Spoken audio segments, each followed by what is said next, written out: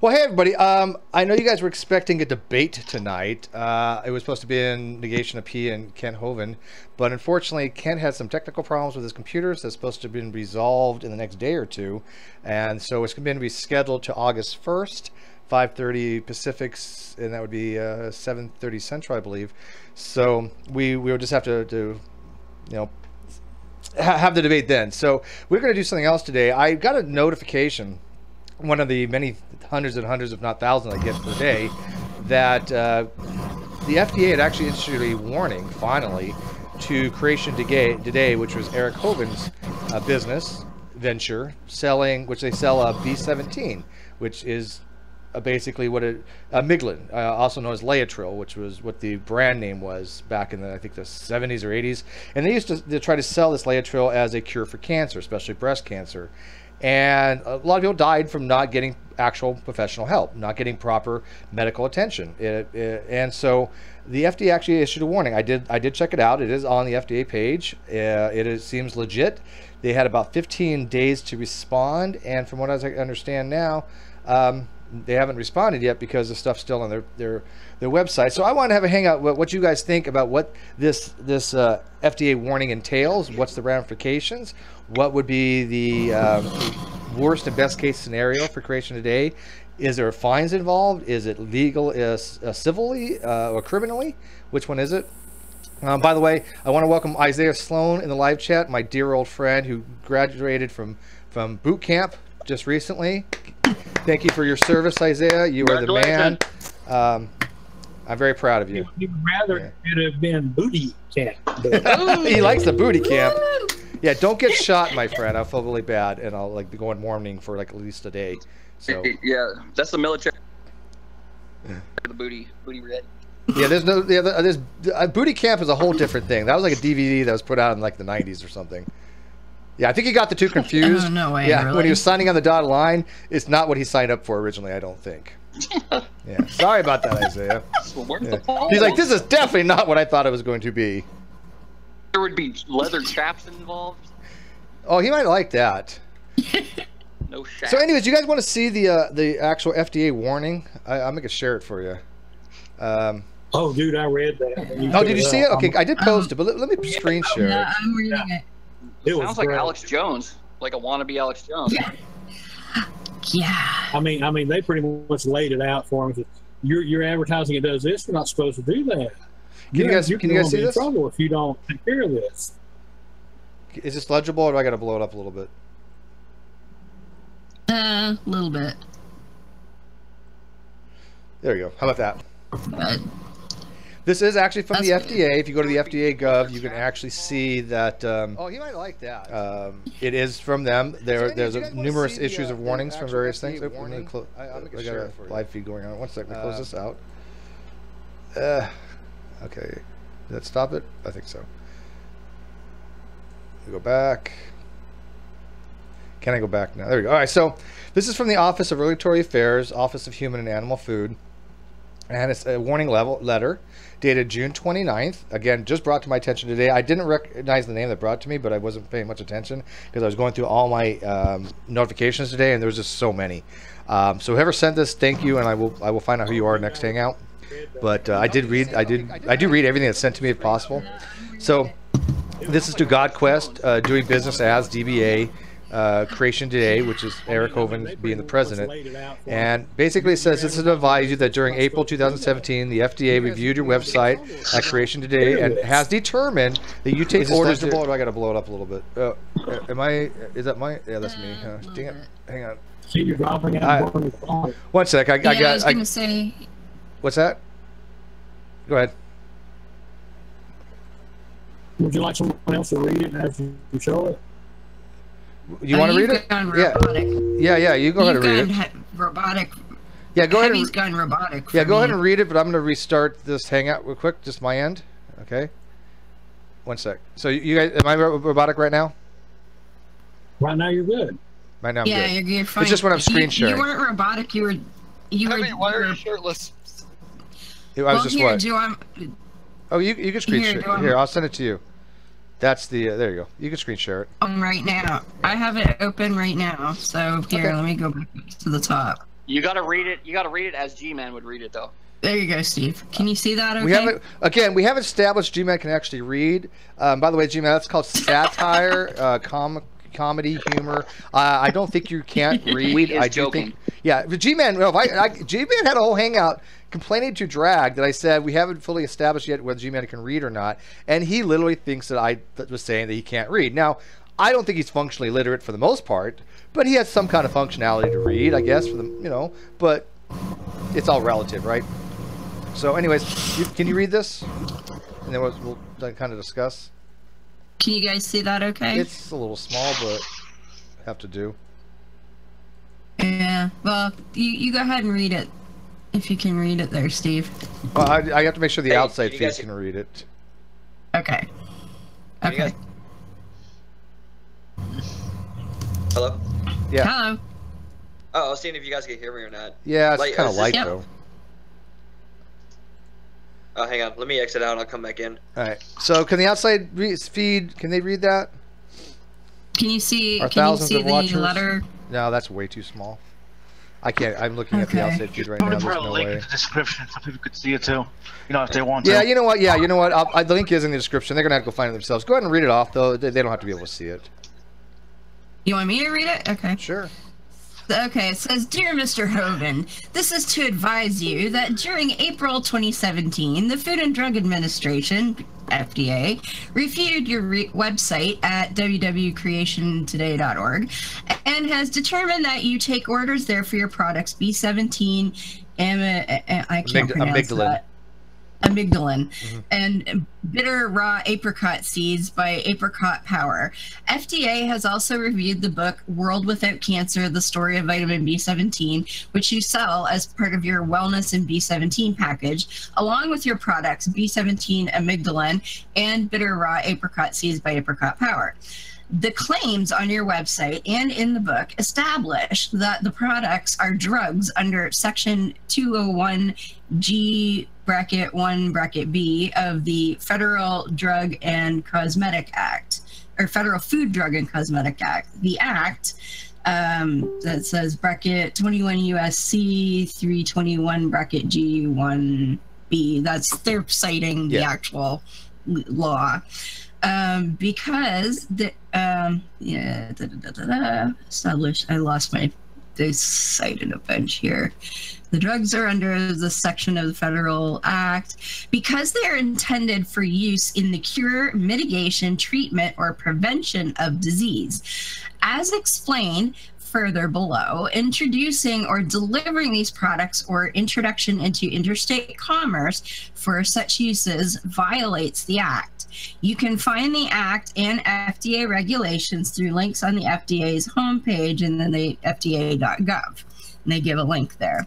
It says examples of some of the website claims that provide evidence that your products are intended for use as drugs include on the page creationtoday.org/product/wellness B17 package. Under Wellness B17 package, and then he has bullet points. With this package, you will receive World Without Cancer, half a pound bag of raw apricot seeds, and a bottle of B17 amygdalin 100 milligram or 100 milligram capsules. Learn and experience firsthand these important and popular resources, the results that could occur if the solution should be found in a simple vitamin. Under World Without Cancer, the whole story of how cancer works and the politics behind preventing its cure. This book will give a totally new perspective on how to prevent and cure major diseases.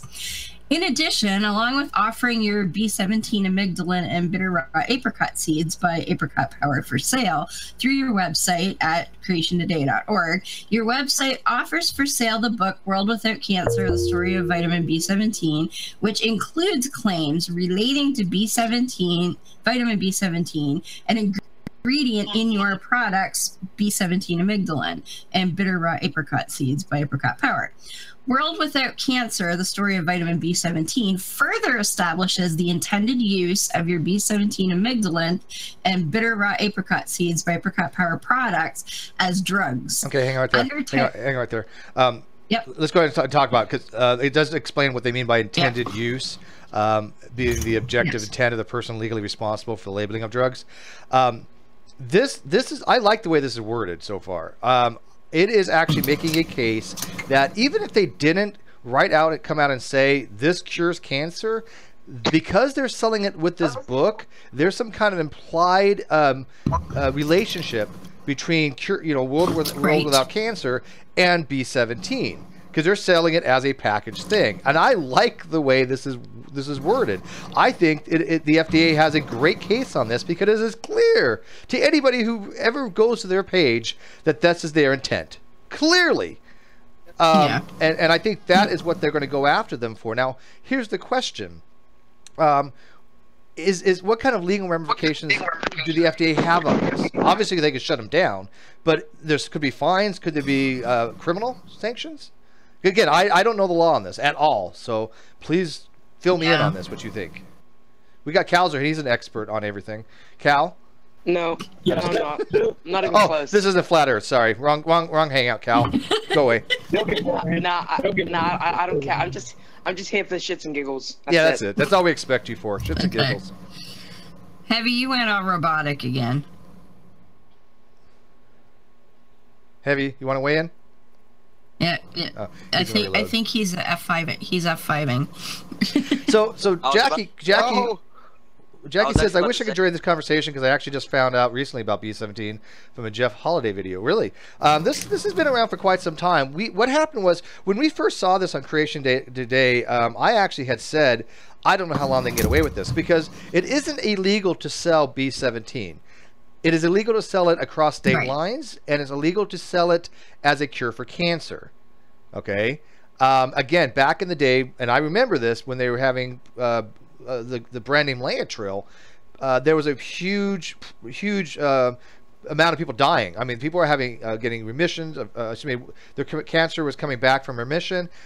They would stop taking their medication. They were like, oh, I could just take apricot seeds or whatever and be cancer free. It was a huge issue for women with breast cancer. So the FDA stepped in. That was years ago, 20, 30 years ago or so, if not longer. And of course, things like this kind of quackery comes around every so often. There's a resurgence of it. We all see it many times, right? Yep. And so when we first saw this, I have to say to myself, how long can they blatantly actually do this? What's that, Heavy? Yeah, I was saying they are blatantly making false claims about what it does and what it's to be used for. They are snake oil salesmen. Well, what claims? Here's the thing, though. I've been to their site. They were trying very carefully not to make claims. It was all innuendo for the most part, right? They're not going to say, "Hey, take this, and your cancer is going to be cured," right? They're not that stupid. But because they package these things together, matter of fact, the icon that I have for this video, the thumbnail, and that's what's in the corner, actually comes from Creation Today. That is their PNG. That is for World Without Cancer, alongside of B-17. There's obviously a correlation, and there's intent there that one has something to do with the other, correct? Well, like the book title is World Without Cancer, the story of vitamin B-17. What would you infer from that title? There you go. That's other exactly than, And the letter a little further down actually says that the title of the book is in violation of the law.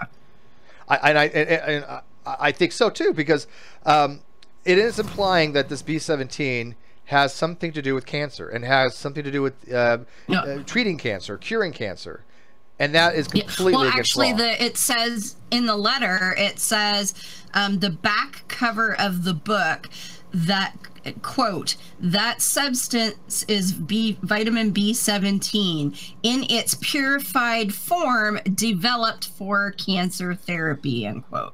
Yeah, cancer therapy applies to me. Cancer cures or treatment? A treatment. At least. Yeah, at least a treatment. Doesn't necessarily mean a cure per se. You can have treatments that don't cure you, but it definitely is a treatment, right? And aren't these things not supposed to be allowed to be sold as any kind of treatment for anything without FDA approval? I mean, that's why you even see is not for use for treatment or anything else on these labels, right? Even if Yeah, I they're believe so. even if they're selling it as a treatment for cancer, they don't have a medical license, so they can practice medicine. No. Right. Well, but that true. would be even worse if they did, because they would lose their license then, right? Yeah. You know. But I mean, if a medical practitioner that sells B-17 as a cure for cancer would end up probably losing their license, because it's illegal to sell it as a cure for cancer. You know, hey speakers, how you doing, man? How's your gin and tonic? I haven't been over to check it out in a while. I'm sorry. Hey, no problem. Nice to see you and hear you guys. Yeah, welcome. We like having all other people come join us with their shows. He has a Speakers has a show too, Gin and Tonic. If you haven't had to check it out yet, go check it out. It deals a lot with. Yeah, call me Rob. Call you Rob? Just call me Rob. Yeah, Rob. The speakers, okay. But yeah. So we do that on a Friday. Sure, Rob. You guys are quite obsessed. Talk about your show. You guys are quite obsessed, I see, with Mr. Hovind. This is about Eric. Yeah. No, it's definitely not an obsession. It's a matter of we want to make sure that their misinformation stays misinformation. Yeah. I think the community is obsessed with seeing Hovind eat his own words. I mean, but it's when I listen to it, and I've listened to King Crocoduck and these other guys, it just sounds like, it's like a professor speaking to a child, and so it's like, but maybe he's just around, and you guys like to beat up on him a little bit. Maybe it's fun. I don't think there's any educational value, is there? There is. I think there's quite a bit of educational value. Like, for example, Jackie just found out recently about B-17. She didn't really know much about it. So people still aren't aware of this scam, which is surprising. The only reason I know about it is my co-host is obsessed with debunking science woo, and specifically stupid, this can cure cancer claims. So she's because they're one of the all worst up things, aren't they, Heretic? I mean, these things, these are more than just, hey, you believe the Earth is flat or you believe the Earth is young. This affects people's lives. It doesn't matter. I'll give you an example. If anybody here is familiar with the mythicist author Acharya S., or better known as DM Murdoch, she just died of breast cancer. And even as an atheist skeptic, she bought into the whole chemotherapy kills people, and weed is gonna, alkaline water is the treatment for it. She's dead. She died less than a year after being diagnosed with breast cancer. Now, she had an aggressive form of breast cancer, but she did not even attempt any, traditional cancer treatments, because she bought into the woo of all of this bullshit. And to me, as an atheist and someone who finds a lot of value in the mythicist movement, she was a great voice, a great author that we've lost because of this. That's a shame. And a great woman. She was on my show. She was a wonderful lady, and now she's dead because she bought into this bullshit. Yeah, I'm sorry to hear about that. And she's just one out of many. Yeah, she died. It was right around Christmas, actually, unfortunately. Yeah, but that just goes to the point is these things need to be talked about. There is, I mean, again, this is much more important than flat Earth or young Earth creationism. This affects people's lives, and we do have people that are not in our community that I will not allow in our community, such as like Mr. Grimm, who goes around promoting this kind of woo-woo crackpot shit. And it is disgusting. Yeah. It is really disgusting. He has no medical training whatsoever. He makes all these diagnoses he's not qualified to make. He says these things all cure things that they don't cure. It's just, if you ever listen to him, you can tell he doesn't know anything about the topic. He thinks he does, but when people that actually are oncologists have confronted him before, or at least have knowledge of oncology, he just gets reamed. I have listened to him, and it sounded like I was sitting in class, and that kid who wasn't paying attention was trying to explain the lesson. Yeah, I engaged with him a few years back. There's a little video out there that's roaming around somewhere called Steve versus Grimm Cancer. It's like the whole title. You talking about Electric Universe guy? Yeah, he's also an Electric Universe dude. Yeah. You have a glorious beard, but it's not as nice as Heavy's. Oh well, yeah. I shaved my entire sides. It would have been, my beard would have been as long as his, but I'm not. It's too scratchy. I didn't like it. I just like the goatee. Mine's like drag. Only I'm older. That's it. So. Yeah, see, his looks like a beard, and Drag's does too. I mean, see, mine looks like cotton candy when you really look at it. It's like real thin. People are asking to come in. Yeah, anybody come in. The link is in the video description. Oh, it might be full, Steve. No, I can hold 25 Can I ask people. you guys a question? This is a corporate. Can I ask you guys a question? Do you think people are more likely to follow woo-woo now than they did, say, 10 or 20 years ago? Because we've got the internet, but it seems like people like the flat earth and other stuff. Different kinds of woo-woo. Yeah, that's a trick question. There are, I think there are a lot more people following woo, but a different kind of woo, and I think that on the same token, people are getting more educated. So it's kind of a trade-off. I think it's pretty consistent throughout each generation that you have a certain amount of people that are going to buy into woo. I don't know if it's increasing or decreasing. I think the woo that people are tending to buy into more is sold by people who are adept at making it sound really scientific. So they know how to use the word salad really well, and so like somebody like me who has basically a zero science background, if you make it sound really good, if somebody's not inclined to go and research this on their own, they're like, oh, and especially now that we have degree mills, somebody comes out and says, oh, I have a doctorate in blah blah blah, and somebody doesn't know that school. So, I'm sorry, Heretic. What the hell are you doing? Nothing? Why? Are you high? I mean, or I should ask, how high are you? Hey, what did I tell you about speaking during these whole hangouts? Oh my goodness! I am so sorry that.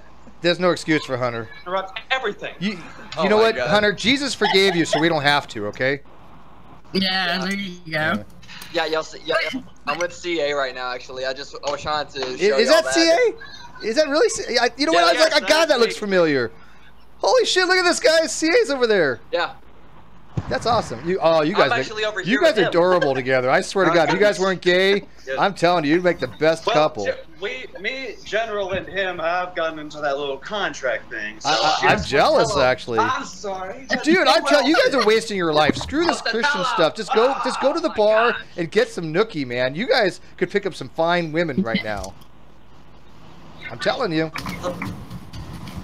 Yeah, I just. What? By the way, see, Dragnut, you need me to take Ronnie out? Oh my gosh. Yeah, that's all they can do. Oh, look at this.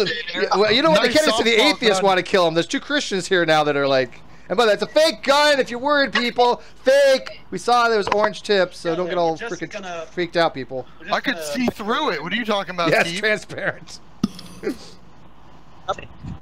So how do you guys? Wait, I know this is off topic, but hey, we're the Great Debate community. There's actually one in there. How do you guys hook up? And I don't mean that to be like how it sounds. Do you want me? I mean, you want me to tell them personal stuff or? Not too personal. Don't tell them where I live. We don't live that far away from each other. Oh. Okay. Yeah. So that's how, and basically just the hangout came about, and. Yeah, and I moved, and I found out that I moved close to him, or at least he told me. He's like, "Oh yeah, I actually live not that far away from here." I was like, "Oh cool, we should hang out." And well, I just gotta tell you, if you're gonna join the military, do it now before you like do pro-stop or anything like that. What? What is it? Okay, let's go join the army. Woo! All right. That was a reference to the whole transgender thing. Yeah, I just wanted to show that we were like actually. I've been trying to say something for like the past 30 minutes, and I can never get a word. So I was like, okay. Yeah, we tried to think how were we gonna do this. My suggestion was that he say that he was gonna introduce me, and I was gonna be here in the shower. Whoa. Oh, the link is blank in the video description. Oh, okay. That would have been big. It's the link to get in is at the Great Debate community too, like it always is. But I'll put it in the video description as well right now. But you have to refresh. Dave, you know you like it. I love it. Yeah, you're gonna do your live cam shower thing. Is that what you were talking about earlier? Your live stream. Can I watch? That was all him. Man, my computer gets super slow when I'm streaming to try to edit this stuff, but I'm gonna try to. The link will be going into the video description in about a minute. You're gonna have to refresh, but it's gonna take a minute. Don't get sniped. Oh, I can't get sniped. It's a non-snipeable hangout. It's business. Oh. Oh. Well, look at you go. Yeah, I know, the world. I'm going high tech, brother. Oh, there's my stupid face. You know, but here, you know what I should do? wow. I think I'm gonna make. I think I should make a rule. What do you guys think about this? If you join the Hangout, you've got to share it on some media. Share it on your Facebook. Share it on G+. Share it on Twitter. I think that's not a bad idea. Off to Facebook. All right, I'll see you guys later. Yeah, hey, you guys have fun. Seriously, go. I'm telling you, go hit the bars, man. Enjoy. You know. So yeah. All right, the link should be in there now. All right, so let's get back on topic. Sorry about that side thing, but you know we're the Great Debate community. So, we're all ADD sorry, to some degree. okay. Yeah. I had to do my drag podcast, Going Rouge, and I just got back in. Who's that in your I background? thought you were driving somewhere. Somebody said, "Oh, drag's doing something," and I'm like, "Wait, I thought he just said he was dragging." No. Oh. No, I was being funny, and as soon as you sent me the message that you were doing this hangout, I was like, oh, I forgot this phone. I have unlimited data now, so I can do a drag night Going Rouge and spell it wrong like G-Man. And that's you know, really, I had posted. You know, Sarah Palin had a book, right, Going Rouge, right, and I ruins the joke. Yeah, but people were like, "Oh, she spelled it wrong." I'm like, "Well, that was kind of the whole point." But Oh, shit. So no, that's my wife back there. That's who you're seeing. Hi, Dragnot's wife. She can't hear you. Oh. Well, say hi for me. Random person on the internet says hi. Oh, she didn't have pants on. Okay, I gotta push this up. There we go. So, anyways, we're gonna try to get back on topic here with the whole. I don't want to talk about his wife not having pants on right now for some strange reason. well, at least she knows the hangout rule, at least. Yeah, you know? exactly. Oh, she knows better than to have pants on around me. So what do you guys think of some of the ramifications of this? And by the way, I want to note, Paula G has been in the live chat talking about this, so it's not a big secret. You know, he's gone through chemo. Hey, Steve, can you? One sec. He's gone through chemo. He's gone through radiation therapy, and all this. And I think he personally has a stake in this. As a person who has had cancer, they know firsthand that this stuff has, you know, the medical treatments have extended people's lives, right? And that people that fall for this woo-woo shit, like you said, heretic, are more likely to not survive, like your friend didn't. My brother lasted 10 more years because of chemotherapy and stuff. So there's a personal vested interest in this. Exactly. And by the way, what Paula G wrote about when he came out as atheist, and then he was diagnosed with cancer, and people were using that as something about, oh well, you know, God punish you kind of thing. That to me is fucking disgusting. First of all, I wouldn't believe in a God like that would do something like that. And if you think that God is how he operates, your God is a dick. Okay, just straight up, your God's a dick. I find it disgusting that they would take your downfall as a time to preach their shit at you, you know? Absolutely. Absolutely. It's like anytime, you know, like when Richard Dawkins had his stroke, they're like, oh, see, God's pissed at you, you bastard. Like, fuck off. Yeah, it's like, but these people don't get sick. Just died. Yeah, it's like the religious folks don't get horrific things, diseases and stuff. Oh, well, that's just Satan, right? That's Satan trying to fuck with them. But if it's an atheist, well, that's obviously God, you know. Your friends, it's so different. I'll get down well, if there. you can't tell the difference, that kind of says something between the two different belief systems, you know. Hey, by the way, I want to have Sophia in here. Sophia's been trying to join us. For the after shows, the debate after shows. This isn't a debate after show. Sorry, Negation of P had to reschedule. Well, actually, Ken had to reschedule with Negation of P because of technical things. I want to welcome Sophia to the Great Debate community. Sophia. Hello. Thank you. One of us. Tribalism. Go. Tribalism at its finest. Yay. Yeah, all you have to do is hear and obey. That's it. That's the only criteria. You just, you know, worship myself, worship drag. During the live chat, you just go to the watch link and it's there, but make sure you mute it. Okay. I'm sorry. I'm still learning all this. Hey, it's Google, man. Everybody's got everybody's got a learning curve. And I want to welcome Negation of P. Did you use the command to turn up your mic? Alt F4 command. Turn up my mic. Yeah, you gotta use Alt F4. No, that don't do that. I'm using. It's mobile. Oh, Alt F4. God damn it! If you hold down your power button for 5 seconds. Yeah, you got to turn your computer off and on. No, people don't use keyboards anymore. No, you That joke delete. is a little bit irrelevant. No, You may not believe it, but all of us were virgins at one time. Yep. 32. Oh yeah, I already deleted System 32. Don't worry. Yeah, that's the best thing. Just go delete your entire System 32. Solves everything. Yeah. But negation's here. Negation. The best thing you could do, like you'll have no lag. I'm trying to get negation in. I'll get you in eventually. If you find a cord hanging out the back, you just chop it off with some scissors and you'll be all Yeah, good. the cord's too long. You just cut it. Yeah, you just cut it. So negation, are you there, my friend? Just throw your computer through your neighbor. I am, man. I'm just waiting for a break. I am so sorry that your thing didn't happen tonight. I was so looking forward to it. I got my popcorn. I got my drool towel. When I had to listen to more, Kent. Yeah, I'm really upset that it didn't happen tonight. Not because it was anybody's fault, but I was really looking forward to it. But of course, we'll postpone it to the 1st. It happens. But you'll get that piece of that bite of the apple because he has agreed that we're going to keep the original topic name. So.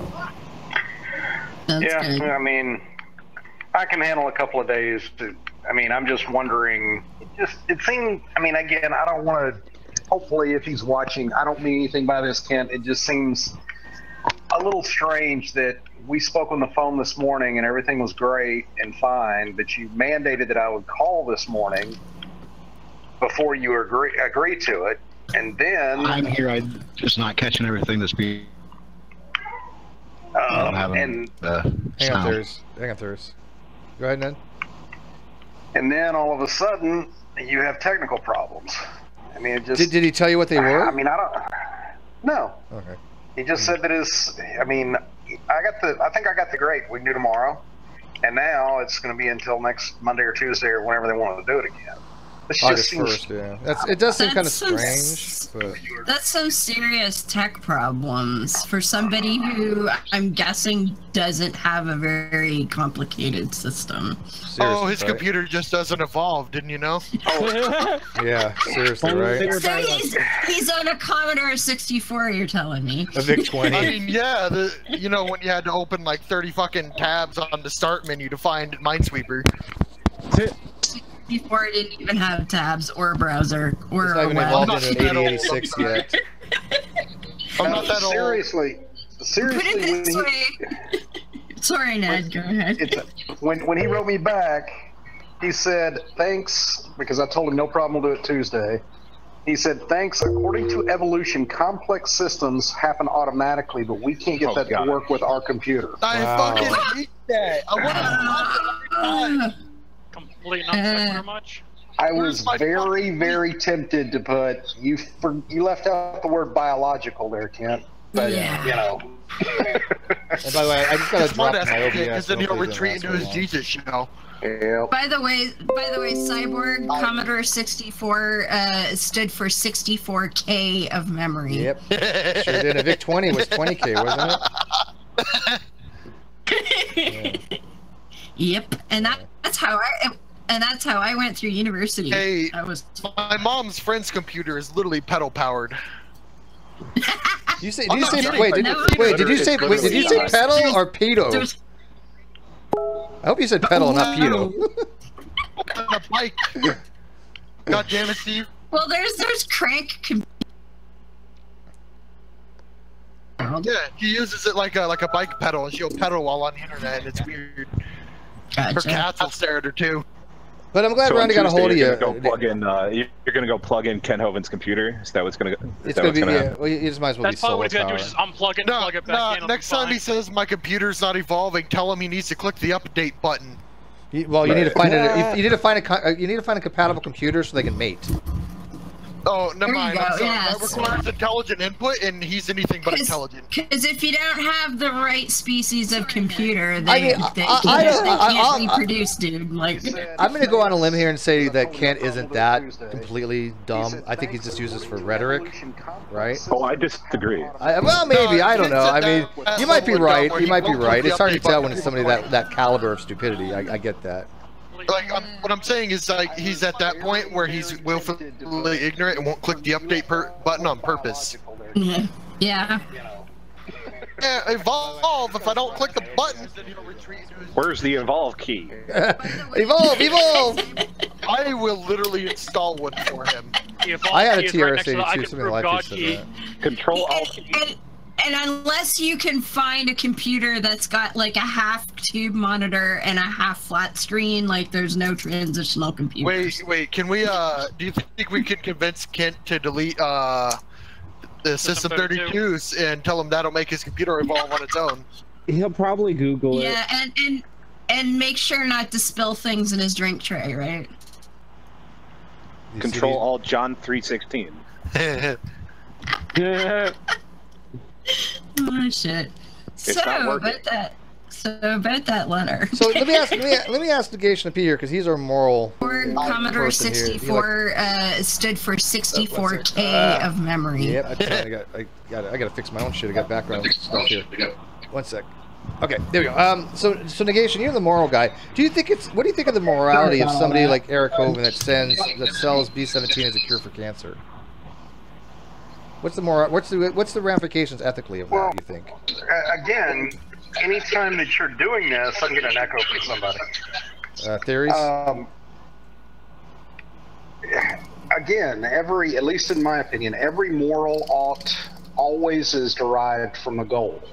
So if their goal is to save souls, if their goal is to make humanity better through that, then, and the price that would be paid if they don't save somebody is ultimate suffering or, infinite suffering, well, then it kind of gets back to almost a Occam's razor type deal in that, yes, it's bad, but it ends up being a good for the greater good because you're avoiding the people who were lost. If cancer wouldn't have existed in the first place, or if God was using that to save souls, then it's worth it.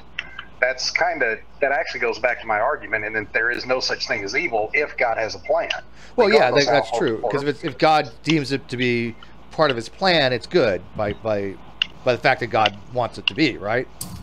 Yep. And if God, I would disagree with that. I think that's a very bad argument. Fight! Yeah. Again, great. If it is, then let's go. Because you know what? I'm down for this. Go ahead. I happen to agree with Negation here that if from the most Christian viewpoint, if it's deemed to be good by God, if God commands it or is part of His plans, it cannot be evil. Okay, so it has to be good. Something can be a part of God. All right, so go ahead. Take your argument. Go ahead. I'll sit back and listen to this. Something can be a part of God's plan, but God can use that evil for the better good. Which makes it good. No, it was evil, but God can use that evil for a better good because it's good. Which by definition, okay, wait. Well, let's get a couple of things. Let's get a couple of things on the table, and because we got to agree to these, or there it's not going to work. Is God omnipotent in that He's all powerful, all knowing, all everything, and just as important, all loving? He cares about everybody and everything. He would like all humanity to, be as, I guess, successful as possible where it comes to His plan. I would agree. Okay. Is God, in God's plan, because God is all good, His plan not only has to be good, but the ultimate good, correct? There could be nothing greater than something that God does, correct? Right. Okay.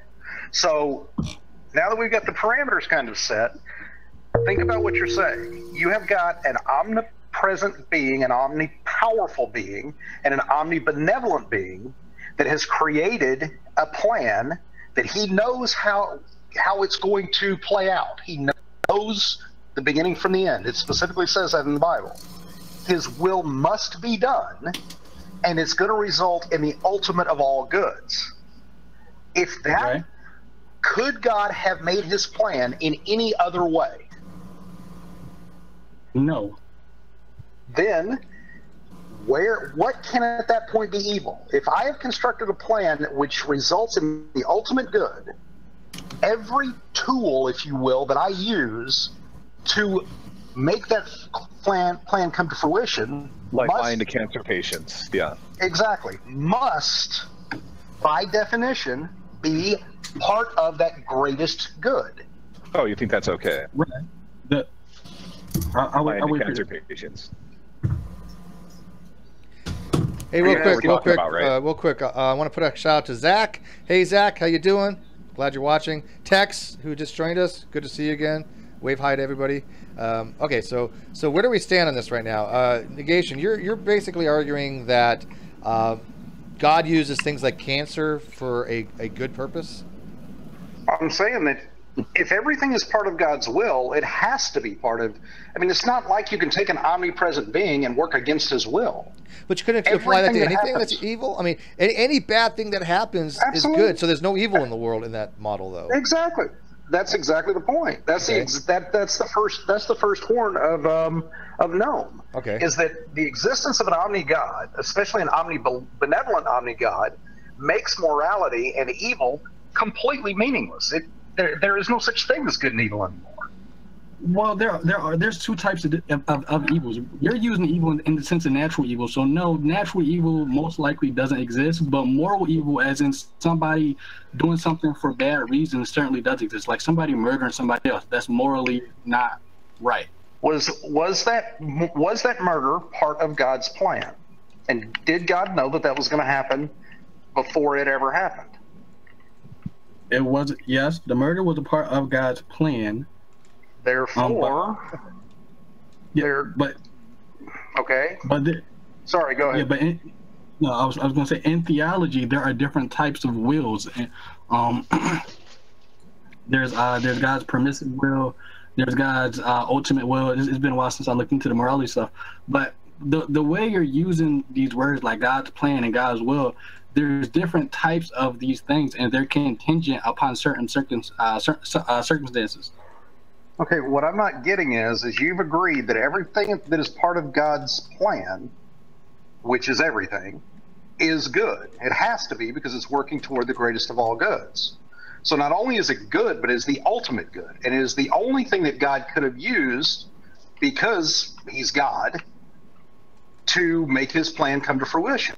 Therefore, if he had another way of doing it that was quote unquote better, he would have. Right. It was the best possible way, but the things that happen along the line to fulfill their ultimate goal, those things aren't necessarily good. Are they part of God's plan? Yes, they are a part of God's plan, but they're not. As they're happening in the timeline, they're not necessarily good. Everything isn't necessarily it's not morally good. Like children dying of diseases and stuff like that, right? Like that's terrible. That's really sad and heartbreaking. But God can use those bad things for the overall good. Okay. On circumstances. Again, it seems like you're at least treading very closely the special pleading. In that, well, let me explain why. Because on one hand, you're going to mandate that not only every action that happens is part of God's plan, and every action must be the greatest of all good, but at the same time, those greatest goods can simultaneously be evil, which seems to be contradictory. No, and then when I call you on that, then you say no, it can be evil. And then I say, then we go back around in this circle of me saying, is it part of God's plan? Yes. Is God's plan all good? Yes. Except for this, which would seem to be special pleading. Well, then you're not understanding what I'm arguing. What I'm arguing is, at the end of the goal of this plan, the goal is very, very good. But the things that happen within the plan are not necessarily good. Those things can be very bad, but God can use those bad things to get to the end of the goal. Okay, and I get that, but the problem is you've constrained God's actions in saying that he must be doing the greatest of all goods. So even if these things that are happening seem bad to us, they must be the best of all possible actions at the time they're happening, if God has, for lack of a better term, chosen to use those at that time. If there was a better way to do it, he would do it, correct? So even though we perceive it as an evil, we perceive it from our limited perspective as something that's horrific or bad, it must be the greatest of all goods. Not just good, the ultimate good. Well, couldn't you come up with something better? Like, couldn't you come up with like another option? Like, if you're going to lie to cancer patients for, like, you know, they're on their deathbed and they're desperate, and like, hey, if you take this, you know, this miracle drug, you'll get all better and whatever. So the better solution you could come up with is, you know, not lying to cancer patients. Like, if you can do better than God, I mean, it doesn't really seem that God's omnipotent. Well, and that's the problem there, because from our perspective, we absolutely believe that we could come up with a better solution. Well, I know I could come up with a better solution. Okay, and to be honest, Dad, I do too. But again, I'm arguing this from a very constrained position in that I'm going to use the Christian model and constrain myself to the Christian model in order to just demonstrate where that leads, which leads to complete annihilation of all morality as far as from a human perspective, and us being able to determine right and wrong eventually. But first, it negates any concept of good or evil. Everything is ultimately good. So Ned, if I may jump in, I think you guys are conflating and perhaps using interchangeably good and optimal, and I'm not sure you guys are agreeing on terms. No, because optimal, I see what you're going with, EO, there, but the problem is God is not just an optimal God. He is a omnibenevolent God, which means he must do whatever is the greatest good, not just the most efficient. So whereas I could go out and, you know, let's say that, I don't know, I want to go fishing out the back on my river, and I want to catch as many fish as possible. Well, from a utilitarian or an optimal standpoint, go out there and use dynamite. I mean, it'll take me 10 minutes to clear every fish within, 100 yards. From let's say humane perspective or an environmental perspective, I can take just as many fish over a longer period of time and create a lot less destruction throughout the system or whatever. So I have a choice there to take two paths. If I need X number of fish, there's an optimal way of doing it, and there's a good way of doing it. Now, Right, God must go ahead. Let me play heaven's advocate for Wayne for a second. See what I did there? Well, I think what Wayne is saying, given the constraints of the situation, God is doing the optimal thing. No, I don't agree with that, but I'm just saying I think that's his argument. God is doing the optimal thing. Then if God's just doing the optimal thing, then he's not all omnibenevolent and not all good. I think he must do the thing. Are you saying that the difference between optimal and God could do it no other way? Because if God did something, that would be the best possible way of doing it. Ergo, he could not have done it any other way. That's what you're saying? That's exactly the point. Okay. It's not so much optimal. He may be constraining himself not just in an optimal sense, but in a benevolent sense. It might be in a less than optimal, but it's the best possible thing for him for whatever reasons he has. Or not only him, but to be the most caring, most loving, most result in the least amount of suffering, or whatever he's using as his goal, because we can't know the mind of God. Whatever his goal is, whatever his his goal orientation is, that would be the most optimal for that particular goal. For that, whatever it might be constraints for other things, but for that one goal, would it not be optimal? It'd have to be multifaceted in that it'd have to be at least optimal and or omnibenevolent and meet both of those criteria at the same time. Because, right. You can't remove the omnibenevolency if that's the condition. Right. Okay. Exactly, because that's part of God's nature, and there's no way to get around that. So, again, going back to Wayne, Wayne. If God has a plan, and that plan is omnibenevolent, no matter what it looks like from our perspective, since we know the will of an omni God cannot be thwarted, it must play out in this way. which means every action has to be the best possible action given all the options out there, which means it has to be good. No matter how bad it is, it still has to be good. Okay, that makes no sense. So all those deaths in the Bible where God went through, eradicate, I want you to, Jews to go in to eradicate an entire town. So is good for them to murder everybody systemically because they think it's good? Absolutely. Well, under the divine command theory, sure. Yes, just like, I mean, if you look at whenever you get a counter-apologetic from that side where they're telling you and you say, okay, so tell me about the Amalekites. How can you sit there and literally order a people to commit genocide and that be a good thing? Well, what happens there? What you usually get is that, well, see, you don't know what would have happened if those people would have been allowed to exist. You wouldn't have known, you know, well, what about the babies? Well, the babies would have grown up to be as bad, if not worse, than the parents. Because those arguments are bad arguments, though. And like I said, morality is contingent upon certain circumstances, so it's not like a black and white thing.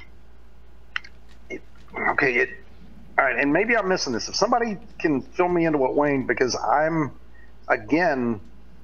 feel like I'm missing something that Wayne's trying to put across here, in that I see this as very black and white. Is that cross? In that God. It's a black and white. Genocide, always bad. I would say yes. Well, again, I mean, if we're dealing with an omni God, not necessarily, because if he did create, let's say that he created the Amalekites to be the most evil, worst creations that, you know, look like man, or may in fact are man, and left unchecked, it would have ended human existence or ended in human slavery and, you know, all kinds of mass suffering. So God knows that. Now, for some reason, he needed to create them for his plan to come to fruition. But he also needed for the Jews to destroy them at this certain time to allow the progression of his plan. So I can see a way where mass genocide from an omni side would be a good thing. In the same way, and I know this is kind of argument from absurdium, but I like to do this just kind of for prove a point. From, let's say that I've got an anthill that starts to grow in the middle of, you know, my yard, and my kids, you know, they get in it all the time, they get bit, you know, it's really bad. You know, they're getting stung all the time. Well, I'm going to go out and create, you know, probably eradicate that mound, which to a certain degree, I guess, could be considered mass genocide. I wipe out that entire population, at least that constrained population. That killing of those ants, even though it was an entire collective of life forms, served my purpose. My greater good was to protect my kids. So if God was killing off the Amalekites to protect, quote unquote, his children, then even though that was a mass eradication, and from our perspective nowadays looks horrific, since we didn't know any more than my 2-year-old would know why I'm killing the ants, other than he may have already been bitten, that it had to be done, let's put it that way, for God's plan to play out in a way that would result in ultimate goodness for maximum goodness. Well, this argument you're putting forth, I think, would also help negate free will as well. Oh yeah, absolutely. It kind of does. Plan, it does. There are no choices to be made. Everything is accordance to what is already prescribed by God to happen. No, I don't see it that way at all. I don't see why. How come God just can't use the random actions of his creation to go in the direction he wants it to go? He puts everything in motion, and then things just happen the way he knows they would go because he's Wayne, when he does that, he's acting in a way that is the ultimate good, which means he also knows the result of every action you're going to take. The end result of everything that will ever occur is known already. Yeah, but you have the perception of free will, but ultimately you do not have a choice since that choice has already been made. You do have a choice. It's a difference between God knowing and God committing the action. God knows what randomly will happen. He was just the one who put everything in motion. Then there are no choices. The path is already set. The path is already set. There's no way to go but this direction. There is no choice in the matter. It's set because you chose it. You did it. No, so we can stop hell tomorrow. You made the choice. God knew the action. God knows everything that's happened, past, present, future. He has already experienced these things as well. Yes. So that means the actions that you were going to take have already occurred. Exactly. But not only, not, you not don't wait, have wait. a choice to make at all. But be careful. Not only have they occurred, they were scripted to occur. This is part of his plan. There is no deviation from this plan. It's an omni God that has set this in motion. There's no possibility for deviation. You cannot thwart an omni being. Period. Yeah, but you did the action. These are real actions and real cases. Just because God knows, He didn't do. He was the one who committed the action. You did the action. Okay, all right, then let's back up a second. Wayne, did God create you? Yeah, sure. Did He create you? Did He create you with all the attributes, good and bad, that you possess? I don't understand your question. Okay, every part of you, from your fingers to your conscience, did God create? Did He construct you in the way that He wanted you to be? From toenail to neuron, everything that is in the place, the way you think, the way you sound, the way you look, all of that is contrived from God. Yes or no? Yes. Okay. But it's not. Well, it's not necessarily a yes or no answer in the sense it's subjective. In what way? So yes, God did make me, but in the same way, I was made through natural processes. Where, in a sense, you could say, in the womb, I was put together, on my own by myself, in a sense. But God using natural processes. I mean, like we all know, like God doesn't literally in the womb make you, right? Like it's a natural process, a natural thing. Okay, so are you arguing there that you're acting outside of God's will? No, well, no. Let me ask Wayne. What I'm saying is, Wayne, hang on. Let me put you back on track. Are you an open theist? I don't even know what an open theist open theist means that God doesn't know the future. No, He's omnipotent, but he doesn't know the future. I think God knows the future. Okay, so you're not an open theist. No. You should have gone with open theism. It would have helped your case, but that's okay. It would have a lot. Yeah. You could have got out of this. I was trying to save him. Sorry, negation. I threw him a lifeline. I was trying, man. Steve, real quick. I got to break. There's 113 people watching. Thank you all for watching these things. These are my favorite types of hangouts where we have just a spontaneous type of discussion like this. And I want to thank all the people that have subscribed to this channel. And don't forget, subscribe to the Great Debate Community channel, which is just called Great Debate Community. That's the community channel that everybody can kind of use. That's a member. Well, anybody who's a manager can go and start a hangout. And also, don't forget, go subscribe to the Great Debate Community webpage as well, because that's where you keep track of all these types of hangouts and things like that. And so if you subscribe to that, you get a notification. So I wanted to thank everybody for that. And you want to, like I said, throw in a dollar for like PayPal. I'm cool with that too. There you go. That's my promo for the day. Continue on. And y'all are all watching. Be sure to either thumb up or thumb down. Do something. Oh yeah, thumbs up, thumbs down, and comment when this video is over. Also, I might as well just say, go subscribe to some of the other channels. Go subscribe to Apologia. If you haven't subscribed to him, you're an idiot. Seriously, I mean, he's got one of the best things. I love Apologia's videos. He's just brilliant. Go subscribe to Dragnaut Silvius, Heretic Woman. Anybody else got a channel out here? Wayne Fillmore's got a channel. So I want but to I'm beyond the trailer park. If you subscribe to Heretic Woman, I don't put anything on there. Yeah, beyond the trailer park. And also, if you don't want to say the word fuck, she'll do it for you. Free. I absolutely will. She's our substitute fucker. Fucking right. Fucking right. Continue on, negation. I had to throw that in. Steve, Theories, you want to promo your channel real quick too, Theories? Go ahead. Yeah, I do. Of course. Don't forget to check us out on Wednesdays and Friday p.m. Eastern Standard Time. You know, pretty much up for anything. Everybody else got a shout out? Okay. So that's 110 people. So you should, if you don't like already subscribed to these people, go subscribe to them. So, anyways, continue on. I would have gone with the open theism, Wayne, but since you didn't, you're kind of on your own. Go ahead.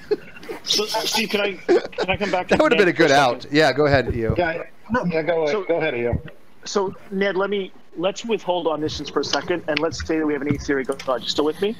Oh yeah. So, I know your wife is a great mathematician, so let's just talk about calculus of variations for a second. Given certain constraints, you know that rectangles are sometimes better than squares, and you know, for example, the ancients knew that given a certain fixed perimeter, a circle will yield the largest surface area, etc. So, with that caveat, would you agree at least that if we don't have omniscience, if we have an eighth theory God, then given certain constraints, you could see his argument God is doing the best he could do under the circumstances, in the same way that a dentist has to pull out a rotten tooth, although it's going to be really painful and make your gums bleed. Do you not see that argument? Well, actually, I think that's what I'm arguing for as well, is that not only is God doing, it's almost as if God doesn't have free will, or I think in fact, the more I think about it, I think that we could argue that fact, that if you have an omni-being that is constrained by omnibenevolence, the only action that entity could ever take is not only the optimally good action. That's the only thing it could ever do. Are you presenting that as a contradiction, though? Because if God is limited, if God is limited in what he can do, that seems to be a contradiction of being omnipotent, right? No, because it's the same thing as when you're getting into the things of like a rock that's too heavy for God to well, that's lift. a bad argument. That's a really bad argument. Well, but again, it ends up being the exact same thing, is that if God is constrained by being omnipotent and omnibenevolent, there's only one action that he can ever take, and that is the most optimally good action at his disposal. There's no other. So you're not suggesting, though, that it doesn't. You're not suggesting it's contradiction, right? You're not saying that even though this is the most optimal or the best for his fruition of his game plan, so to speak, you're not saying because he cannot do it in a way it doesn't limit his omnipotent, his power, or you're saying it does limit him because of the constraints? I'm on the fence. I mean, that's the problem. I'm on the fence because in one hand, it would seem, well, I mean, I don't know. I'd really have to hash that out because the more I think of this, and I mean, I get into these little arguments with myself. That's what I'm doing in my head. That's why I'm kind of stuttering. Is because given the constraints, given the I guess conditions of God, that he is omnipotent and he is omnibenevolent, how could he ever make an evil decision? How could he ever make anything evil whatsoever? Yeah, but at the same time, when we say that God's, well, most Christians say when God's omnipowerful, omnibenevolent, and all the omnis, he can still only go do things which are logically possible. Like you can't say, hey, produce a purple 3. You know, it's something that's completely nonsensical. He can't do, and I'm fine with that, right? Because I mean that's logically impossible. And that's exactly what I'm arguing for. Yeah, and that's what I'm arguing for here, is that once we start stacking up the omnis, if we just had an omnipotent being that, from a morality perspective, still had the freedom to choose good or evil, then that constraint's no longer there. He can do anything, good, evil, benign. It doesn't matter. He can do it all. Whereas now with once you add on top, if you will, omnibenevolence, now I don't want to say you have a problem, but you limit God's choices. He cannot choose to do evil. That's nonsensical in the same way of contradicting and saying that, you know, God can make a married bachelor. That doesn't, with the constraints that we've put on him, he cannot act in that way anymore. Okay. What do you say to you, Wayne? By the way, Christina just said she became a Patreon again. Thank you very much, Christina. I do appreciate that immensely. All my patrons, I love you guys like a lot. Like, you have no idea how much I love you. In purely non-sexual kind of way, except for a handful of you. Then it's different. But yeah. Go ahead. Sorry. Hey, it's a great debate community. You know we talk like this. Go ahead. I was going to throw a monkey in the wrench there. Back when I used to be, a Christian, I looked at his omniscience as he knows what's going to happen, but it's not part of his plan. He does not have this plan laid out. so-and-so is going to do this. We're going to kill these people off. We're going to help these people. But this child will die. This other child will not die. This plane is going to crash, and that one, hey, this hurricane is going to rip this house apart and kill everybody in it. But it's not going to touch the house next door. I never couldn't see that, as he's got this all laid out step by step. But he knows what's going to happen, and I don't see how just in the knowing. Hey, Heavy, refresh when you're It's not done, count. because you're modulating a lot. Yeah. Yeah. Again, yeah. But again, I would classify that, Heavy, as more of an open theist. If with a God without a plan wouldn't fall under. No, that's not necessarily true. You can have a plan and be an open, still be open theism. His plan would be like, okay, I want this to happen. This is the best possible way to have that. However, he doesn't know exactly how it's. He doesn't know the future. He doesn't know how his plan's going to be. And maybe the plan can change. Maybe he can have a plan, but it doesn't have to be that way. Right, and Steve, what I'm saying is I agree with that, but I'm saying a God without a plan would, by pretty much necessity, have to be open. That's the way I looked at it. There was no plan. And he knows what's going to happen.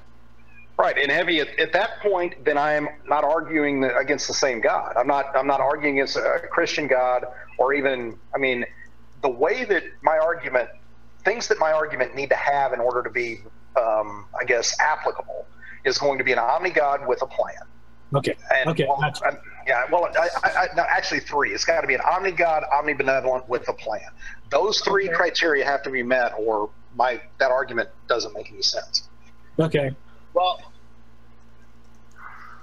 quick advocate here. What about omnipresence? That also would entail that there is that action where everything, but he also has the ability to change things in midstream.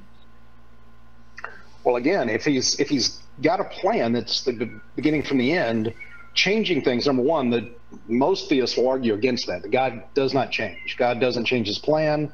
You know, he knows the alpha from the omega, beginning from the end. His plan from square one has been set in, and it's, for lack of a better term, written in stone. It doesn't change, nor does God or his attributes. So now, even let's go down that road, though. Let's say that this God is flexible in that he reacts to what is going on, which actually would make a lot more sense, especially Old Testament wise, and then reacts to whatever's playing out. So kind of like the creator, or kind of like a deistic God, where they set things in motion and walk away, and then he shows up 1,000 years later and goes, oh, well, that sucks. No, I don't like that. I'm going to change these little things.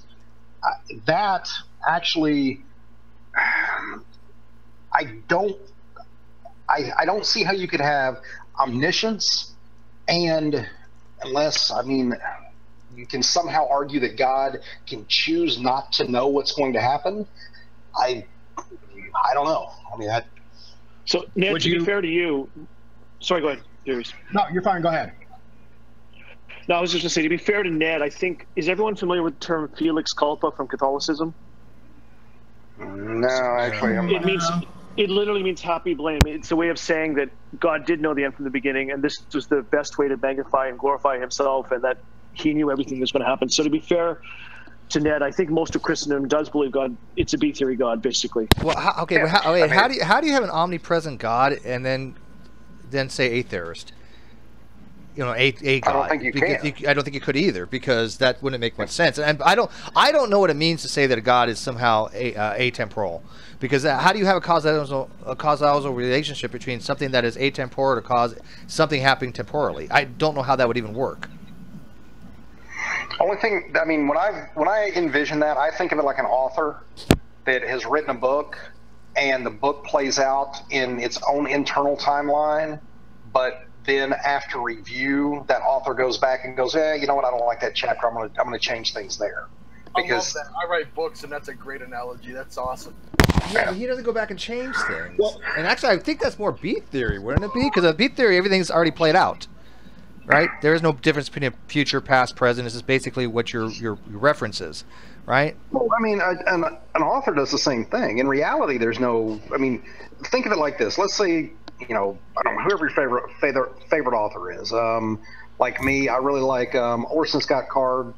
Ender's Game and all of those series. I like the movie. To me, I love those. Yeah, Ender's books. Game was a good movie. And the movie is horrible. I love the is, movie. Oh, you need to read the books. Yeah, no, I heard the books.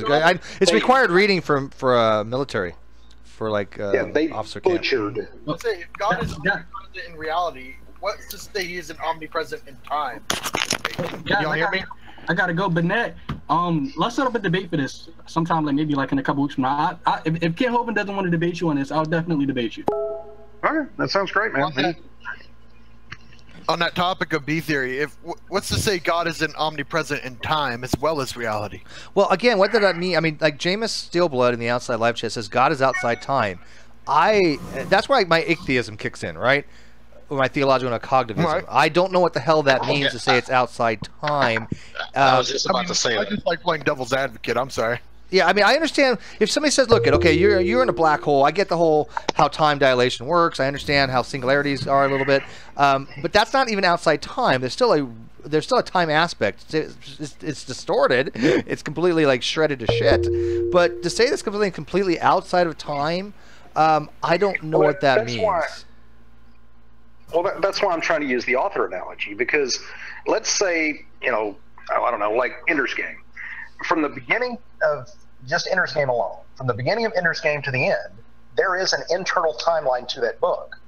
But while Orson Scott Card was writing that book, I guarantee you that he didn't necessarily write it in, let's say, in a temporal sense, in starting from day one with Ender and ending with what happened to, at the very end. I don't want to screw it up for people who hadn't heard it. Yeah, don't. Yeah. So the thing is that he may have started with the end going, hey, this is a cool concept, and it'd be a really cool twist ending. So I am going to develop a story working, let's say, backwards. Even though from the reader perspective, that timeline is going to progress in the opposite direction. Or it may be piecemealed, where he started, one here, and he's talking about when Ender's a kid, and then, okay, well, if Ender grew up that way, then he should look like this. But now you're talking about determinism again. Because he's already, if the end is already written, he knows where everything's going to happen. He's writing the story backwards just to make it happen that way. But again, that's, I think where we were going before, is that, yeah, it's still going to come to fruition at the very end. It's just how we get there. And if you've got a God that can come in and, periodically or whenever he chooses, interact, kind of like what the Old Testament looks like, then to me that looks like an author going back and rewriting certain parts of chapters or entire chapters because he didn't like the ending that chapter had. Okay, well, even though, go ahead. I was just going to say, I mean, in the same way that maybe the original second chapter in Ender's Game, Card didn't like. So he pulled that one out and substituted the one that's in there now. We would never know that. Maybe. So, well, I mean, we would, or I mean, depending on if he released it or not. Well, let's look at this way. Oh, go ahead. I'm sorry, I'm getting a little bit of lag. How we measure time is basically the difference between one state of entropy to another in the universe, right? And that actually corresponds to what somebody actually just recently said in the live feed, which I want to kind of bring up to you guys. He says, then explain to me how the universe goes against the observable law of entropy and somehow able to defy by moving from lower order to higher order through the mechanism of evolution. That's from Jameis. Very simple. Localized entropy can be decreased. It's called ratcheting, leading to complex things. Especially in biology, so you can have a complex organism develop through this process of increased localized ratcheting, which is a local minimum of entropy, so long as the entropy to the universe continues to go up. That's the only thing that the second law of thermodynamics says, is that the overall net entropy to the universe has to go up. And this goes back to what you're saying, Negation. We know that the increase of the universe always goes in a positive direction. So the times arrow is always between the entropy state of the universe now to the entropy state that's higher. Which way that's going, that's the time arrow. Okay? But Steve, how does that apply to God? Go ahead. But the way that you get around that is that you're looking at it from within the system. Remember, you still haven't gotten out of hard solipsism.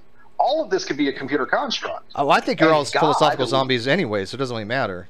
Well, you guys are all zombies to me. Seriously, I don't know any of you. And what can't prove me wrong. Sorry. Exactly. But from our perspective, yes, everything is moving to the entropic state from one state to another.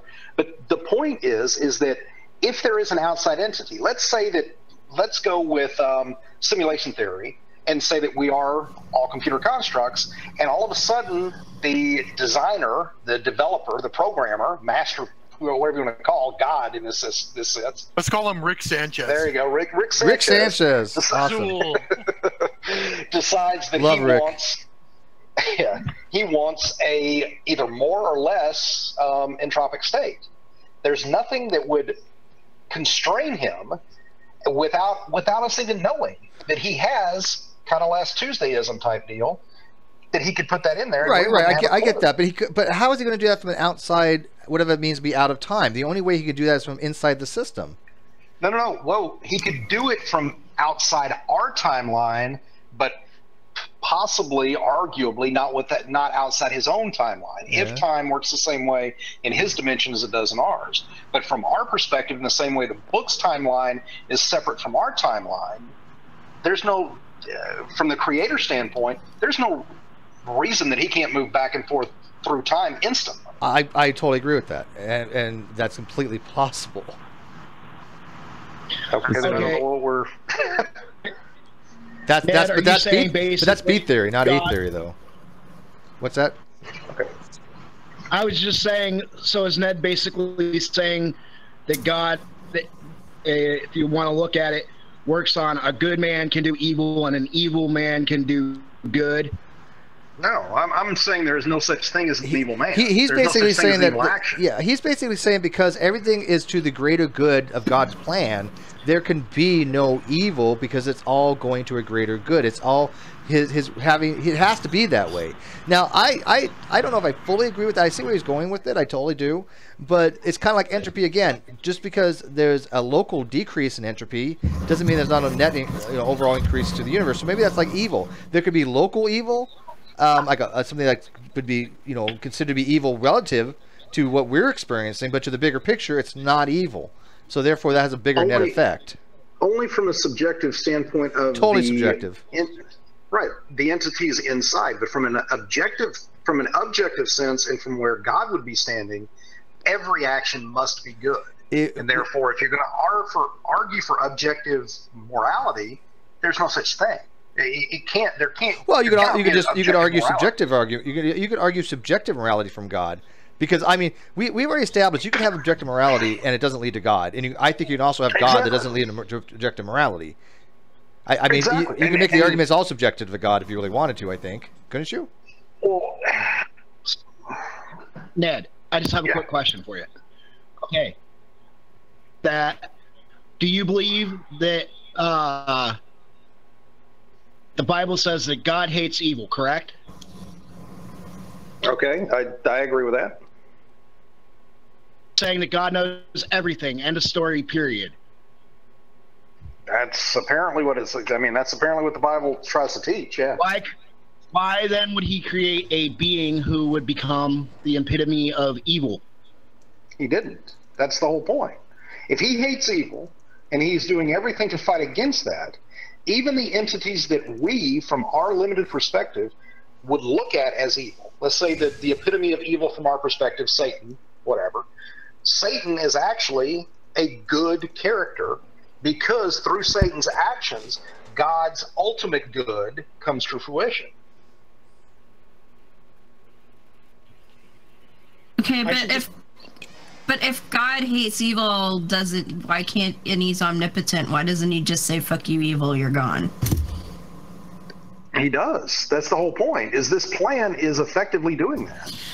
But, so you're saying that He has to go through thousands of years of humanity in order to achieve that? He just can't go, bye. Apparently, because if he is omnipotent, if he is as the Bible describes, then the only way to get there is through whatever he's doing now. I think you could get to a point where you argue that God doesn't have free will. Well, that's what I've said that before, though. But that's why I said, if you take away all the possible choices that God has, and He has to do it the only way that produces the maximum greatest results, then He doesn't have a choice, does He? Because that's the only way that it could be. And I've argued that before. And again, I'm getting down that same road with you, Steve. Is that not only does it get to the point because you start stacking on these omnis. Again, it's the same thing as two kids in a playground. I mean, that's where I think religion kind of starts. Is you've got two people fighting over these gods, and now all of a sudden they want to do the pissing contest. Well, my God can do this. One-upsmanship. Exactly. Yeah, I don't think I'm sorry. I don't think you can have a God that's omni everything. I don't think you could have a being that has all the omnis as people want him to have. I don't think that's coherent, and I don't think it's. I think it's with contradictions. I don't think you could actually have that. And that's exactly where my argument goes, and to demonstrate just how problematic it becomes. Well, it goes back to that whole thing of, can God create a rock that's too heavy for him to lift? That's actually a really bad argument. But again, you don't want to use that argument. Because that argument means that God can.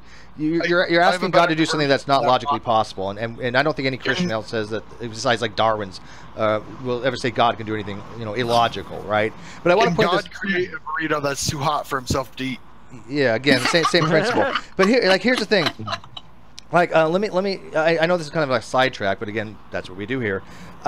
James has said in the live feed that that life hasn't come from non-life, and I want to put this out there real quick. And he also said that you say this because you completely reject the possibility that a God of any kind exists. Okay, everybody in here knows.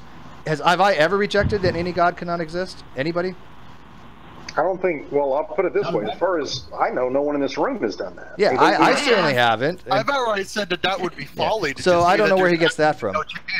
Yeah, that's just kind of weird because I've never said anything of the sort. Now, here's the thing. Here's my logical argument, real quick, Ned. I don't want to take away from your morality argument, but for the life from death, or excuse me, not life from death, life from non-life.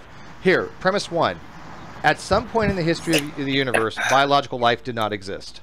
Premise two: biological life exists now. Conclusion: at some point, life came from non-life. What is wrong with that argument? Because I don't see anything wrong with it. Premise one: do you agree that that biological life at some point in the universe did not exist? Whether you're a Christian or anything, no matter how you look at it, at some point in the universe, biological life did not exist. Would everybody agree? Well, no, I don't. You think life always existed?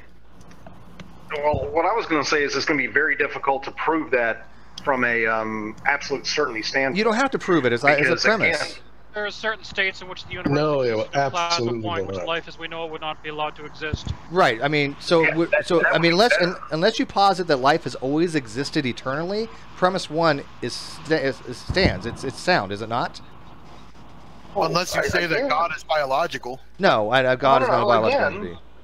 Exactly. Again, what you're starting with and sneaking in there is that you believe that Big Bang cosmology is right. No. That we don't live in an eternal universe. No, I don't. It doesn't matter. It makes no difference. Pick any universe. Pick any situation you want. Do you believe that life always existed? Negation.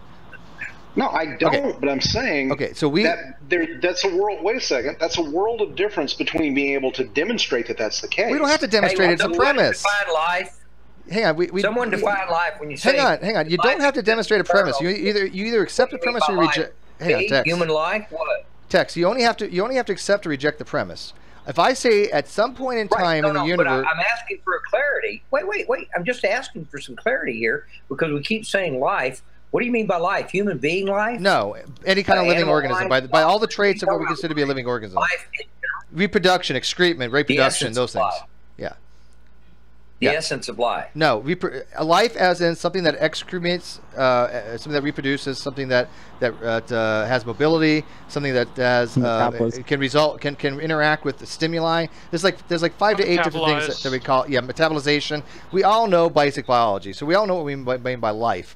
So again, stable internal environment. Yeah, exactly. Well, no, because biology talks about Tex is a different argument. Let me one argument at a time, man. Sorry. Different argument. Okay, I'm sorry. Yeah, different argument. So, negation. You're the only one here that thinks that it is possible for life to have been eternal. I'm saying that. I'm not saying it's. Well, I'm saying that it's impossible to demonstrate the contrary. Therefore, you have to at least leave that possibility on the board. I mean, I can envision a way where. But do you accept the premise or not? I can envision. I would, for argument's sake, but if it was presented in a formal argument, then I would reject it. I don't know how that would be rejected.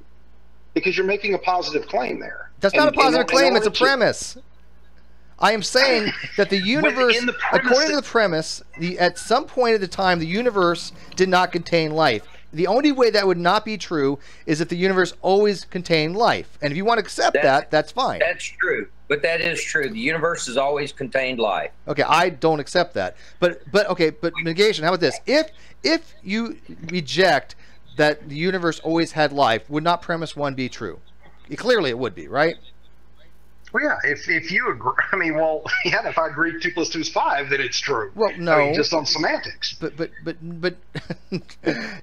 I don't know why you would reject. Okay, I think most people would accept. No, okay, but no, you're absolutely right, Steve. That 99% of the world is going to do that. But again, I don't know. I play with these things in my mind, and it actually backs. Yeah, I didn't think this was that controversial. I think okay. From the Christian point of view, we'll do it from the Christian point of view.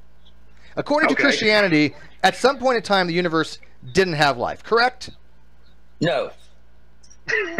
Then you haven't read Genesis. As long as you will. There was nothing at the beginning. Allow. Well, as long as you will allow or define God as non-life. Yeah, biological life form. Materialistic biological life form did not exist according to Christians at some point. Would you agree with that, Ned? Yeah, from a Christian perspective, absolutely. All right, so let's run this from the Christian perspective, which works even better for me. So premise 1 stands from a Christian point of view, correct? Yep. Premise 2, life exists now. Yeah, from what we can tell. Okay, so at some point, life had to come from non-life. At some point, in the Christian point of view, life had to come from non-life. Right. That is a conclusion that is inescapable from the 2 premises that the premises hold. They'll jump your ass if you say no. You got to agree with these people, or they'll jump your ass. Well, that's a logical deductive. That's a logical deduction. I mean, the Christians believe that God took the dust and made it into man. Absolutely, yeah. That's life from non-life. Because you see it as a logical deduction. If you didn't see it as a logical deduction, it wouldn't be one. And the very first verse of the Bible, Genesis 1:1, God created time, space, and matter. Up until that time, there was no human life. There was no earthly carnal. That's my point. Yeah, you're agreeing with me here, Tex. You're actually this proves the argument. God is life. There were angels. No biological life. There are beings that are material beings. No. And they are eternal beings. You got to be careful because again, we're going with the premise that the life that we look at now, or at least where Steve's trying to go, is the life that we see now is original, is independent of the non-corporeal life, i.e. demons, angels, gods, all of that. Yeah, the argument's very... Are you talking about non-corporeal life? He is. And you guys are talking about corporeal life? He is. But here's the thing, no matter what, the argument holds sound. If you accept the 2 premises and the conclusion follows, it's a valid, logically sound argument. Life came from non-life, no matter if you're an evolutionist or a creationist. Both of them agree that life came from non-life. It's a matter of how that happened that differs, right? God, the creationists say God did it by blowing into the dust of the earth and creating man, life from non-life. The abiogenicists will say, oh, well, there's hydrothermal vents or primordial soup or whatever you want to invoke, hydrocarbons coming together, a lot more technical, but they both agree life came from non-life. This is not a contentious argument, I don't think. That's a good point, especially when you focus it. If you focus it down to, Christianity and focus it there, I think you actually can. What would be interesting is to see somebody like William Lane Craig that wants to play that game. I've argued this for a while now. I actually argue. I mean, I was running by the doctor, and I have yet to have anybody really show me where my argument falls, where my syllogism falls. Because if you accept those two premises, which I think most people would, especially from a Christian point of view, the Christians believe that life came from non-life. Oh, the problem with that, I say, is that with the Christian perspective, it's a bit of an equivocation because they consider God life, and when we're discussing life, we're talking about biological. It's not equivocation if I've used it the same way throughout the whole syllogism. Well, no, I'm not saying you're equivocating. I'm saying the equivocation occurs when one group, like us, will use it as biological terms. They'll consider God as life, but not in the same sense. Then they're creating the fallacy, not me, though. Yeah, because the God has always existed. That God created life as we know it. So life came from life, even though it's an equivocation. Yeah, I totally agree with you on that. But here's the problem. That might be a stronger way to go. Is that they're sitting there saying that life comes from non-life. Now you've got a God that's special that pleading. had to come into existence. Yeah, that's special pleading. Because, think of it like this: what I'm saying is if they try and twist it on you and say that God is a life form. Okay, and that life form is eternal. Well, then you're doing the exact same thing that basically they're doing the same thing that they're arguing that we're doing, is saying that it came from nothing. Well, worse. They're invoking special pleading because they're saying life came from non-life except God. That's by definition a special pleading argument. Exactly. That's exactly where I was going. Yeah. So I've already thought about that on both ends. Because even if they do switch it and say God's alive, well, okay, now you're supposed to put special pleading. They're done. Yeah. I mean, exactly. Clueless. They are clueless. Well, I mean, I don't know who this. I don't know who Jameis is in the live chat, but you're more than welcome to come in, Jameis, and run your arguments because I don't think you really understand entropy at all because I can just tell you don't. Because it doesn't work the way anything that you said. Just ask him, Jameis, I'm not looking at the live chat, but can you describe the difference between a closed and an open system as it pertains to entropy? I'll even do one better. How do you explain? No, I want to know the difference between not just closed and open. I want to know the isolated, closed, and open.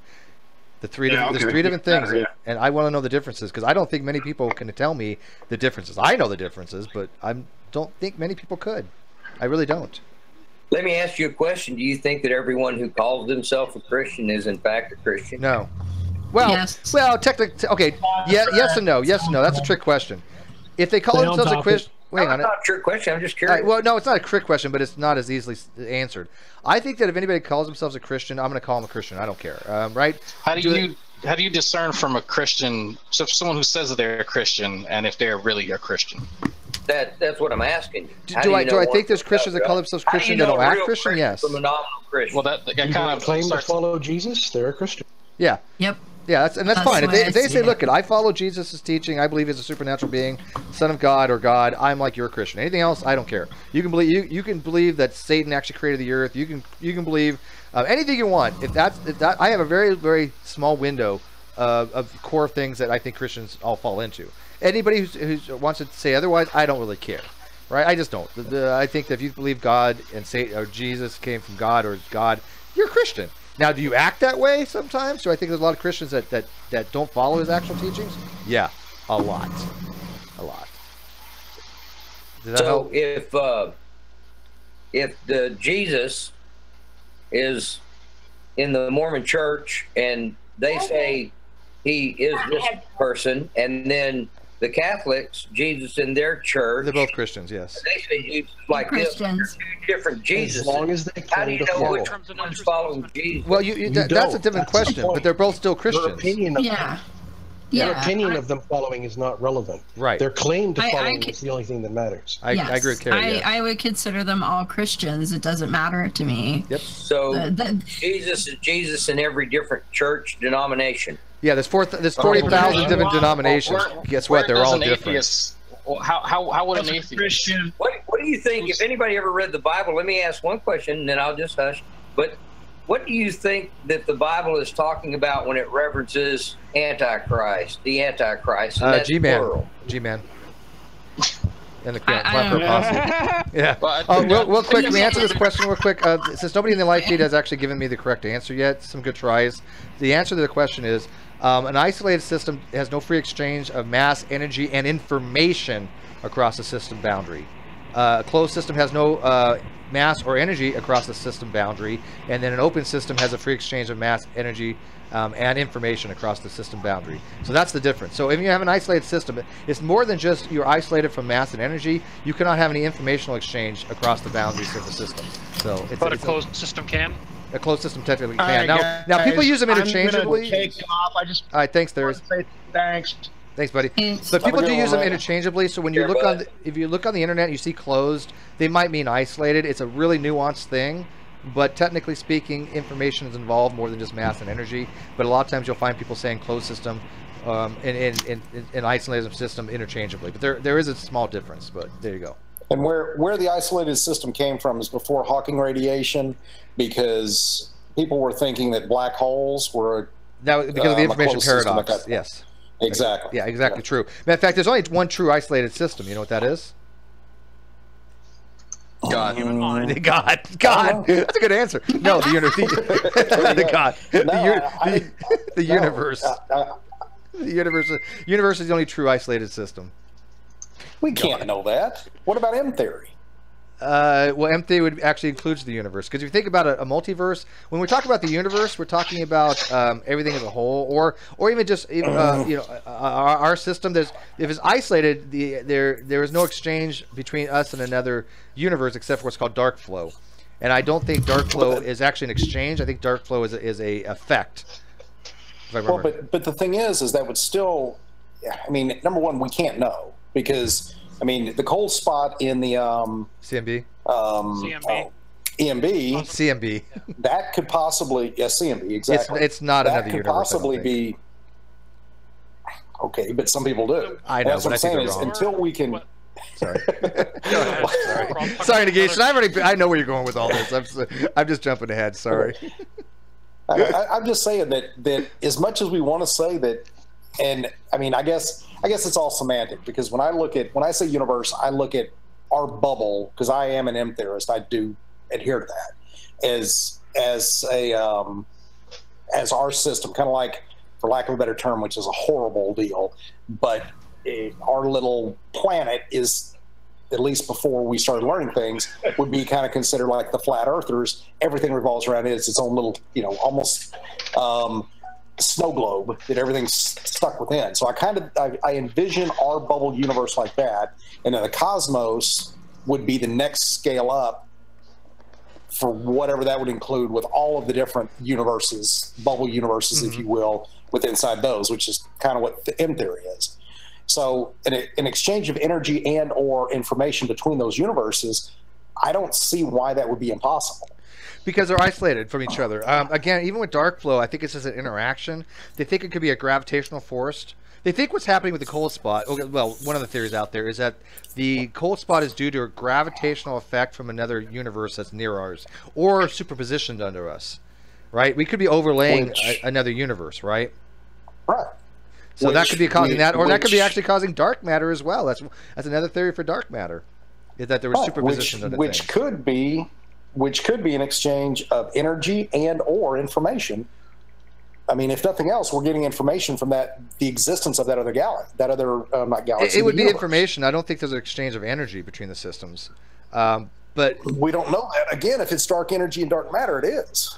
Well, no, dark matter. Well, again, okay, if that's the case, if it's superpositioned under us, yeah, there'd be an exchange, because that's what we're seeing in this dark energy.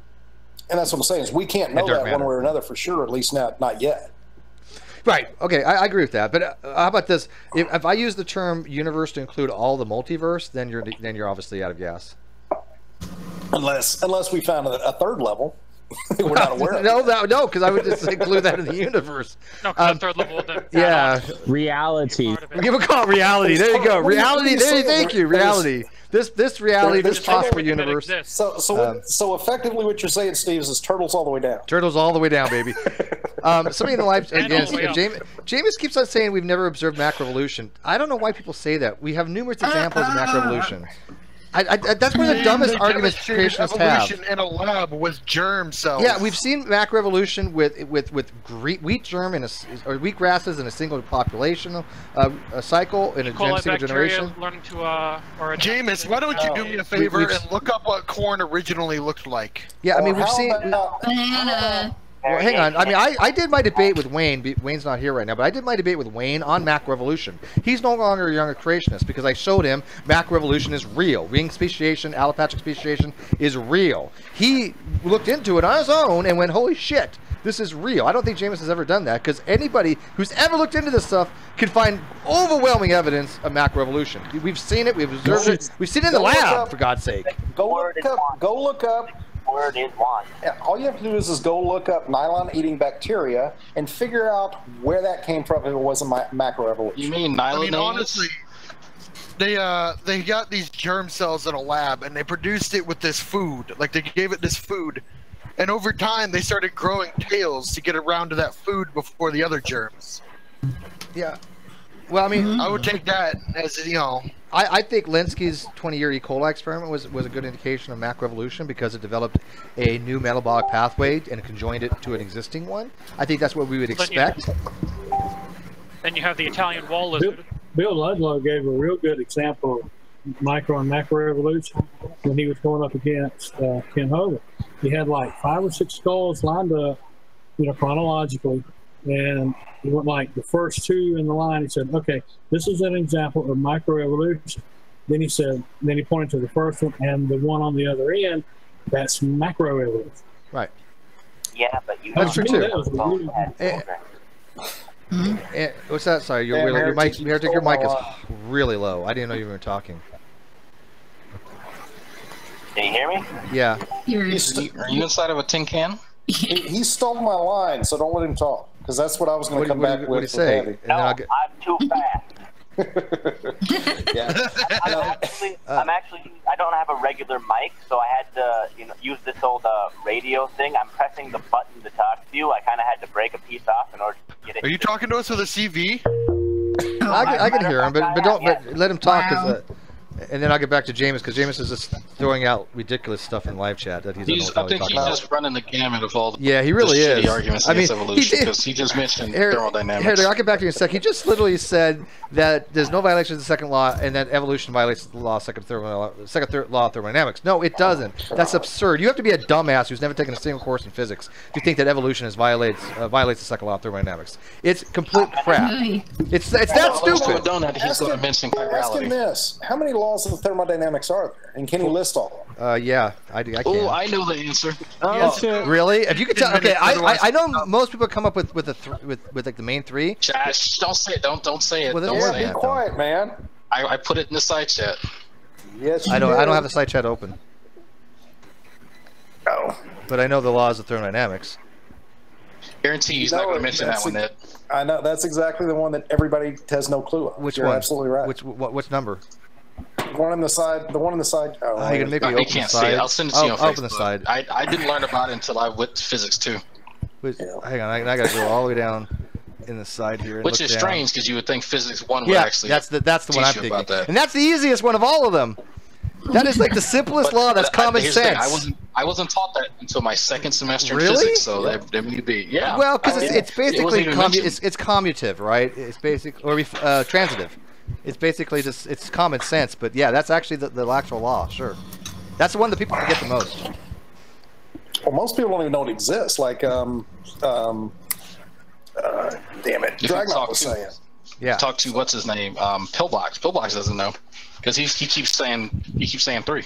It's like no, it's not actually right. But No, there's no. It's like no.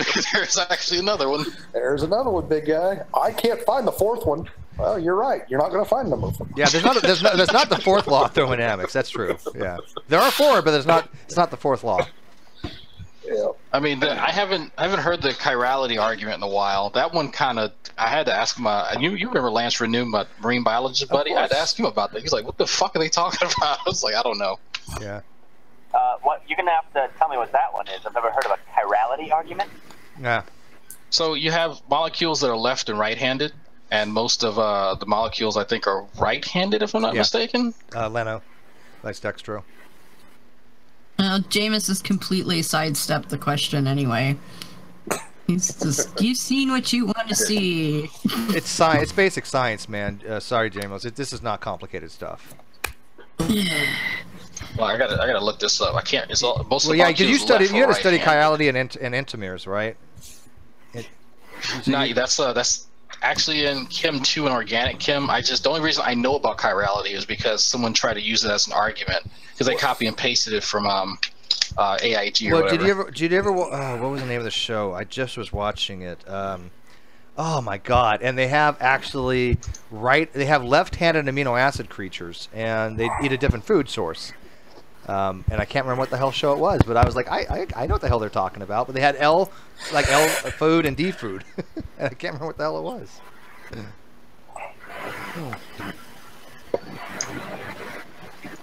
I'm trying to. I can't find it. I like how we start with Eric Hovind and we get to this. This is why I love this channel so much. Thank you. You know what? I agree with you. We start with something and we migrate to actually learning. We get rid of the younger creationist crap, and then we just kind of actually move to something that's actually interesting.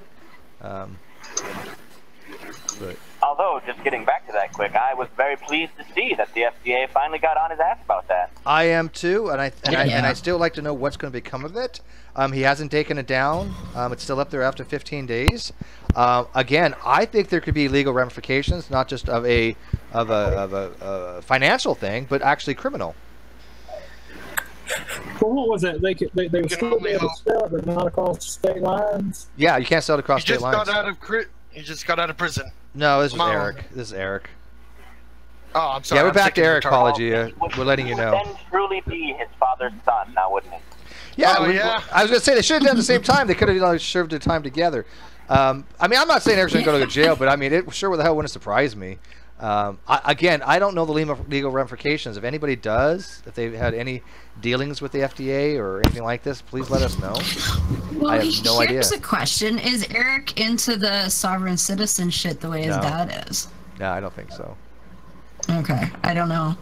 That would make sense to me, where he's like, yeah, fuck them, they're not, I'm outside their laws. We've been trying to get him back in here. He's supposed to have a debate with Pelagia. He's supposed to have a discussion with, I think, somebody else as well. But you know, he hasn't really been responding to us lately as much as he used to. Now I know he wasn't feeling well, and I told him, you know, hey, you know, as much as I disagree with you, Eric, I don't want you to like die or anything. I hope you get better and you know take care of your shit. But he did tell Pelagia that he would have a kind of a one-on-one with them. But every time I email or tweet him about it, he doesn't bother to get back to me on that particular tweet. Right, right, Paul? Exactly. Eric go the presuppositionalist route now, and that's what he does. Yeah, he does, but you got to keep him off of that. It's not an easy thing to do. So I am not. I just had a thought about this whole B-17 stuff. Go for it. I mean, I'm sorry I missed some of the hangout. So if you went over some of this before, nope, we can recover. Go ahead. We got new listeners. So new listeners. So some of you may know that Thunderfoot did a video about a year ago about these tablets and these things from Father Kent when he came out of prison. And so, I mean, this is largely Kent's drum to beat. And I'm guessing that how Eric got involved with this is when he, bought all the inventory from Dad when Dad went to jail, and Eric bought literally all the inventory that his dad had. I'm guessing these pills were just part of that. And the reason I say that is because I think I've listened to as much Eric Hovind as anyone that I've met. And you know, I have transcripts of literally every video he's done on my computer, and he's never promoted this himself.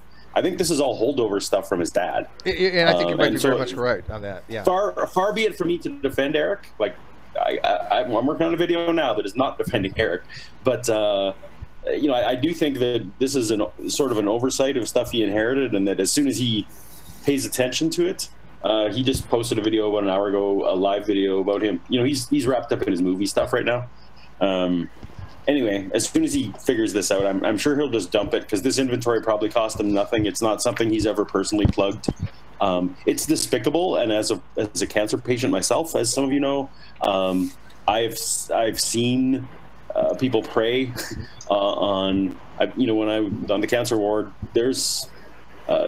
they're actively pulling down pamphlets all the time because people post bills in the hospital, obviously, like, you know, all these weird remedies and things. It's despicable. It's as despicable as anti-vaxxing and everything else can be. But I just suspect that perhaps this isn't really what Eric believes. That's all I wanted to say. Mm. And I don't defend him lightly. I usually would not defend him in any way. Yeah, but he's an opportunist. He is an opportunist, right. And you know, if he inherited a half a warehouse full of these pills from his dad, he's going to sell them. And like, there's no doubt he'll try to make some money off it. But his dad was actually promoting it with him one time. Remember, before they had their falling out with each other, when he first got out of prison. They had a major falling out, and now they don't. Now they're like at odds, and I think I've heard recently from a few different people that Mary has moved out and they're separated. This has been going on for a few weeks. I don't know if that's true, but I've heard it from quite a few people now. I didn't know that. Yeah. My co-host was just telling me about this on our show on Monday, and I was like, seriously, already? And because Beth follows the anti-vax movement very closely, and she blogs about it and whatnot, and she was saying that apparently the way Kent's been going with the sovereign citizen stuff was pissing his wife off to the point where she was like, I don't think I want to be involved in that shit.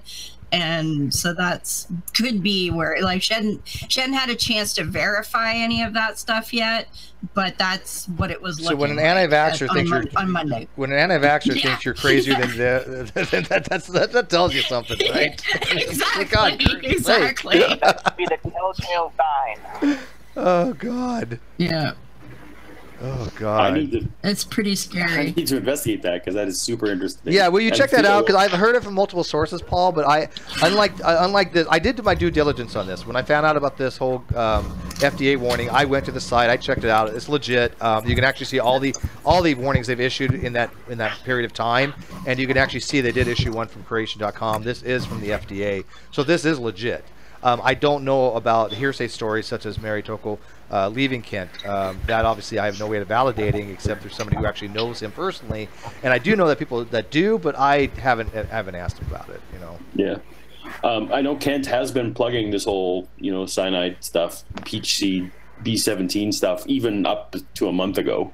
I mean, I don't know if Kent is actually selling it, but he's still not so much, because the revenue was going to Creation today, so that's why I thought he stopped. I'm sure. Yeah. But he still believes it. That's why I'm just wondering. While I got you here, Paul, I want to say one thing to you, and then I want you to like kind of respond to it. I really loved how you took and explained the production cost of Genesis, the movie Genesis. From your expert point of view. I think that was brilliant. And really quickly, could you explain the whole situation to people listening now? Because I think that needs to be told. Because you had a amazing way of describing that. Sorry, you dropped for a second there. What are you asking about? You had actually... I was all praising you. You didn't hear. I didn't hear a word of it. No. I said you did an amazing job at explaining how production studios work and how the Genesis movie, and how he was asking for money, like several $100,000, and it didn't make sense from your point of view, because you are an expert in this field. You've done production with the big leagues. I mean, you were with Lucas Arts of all things, or Star Wars. You know how this works. What he was trying to do, did that make any sense to you? Because you explained it really well. I just wanted to explain it here. So it makes zero sense at all. So, I mean, most people think that studios and distribution companies are one and the same, but really they're not. The big distribution companies, they think of them as studios, but they're really 20th Century Fox, Disney, Paramount, Sony, and Universal, a handful of others. They produce some films on their own, But most of the time, what they're doing is distributing other people's movies into theater. So like Adam Sandler has a production company, and Will Ferrell has a production company, and Tom Cruise has a production company, and those production companies make the movie, and sometimes they have a distribution deal when they make the movie, sometimes they don't. And it's usually when the film is complete that that the distribution company steps in, and they are the only source really to get into movie theaters. So the big chains like AMC, they really only deal with like 5 or 6 distribution companies. There's a couple of small ones that can be dealt with, but the theaters don't want to be talking to everybody who makes a movie. So there's this giant middleman, which is sucking a lot of the profits out of the industry, but whatever. And so to be a distribution company, the way the deals work is that the distribution company buys distribution rights from the company, from the production company, and the money flows from the money goes from the theaters to the distribution companies, and the distribution companies pay the production companies. And that's the way the cash flows. The cash never flows the opposite way. So Eric was wanting to sign, he said he was wanting to sign this deal, this distribution company that wanted Eric to pay him $350,000 to $500,000, depending on which site you look at. Now, that is the same thing as if you're a young lady and you go to a modeling agency and they say, yeah, we can get you, we'll get you set up and we'll get you all these modeling gigs. You just pay us a few $1,000s first. That's a huge red flag, right? You don't do that. You don't pay your agent. I have an agent, and I've never paid him a nickel. The money always goes from the agent to me. He takes his cut and then gives you some. Yeah, exactly. And the agent, in fairness, the agents take the money from the studios or for whoever the client is, and I never actually get the money. The agent gets the money, and I get my cut from them. So the fact that Eric is out there rattling his cup to raise $500,000 so that he can sign a distribution deal makes no sense. Is just slimy all around. It either means that he's working with a really slimy distribution company, or that's not a necessity at all, which is actually the video I'm working on right now. I suspect that this was never really a requirement, but this was his last chance to put his hand in anyone's pocket, because once this video hits theaters, once this movie hits theaters in November, he can't ask anyone for any more money for it, other than selling DVDs, but he can't get the crowdfunding that he and Ken Ham and all those guys like to use to pay for the initial production as well. So this feels like just a last-second money grab from him. So I don't know. Did that explain? Yeah. So in a nutshell, I understood when I watched your video. I think you did a very good job of explaining. But for people listening, basically you're saying that the production company doesn't pay people to distribute their stuff. The distributed company buys rights. They get money from the theaters. The theaters pay them. They in turn pay the production company a certain amount. But the production company doesn't go out to the distributor and say, "Hey, I'm going to pay you all this money to distribute my movie," right? No, that never happens. Right. Like it just like you said, the cash flow is from the movie theater to the distribution to the production company, not the other way around. Right, and so again, it's kind of like if someone knocks on your sons and daughters' doors and they're talent agents, and then they want you to pay to get them gigs.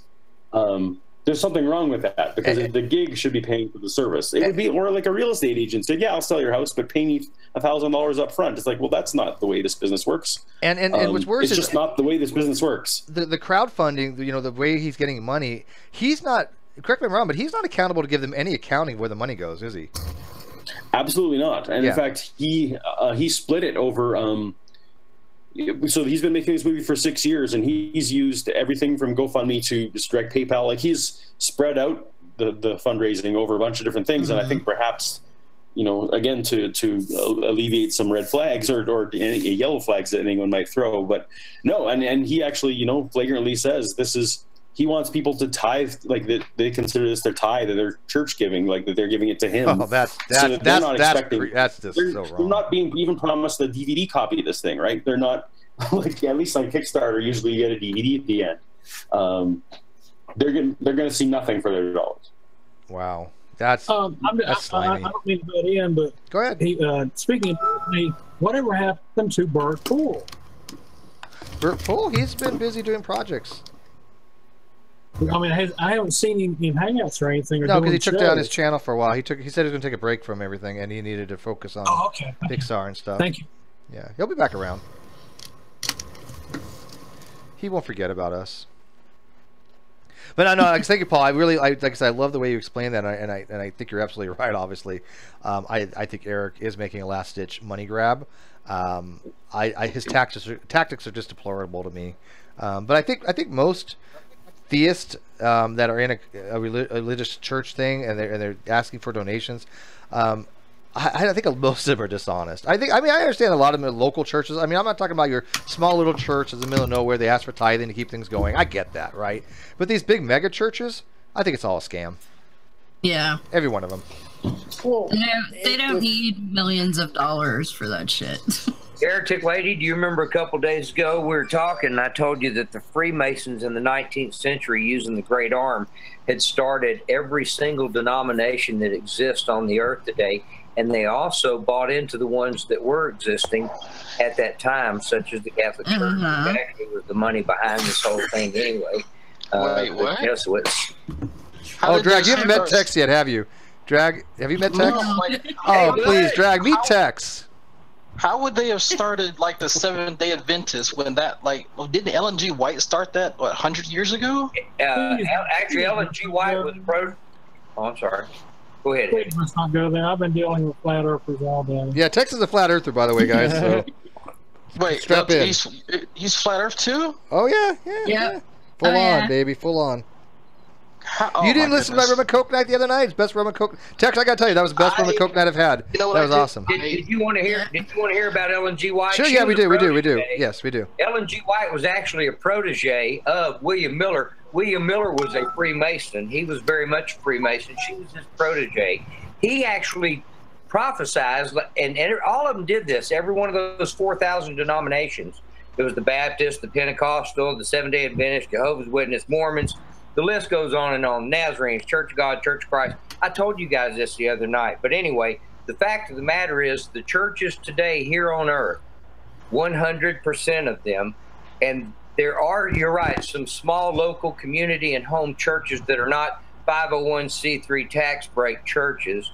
And that's your only chance to find a church that's really teaching the true gospel of Jesus. I told someone the other day, and they got real upset, that all the other churches are teaching a false gospel for a dime on the dollar, and he didn't know what dime on the dollar meant, and I took a little heat for it. But the fact of the matter is, they're paying to build places that is going to guarantee them 10% income of everyone that's on the earth, everyone that's on this flat earth. And I know you guys chuckle about it, but that's okay. The fact of the matter is, there is not a church here that actually teaches God. They don't. They're called itchy ears preachers in the Bible. It's been talked about. All of their Jesuses are antichrists. And if you don't go and look, then you don't get to see it, just like Scott, the moon. If you don't go out and you see for your own self, you cannot see the shaded part of the moon. You can take a telescope, you can take a ride up in an airplane, you can do anything you want to. It's sky blue because it's a light and it's transparent. So wait, are you? Okay, the sky is blue. I'm so confused. Go look. Wait, outside. No, don't anybody sit here and go, that's bullshit. Go look. No, for I'm asking. Are you talking about the? You said the shaded part. Are you talking about the Mara on the moon? Talking about the shaded part of the moon. The dark. Yeah, I think it's talking about the. I think it's talking about. Are you talking about the Mara? Wait, are you talking about the Terminator line? There's anything over the. Is not lit by the sun that's right now. That's a Terminator line. The dark. Yeah. Okay. With or without telescopes. You can't see that part of the moon with a telescope. Anybody that's got a scope, go out and take a look. Do an experiment. I've done that. Tell me what you saw. I've looked at the moon a few times as a young teen. I'm not talking about a few times. You can remember what you want to remember. I'm talking about going outside. It's clear here in Oregon. You can go out. You can see the sun is over there about to set in the west in an hour or two. And the moon's right up here above me. And there's a little arc because of where it is in that bowl I tried to show you guys. But nobody wants to see that. I don't know why. I'd be very interested to see an alternative that somebody could prove that's the way things work, and they do. Can I ask a question? Dragon, if I may. Go ahead, I'm confused. At nighttime, sometimes we see like a crescent moon. It's just a little sliver. Are there any stars shining through the dark part ever? No. Okay, thank you. By the way, I just got to say it heavy. Let's do this. Let's do this. Ready? Daytime. No, okay. Do it. Daytime, nighttime. Sexy. Anybody walking out? My 6-year-old sees the moon every other night, and he points it out. Yeah. He did it the other night, so I'm not like. Right now. Yeah, Drag, you don't know how deep this rabbit hole goes, trust Take me. your 6-year-old outside and look up the moon and say, "Tell me what you see," and he'll say, "The backside is sky blue." Yeah, of course. The moon is outside of the Earth's atmosphere. The Earth's atmosphere is blue. No, actually, no, What am I because the showing light here? would be blue. That's bullshit. What do you mean the light? Put a filter over something. The filter filters everything. Don't give me that shit. Ned, I can't. Filters everything. And the blue moon would be shining in the sky. Can somebody? Okay, so it's from my understanding that the way that we see the moon is that the light from the sun reflects off the moon through our atmosphere into our eyes. No, but that's how I was taught fraction. Has anyone ever bought a watch that had hands on it, an analog watch, and it had little phosphorescent glows on the hands to let you see in the dark where you were at? That actual little dot makes its own light, reactive off of other light, yes, but It's called photoluminescence. Right, photoluminescence. So that actually emits its own light that the hand itself cannot do. Yeah, the moon does not produce its own light. The moon itself is luminescent because of its position in that rotation in the ball, in the bowl. So the moon is. He thinks the moon glows. He thinks the moon glows. The moon glows. Yeah. Okay, the moon has its own light. I can prove that in script. Through what? No, through what mechanism does the moon have its own light source? Her light source is the way it's referred to in the script. Okay, well we're going. Yeah, come on, you gotta be let's not misgender the moon here. Okay, so how does she produce her own light? I'm sitting here telling you guys just to go and look right now, and I've already. Oh, wait a minute! Everybody first starts cajoling me and giving me this mockery, and no, I'm just asking. And then they turn around and they can suddenly explain it after half of you told me, well, I can see the moon. My 6-year-old can see the fucking moon. Well, what's the mechanism though? I know how photoluminescence works. Wait a minute. You're getting off track. Have you looked at the moon, or haven't you looked? I've seen the moon probably every night. Right now, the moon is in my sky. Anyone who can see daylight moon right now, have you seen it? Yes or no? Yes, I can look at the sun and the moon right now. You can see the moon right now. What do you see? Yes. I see light reflecting off of the very large glowing object on the other side. Shape? What shape is that? Is that glow? What do you mean? What shape is the glow? It's going to be round. You see a full moon up there right now? You said the glow, not the shape of the object that's reflecting the light. The glow. The glow. There's a glow coming from the moon. Are you drunk? No. Yeah, Drag is known for getting shit-faced a lot, so he's probably plastered right now. So just assume Drag is like shit-faced drunk right now, right, Drag? Just go with it. It's an arc, right? It's an arc, isn't it? Hey, Steve. It's a crescent. It's a crescent, and it's either waxing gibbous or waxing. Crescent. What is it? Gibbous or what's the other one? I can't remember. Arc light. Yeah, there's an arc light. There's a crescent. And a McDonald's shaped glow. Okay. You can actually see the dark side too. Behind that crescent, your 6-year-old saw nothing but blue sky because it's invisible. Unless your kid's in it. Wait, the moon is now invisible? That's how I'm confused. If it's invisible, then no light. Get off your ass and go look. Invisible object. Wait, how does an invisible object produce its own light? Outside and fucking look. Is it invisible? Is it translucent? Or right now? Hang on one second. I'll take a picture and post it in the group later. Would you please? Please that. I got 3 different things here. Either is it invisible? Is it invisible? Is it trans?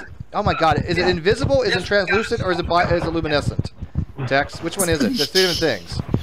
Hey Steve, I've got Ned's video queued here. Well, I don't want to. I can't play a video. Yeah, I don't want to play a video in here. That's how does an invisible object produce its own light? Wait a second. You don't have to. You don't have to play the whole video. It's only a minute and a half long. But if you just show the screenshot, the very first picture. The screenshot's fine. Just don't play the video. Yeah. So if you can just take one screenshot of it. Well, it's paused. You don't have to. You can just share me. This is after the moon. This has to do with the Earth's curvature, though. But look at the bridge. Yeah, it's clear. I think is what he's after. It's not a bridge. It's actually power lines going in. Okay. Yeah, the transmission lines, right? Sorry. Yeah. Gotcha. Yeah. Gotcha. So I'm curious, where did you learn about optics from, Mr. Ted? Tex. I'm sorry, Tex. Where did you learn about optics? Because I need to find where you learned that from so I can help understand your position. 64 years of eyes. Okay, having eyes is not how one learns about optics. You do realize optical illusions are rampant. Somebody's got a windstorm going Sophia, on. I'm just gonna mute you because you got wind noise. I'll give you a perfect example. So how would you calculate where a focal point is on a convex lens from 64 years of having eyes?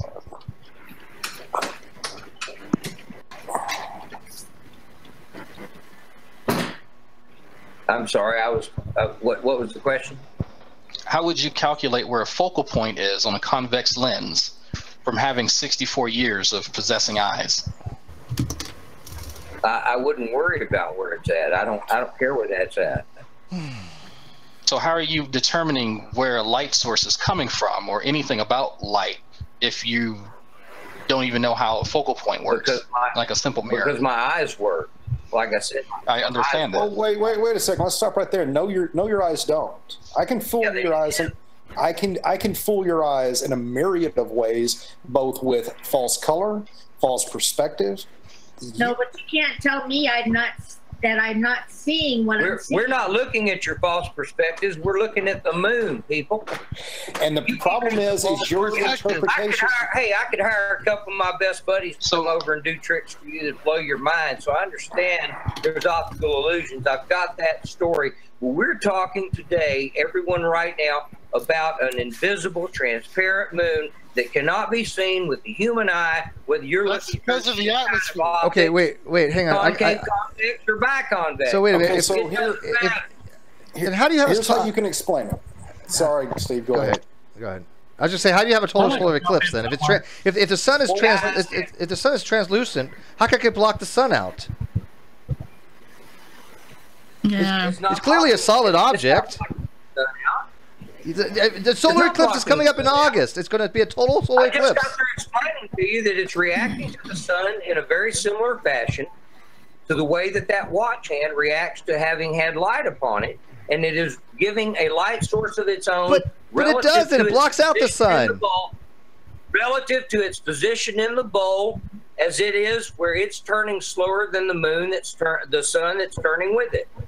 No, the light, the moon does not give out. But that's exactly what it's doing. And you want to look at the moon to see for yourself. So I can't help you. Tex, I'm assuming that you've got a pretty powerful flashlight around, correct? Tex, did you hear me? I got a flashlight. Okay. So if you took it outside with your wife, and let's say y'all got in a tree or got up in a deer stand or wherever you're at, so you could get on top of it and have the atmosphere behind the flashlight and turn the flashlight on. The circle that you would see of the light that would be emitted from that flashlight would be visible. But the atmosphere all the way around that light, around that flashlight, would still be blue. The reason being, in the same way that what you're looking at the moon, it's shining through the atmosphere just like the flashlight would be. And it would be blue. If I put a blue lens over that, it's going to make it blue.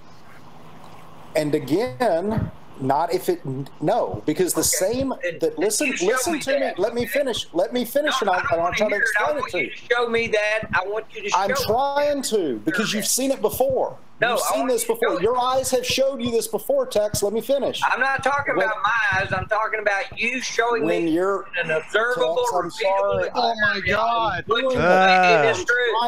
I'm trying to, Tex. I'm trying to give you the experiment to do. You don't even need a flashlight. You can do it with an airplane that passes overhead.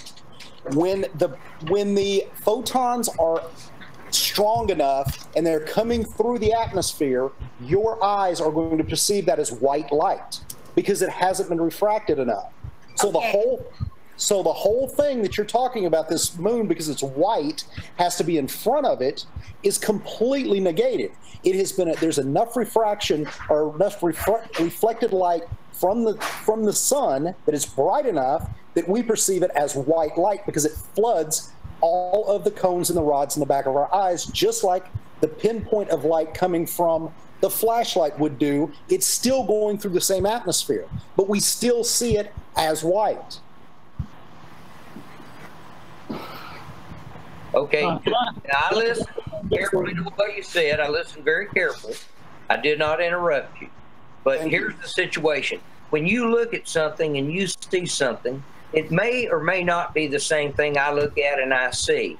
The only reason that I mention that is because when two people look at something and they see the same thing, there's a bit of corroboration. When 100 people, 1,000 people, 1,000,000 people, and right now if 1,000,000 people looked up at the moon, right now, this moment in time that we're all talking, and they look up and they see the moon, they will see a crescent-shaped light and they will see a blue sky. And there is no way possible, if there was a rock up there, that backside would not be visible. I don't want to hear about atmosphere. What about an astronaut? It is visible. Interjections. I want to tell you the truth. I was downtown a couple days ago. Remember me telling y'all this? Talking to Wait a minute. Light. There was a light there in the park, there out in front of the library, a big globe light, and the sun was shining down on that globe light, and you can see the back of that globe. You can see the unlit portion of the globe. And if that was a ball or made of rock up there where you guys think it is, you could see the back of it if you looked at it. Okay, So what would an astronaut see up in space? Would they see a big blue moon and only half of it? Is that what an astronaut sees? And again, Tex, here's what you're misunderstanding. The only reason we see the light from the moon at all. Let me finish this. The only reason, few minutes ago, and I saw exactly what he told you. That you cannot have a crescent down that low. There's no Can way. I finish?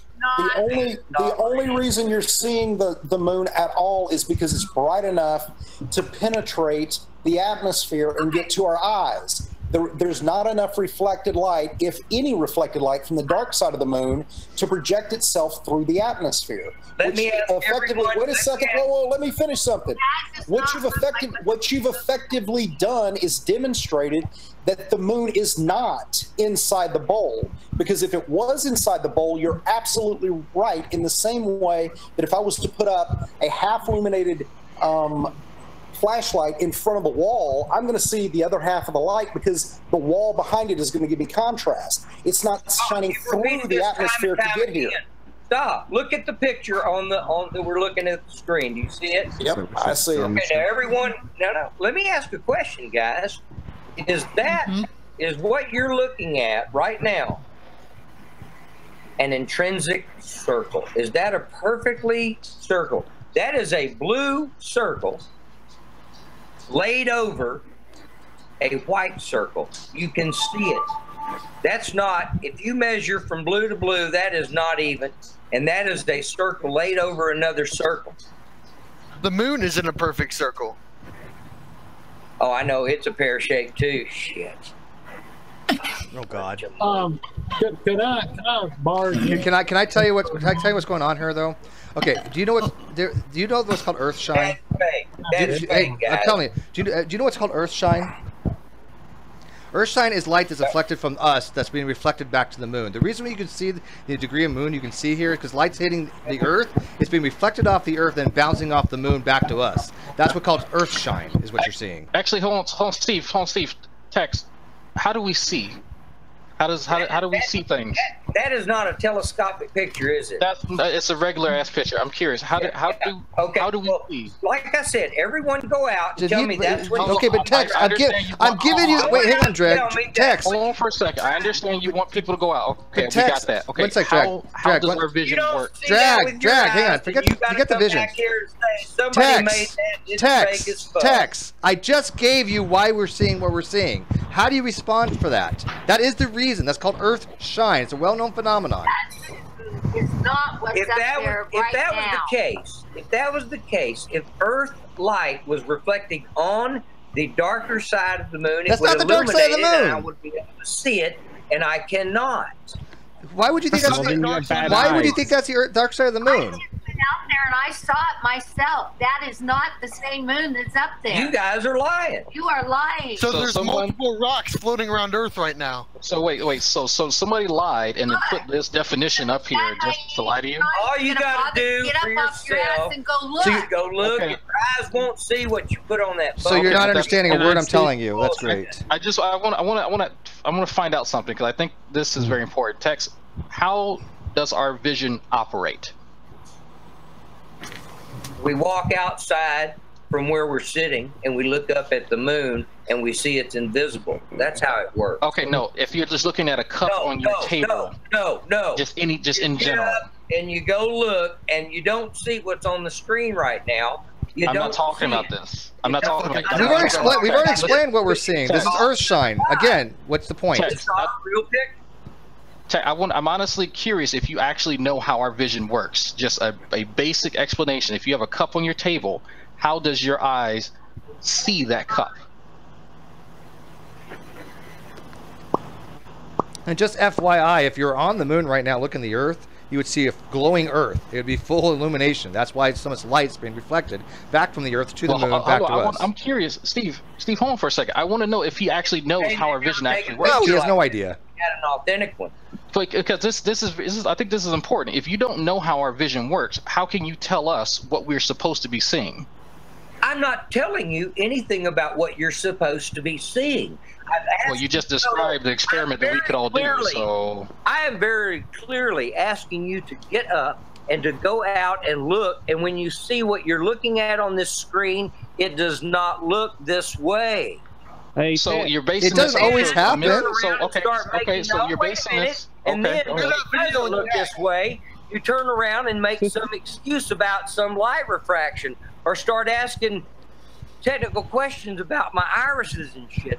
I'm not asking technical questions. You did. Yeah. I'm sorry, but a focal point is not that technical. It wasn't anything technical. By the way, Drag, I want to note something real quick. Drag, Tex the other day. Tex actually claimed the other day to be an electrical engineer. Just FYI, I think I went to the same school.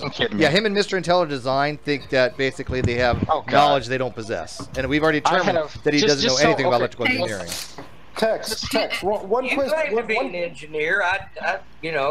One question here somewhere, please.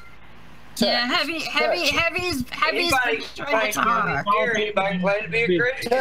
Anybody claim to see the moon? I already have. Heavy has been trying to talk for ages. Heavy, what's up? Tex, one quick question before Heavy. Sorry, Heavy. Oh, I'm sorry. Does the moon stay like that all night long? And since we know it doesn't, why doesn't it? What do you mean? Does it stay like what all night long? Do you see the shadow? Do you see the rest of the circle the rest of the night, or does it gradually, the darker it gets from our perspective here on Earth, does the moon also turn darker, or that part of the moon turn darker, and all you see is the crescent? Or does it stay like you're showing in that picture? Do you get a full circumference of the moon at, let's say, 2 o'clock in the morning? You see the crescent, and what the crescent will do is sort of roll just slightly as the sun goes west. Anyway, you'll see the crescent, and then behind the crescent you'll see daylight, and then you'll see nighttime. Why does it only go to a crescent? Why does it stay illuminated like that if you're right, and if it is, like you said, transparent, and the why don't we see stars behind it? Because you guys are stuck in that indoctrination of a no, not our guys. You just no. I'm talking to the people that see what you're seeing. You're stuck in the indoctrination of a ball, and you can't break free and see the bowl thing. I was showing everyone the other day. The answer to his question very clearly shows what the paths of the moon and the sun do per the Book of Enoch. Yeah. And what the portals are, and how far out or in they are, how far high and low they are. The answer to his question is very simple. Negation. No. As it gets darker, you'll lose that earth shine. You can only have earth shine toward early parts of the morning or when it's setting. It's not earth shine. It's simply I think the fundamental. Well, the problem if it's not earth shine, we'd be able to we would be able to see more of it when it's at zenith. We don't. Well, actually, did Heavy get his question in? No, go ahead, Heavy. Sorry. Well, first of all, it's hard to believe anybody that's sitting here telling me these things about the moon, and This they don't is even know what this they're is not talking that about because technical they stuff. I mean, but the you problem didn't is, know Tex, how our eyes work. you don't know anything about this but- stuff, and you're just looking at it from a 2-year-old point of view. It's like a child going, "Oh, I see this, ergo it must be the case." Well, I think Heavy needed to get. Yeah, He's been go waiting ahead, for a while. Heavy. Heavy's like. All right, Heavy, you got the Yeah, floor. come Go on, ahead, take it, Heavy. Heavy. Go Heavy. Okay, first off, am I roboting? No. No, you're not. But you're half naked. Okay. Now we know that the sun and the moon are outside of the Earth's atmosphere. The Earth's atmosphere is blue. You know, there's explanation for that. But the Earth's atmosphere is blue. If you're looking at mountains way off in the distance, and if you're up high enough, you can see the mountains. You're going to see them starting to, haze will make them kind of look bluish as they go off into the distance. But see, they're not really, really super bright. So after a while, you ain't going to see those mountains. Okay, now, this next step. The sun is so bright that it comes right through the blue haze, or whatever you want to call it. So that blue haze that you see obscuring the mountains or coloring them in blue is the same thing, pretty much, as what goes on with the moon. That's why, instead of being black, like, a cue ball up there, that's why it's blue. It's because of that bluish haze in the atmosphere. No, that's not actually why it's blue. Okay. That's not why it's blue. The reason the sky's blue is there's a reason why the sky's blue. But first I'll ask Tex. Tex, do you know why the sky's blue according to what theories are? If you, from a physics point of view, do you know why the sky's blue, Tex? Shucks, I thought I had something. No, I got to correct you on that. It's called Rayleigh scattering. I was busy doing some other stuff. All right, now what was the question? Do you know why the sky is blue according to physics? Why is the sky blue? I know it has to do with moisture refraction. No, well, it has to do with fraction. It's called Rayleigh scattering. No. All right, here's the thing, guys. I am not interested in explaining to you. No, we're explaining to you. Wait a minute. I'm not interested in explaining to you your philosophies about the globe and the atmosphere. First of all, you know what, Heavy, where you made the mistake, my friend? Enlighten him. Heavy, you said, we know. We do know. And then you followed it with some information about the atmosphere and as you go higher, there's no air, there's no, vacuum. Yeah. You know what? Those are not things that you have. But Tex, those are things you have read and understood from studies and hearing things. Tex, let me explain this real quick. That's not even true. Well, Tex, hang on. How do I know if you're a real person and not an animatronic, super amazing robot thing that we're talking? If I can interject real quick, guys. Look at. Hey, Tex. The difference. Jesus Christ! When I talk, shut the fuck up. Thank you. Listen to me carefully. The difference is we can explain using a model. We're looking at something and we want to say, hey, why is the sky blue? And I'll say, hey, don't interrupt me. I would say, hey, negation of P. Give me your explanation of why the sky is blue. Then I'll ask a flat earther their explanation. The problem is the flat earther has no explanation. I can give you one. It's called Rayleigh scattering. And we can test why Rayleigh scattering works. It has to do with the refraction index of a fluid with a charged particle or light going through that fluid. It's the same thing wait, don't interrupt me yet.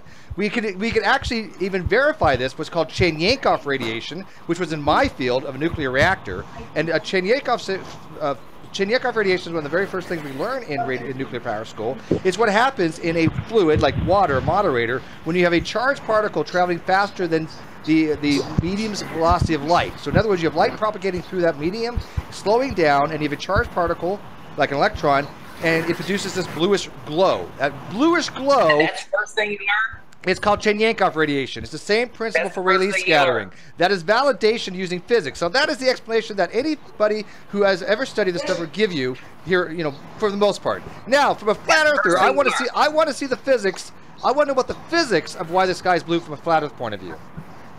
Okay, well, like I said, your philosophies. You're not answering the question. I'm asking about your physics. Show me the physics of why the sky is blue from a flat earther point of view. I want to know the physics involved why the sky is blue. Out there and show them. No, they won't look. I want the physics. I don't want empirical evidence. I want the physics. It's a map. I literally went outside and looked. Yeah, I don't want to trust my eyes. I want to know the science behind it. Do you understand what you mean by science? I want the scientific evidence. I can give you the science by the Rayleigh scattering and the Cherenkov radiation, two of which things you've never heard of before, I guarantee it. All you can give me is false science, okay? Demonstrate as false. Wait a second. Cherenkov, you can prove it a number of ways, and it's people have seen Cherenkov radiation. You can go look at power plants and see a radioactive pile and see the blue glow. Steve, I got a better way to ask him this, I think, because he likes objective and being able to observe things. If this, from what I'm understanding, Tex. Did you go out there, Ned? Yes, I've been out there. Thank you. Okay, what so I saw the same thing like the picture you showed me, which I think we have explained. But I've got another question for you. Okay, Ned, you're lying. I ain't gonna talk to you. That's not what you see.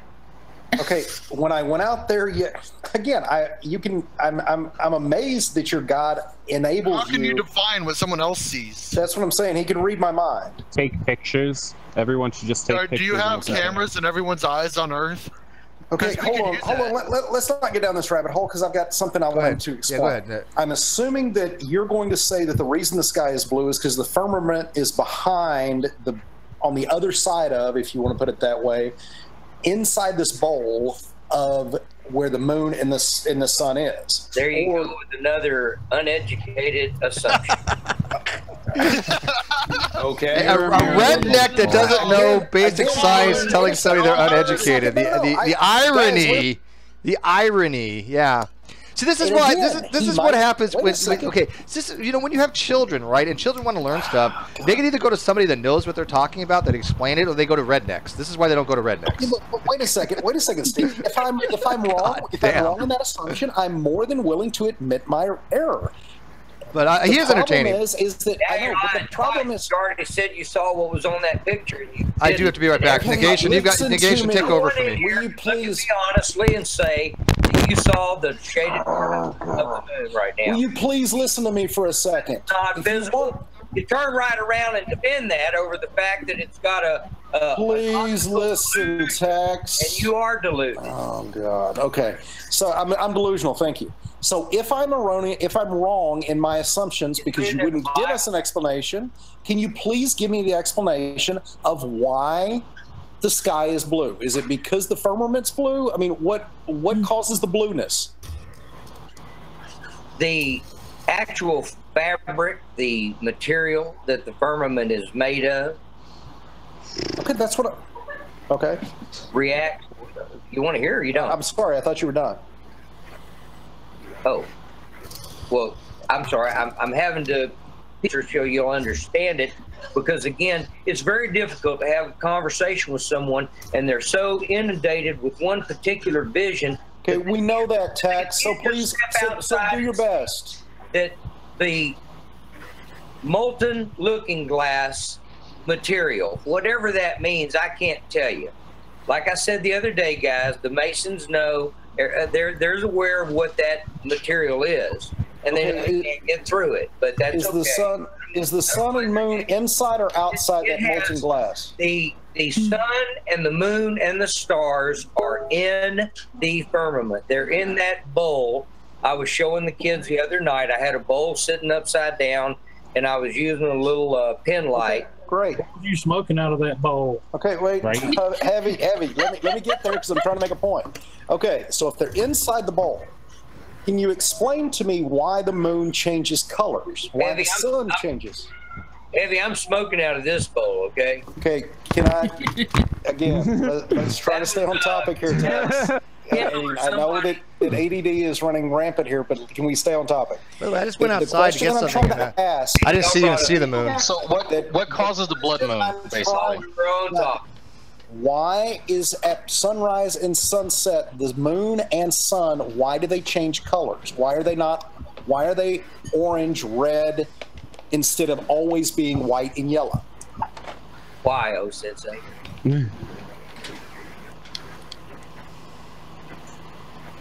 Because from our perspective, we can explain that.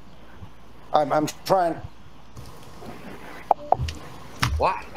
I'm listening. I'm learning. Why? Well, because when the sun and the moon are on the horizon, the light that is emitted from either one of those or reflected from the moon from our perspective has to travel through more of the atmosphere, which refracts the light even more. From what we can see, those wavelengths are shifted more to the red end of the spectrum.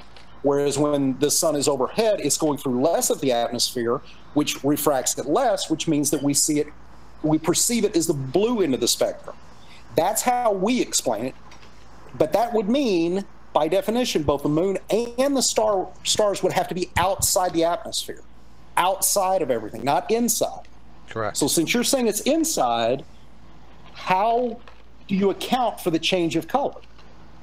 I'm pretty sure from reading scripture that it's actually, it doesn't mean it's in it like it, I had that pin light, remember Heretic Lady? And I was taking that little pin light and moving it around the outside of the bowl. Yes. Well, my concept from what I've studied about different wordings in the Book of Enoch is great on this, is that the moon, the sun, and the stars are all actually in that. They are in the bowl. They're not contained as material kept inside the hollow of the bowl. They're actually in it, in the and that's great. Again, okay, that's great. And if that's the case, why would they change color? The way that we stand and see something come, like the problem that we were having the other night, and let me answer this, because if an airplane, like you said, goes across the sky over you, that airplane's far away, and at some point in time in your vicinity, it's closest, and then it goes farther away. So it's bigger when you see it here, and it's farther away when you look to either side. That's not true with the sun and the moon, because in the bowl, in the molten looking glass, as they go around in their respective loops, their respective circuits, is what the Bible calls it. He's laid their circuits, and that's what they do. They circuit above us. The sun goes a little bit faster than the moon, and that's what gives us this. Let me just pause just for one moment in this answer and ask you something about. Let me clarify. Let me clarify so you can think about it. That's exactly. This is your size issue. So let me go ahead. You say color, not size. Yeah, we got a size issue right now. If you look right now, well, color and size are kind of related because something will get wider. On the Earth? Did you say that? Okay, let him finish, guys. Go ahead. What now? If you look right now, again, we talked about the moon. I'm not harping, or beating a dead horse. You look at the moon, there is a crescent, and that other shaded part is that shaded right now while we're sitting here because the shadow of the Earth? Again, I mean, we'll go back to that if you want to, but I really want to finish. It has to do with the moon, the color and the size and the distance and all these things. Please, okay, that shadow from shadow from Earth? No, that shadow is from the moon itself. It's the dark side of the moon, unless we are having the opposite effects, which we can come into alignment with the moon, and we can project our shadow on the moon. That does happen. That the Earth will. But that's not what that's not what's going on, right? Well, as far as I can tell right now, I'm assuming not. I'm assuming that it's more of the perspective from what we're seeing. We're only seeing part of the illuminated side from the moon. The rest of it is its own shadow. It's more about what angle. It's more about what angle we're looking at, and not what angle it's at. Okay, here, let me just real quick. Raise your hand if you think that the Earth is causing that shadow on the moon. Unless you did something that people without cameras can't do. Well, because the color would be blue if what you're saying is true, and we had an atmosphere that made that turn the same color. No. A shadow is going to be lack of light. With lack of light, we get a lack of color. I don't know if you've gone outside at night. But when it gets dark, we lose our ability to discern color. I don't know if you know this, Tex, but if you went outside of the atmosphere, it wouldn't be blue. Yeah. Do you know that? No, I think a part of he doesn't know that because he doesn't know how our eyes Well, work. he doesn't think that we can ever go outside our atmosphere either, though. But wait he a thinks second, the moon guys. landing. I really want to get back to understanding how, from his perspective, these lights in the firmament are fixed and are at the same distance, like he said before, at all times. They're going through the same amount of atmosphere at all times, but somehow, when they happen to be low to the ground, they change colors. Again, how does that happen, Tex? If you are driving down the road, let's say somebody here said they were from Clovis, or their grandma or mom's in Clovis. I am in Let's Clovis. say you're driving down I-10 there in New Mexico, and it's a nice hot summer day. Okay, yeah, that's you the look day. down the road, and that road is absolutely gone. I mean, there's nothing there but a haze, a wiggle, and we're not talking very far in front of you. There's no more road because I'll of complain the to the city. coming off. I'm answering a question, Anna. Because of the heat coming off of the road, because of the heat coming off of the earth, because of the moonlight's cool coming off the earth, because moonlight cools the earth. So light. Wait a second. That's experimentally that's been proven time and time again. So wait a second. The moonlight does not cool the earth. I'm sorry, you are just wrong. Here's another thing the retard doesn't know. That's the fifth law of thermodynamics. Hey, it's Always be 4 to 5 degrees warmer than where the moonlight will is. never cool something down. Yeah, unless, of course, that you whole use a that whole laser, thing about cooling. Light. Yeah, it's completely debunked. Cooler This is the than Dunning-Kruger the movie. movement area. You can go check this if you've got a thermal gun. No, you are wrong. No, I'm not. Okay, wait a second. Let's test. Wait a second. Don't, hey guys, don't just wait. Let's not just say he's wrong. Let's test his premises. It's all back to the moon, bullshitter. Okay, wait a second, Tex. If you're right, then what we should expect to see is when the atmosphere is cooler, then the moon should change colors. We know in winter that the atmosphere is cooler. Why is the moon not then? You said it is. Yes, you're right. If it was where you said it is, it would. No, where you say it is, Tex. No, where I say it is, never any further away. It's just going around in a circle. That's my point. If the atmosphere, if the temperature of the atmosphere dictated the color of the moon, then in winter the moon should always be orange or red. Why? Well, or during the summer it should always be orange or red, because. But you're not answering why. Because you just told me that it is tied to the thermodynamic or the thermal properties of the atmosphere. In other words, the temperature of the atmosphere dictates color. Right? I'm sorry, I must have blacked out, you guys. I don't remember saying shit about thermal. Okay, well, let me understand where. Let me. You mentioned the heat of the road. Right, you were saying the heat of the road is baking the air, making the air hot, and then when the light goes through that, the coolness of the moon's light would react with that and turn it red. Is what I discerned from that. Is that not what you're saying? There. How would it change it? I don't know. I thought that's what you said. So if that's not what you're saying, it would change color. What? No, I'm saying, how does it change color? Is it because that the air that's warmer by the ground is interacting with the coolness of the photons that are coming off the moon because they're cooler? Is that what does it? How does what change color? I'm sorry, I missed that. Say it again. How does what change color? The moon? Yeah. It changes color. Yeah. I mean, well, it's not when it's on the horizon. When it's on the horizon, it'll be anything from a dark red up to a yellowish. I mean, you haven't seen that ever? No. 64 years of eyes. You beat me to it. Tex gets up. Yeah, Tex gets up around mid-afternoon. Shit, it's almost 12, guys. What's wrong with getting up at mid-afternoon? You never see right? anything. Oh, shit just got real. Shit just got real. Guess who's coming in? Oh, he's coming in. I feel him. I feel the great one. The master's coming in. The master has arrived. You better run now, Tex. Oh, God. We're in deep. All right. All right. Reg, take a deep breath, Reg. Take a deep breath, Reg. Okay. Don't run. Hi, Red. The master. Red, I've been trying to play you here, but I've been failing miserably, so I absolutely relinquish the floor to you. He's still mute. Oh, there he goes. Oh, is he? Didn't mean to take over. Oh, no, we're fine with it. Appreciate you. I've dealt with Texas. Okay, Steve. Yeah, go ahead. Steve, let me ask him something. Oh, it's Red.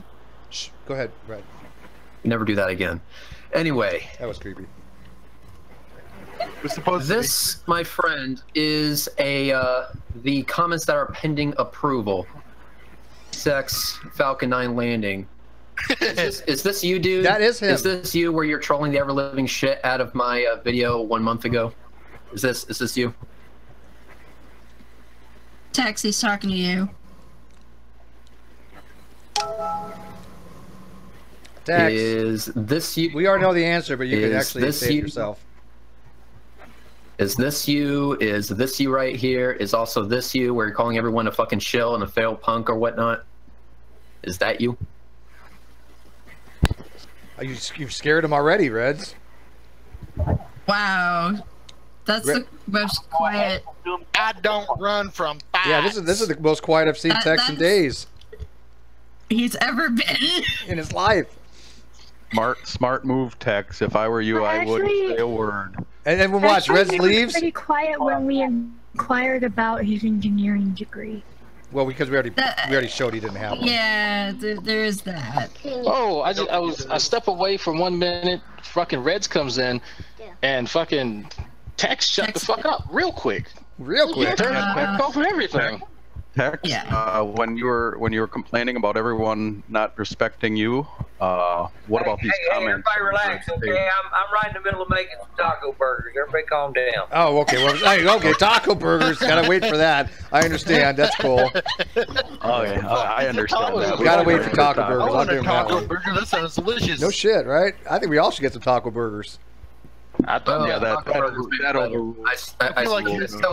still can answer this question because I understand we're talking about how this guy doesn't understand how shadows on the moon are formed. I would love to get back into that, but first I have just a really specific question I want to ask, and that's because I see he has the picture, or his avatar is the exact same as the avatar as the guy that's currently set to approve on this thing.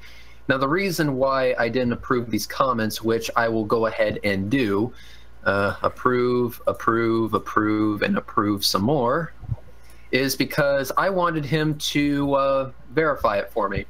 So on this video, he basically calls my SpaceX landing video fake or, failed conspiracy or whatever the fuck, and says that millennials are stupid for accepting this crap.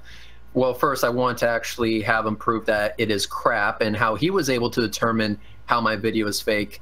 And this is going to be good because being that I was there filming it myself, I just want him to confirm that we shouldn't trust a fucking thing he says when he says that something is CGI and fake. Sister Mama told him. Gentlemen, whenever someone tells me something and I can see that they're lying, I call it a lie. I think everybody here would understand that concept. And how I found that out was because I went and looked. Everyone was saying that there were tons of authentic amateur videos taken. It's a stock video. It's the only damn video of it that exists. And I don't believe you, and I don't believe it's real. Wait, hang on. You actually saying that Red's Rhetoric, who I know for a fact goes out and does these things, and he records these on his own time, you're saying that's a stock footage, or that he didn't actually record that? Because I have a rocket launch that's named after me, and I think that he went out and actually did that because he's my friend. But you're actually saying that he got this from stock footage? I'm saying that this is the only video of all it's of the his. amateur videos. Look at any of them. So what? They're So all what? this video. How do you know he didn't make it? How do you know that just because it's the only one out there that he Yeah, didn't make it? what evidence do you have that he didn't make this? You're accusing him of being a liar and that he didn't make this. What evidence do you have? I have the evidence. I just told you that this is a stock photo. There's no. How do you know he didn't make the stock photo? Well, hang on. He has the raw footage of this. He has the Because raw. Everybody else is claiming it, and it even looks No, like he has the CGI. raw footage, and he also has a video. Let me ask you something. Wait, hang on, Tex. Hang on, Tex. He also has a video of somebody filming him while he's filming this. Everyone. I did call him a liar, and I believe he is one. So he asked me why, and I'm telling y'all. I'm not hiding from anybody. I'm in Mount Hood. If you get pissed, come on up. I'll wrestle. I don't care. You don't want somebody to take you up on that offer. You just lied. Yeah, I think you're lying, Tex. But Red, hang on, everybody, shut up. Everybody, but Red, shut the fuck up. Reds, explain to us why this is your video and why it's not stock, please. Well, you know, I've actually heard this claim a million times that, oh, this isn't your video. This isn't yours.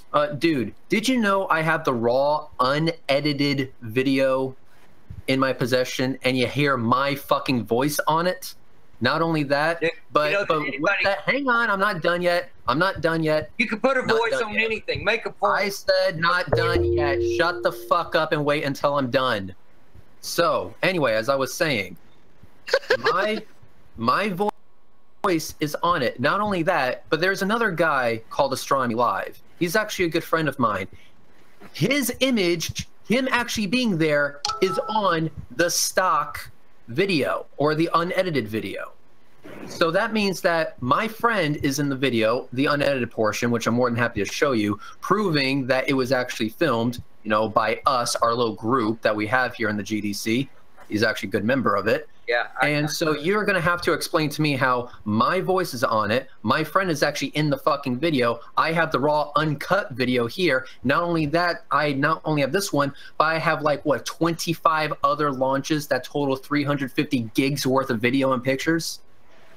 And I have been to the site where the recordings are made, and it's fucking epic. Yes, actually, there you go. Jared, who is in the room right now, came with me to see a rocket launch. Okay. He's gonna have his taco burgers. Yeah, he's gonna think about. He's gonna have his taco and contemplate this. Yeah, your dog image is epic. Actually, let me bring something up. I'm going to stop screen sharing a quick moment, and Why you shouldn't interbreed, folks. Yeah, this is what happens. There is actually a Facebook group for flat earthers to get together. This is what happens when they do. Yep. Yep. Okay, so I went ahead and pulled up the file that I have, and I'm going to go ahead and screen share again so that he can tell me, you know, how he knows that it's CGI. And this ought to be good, being that I was there filming the damn thing, so I know the things are not CGI.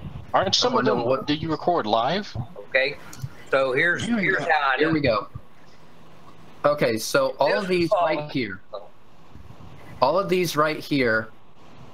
are the videos. So you have Houseways launch and all the Falcon 9 landings and whatnot. So the SpaceX landing was on 6/3. So you click on that, and these are the raw videos from it. Would you like to see the raw videos, good sir? Me? Yeah, you.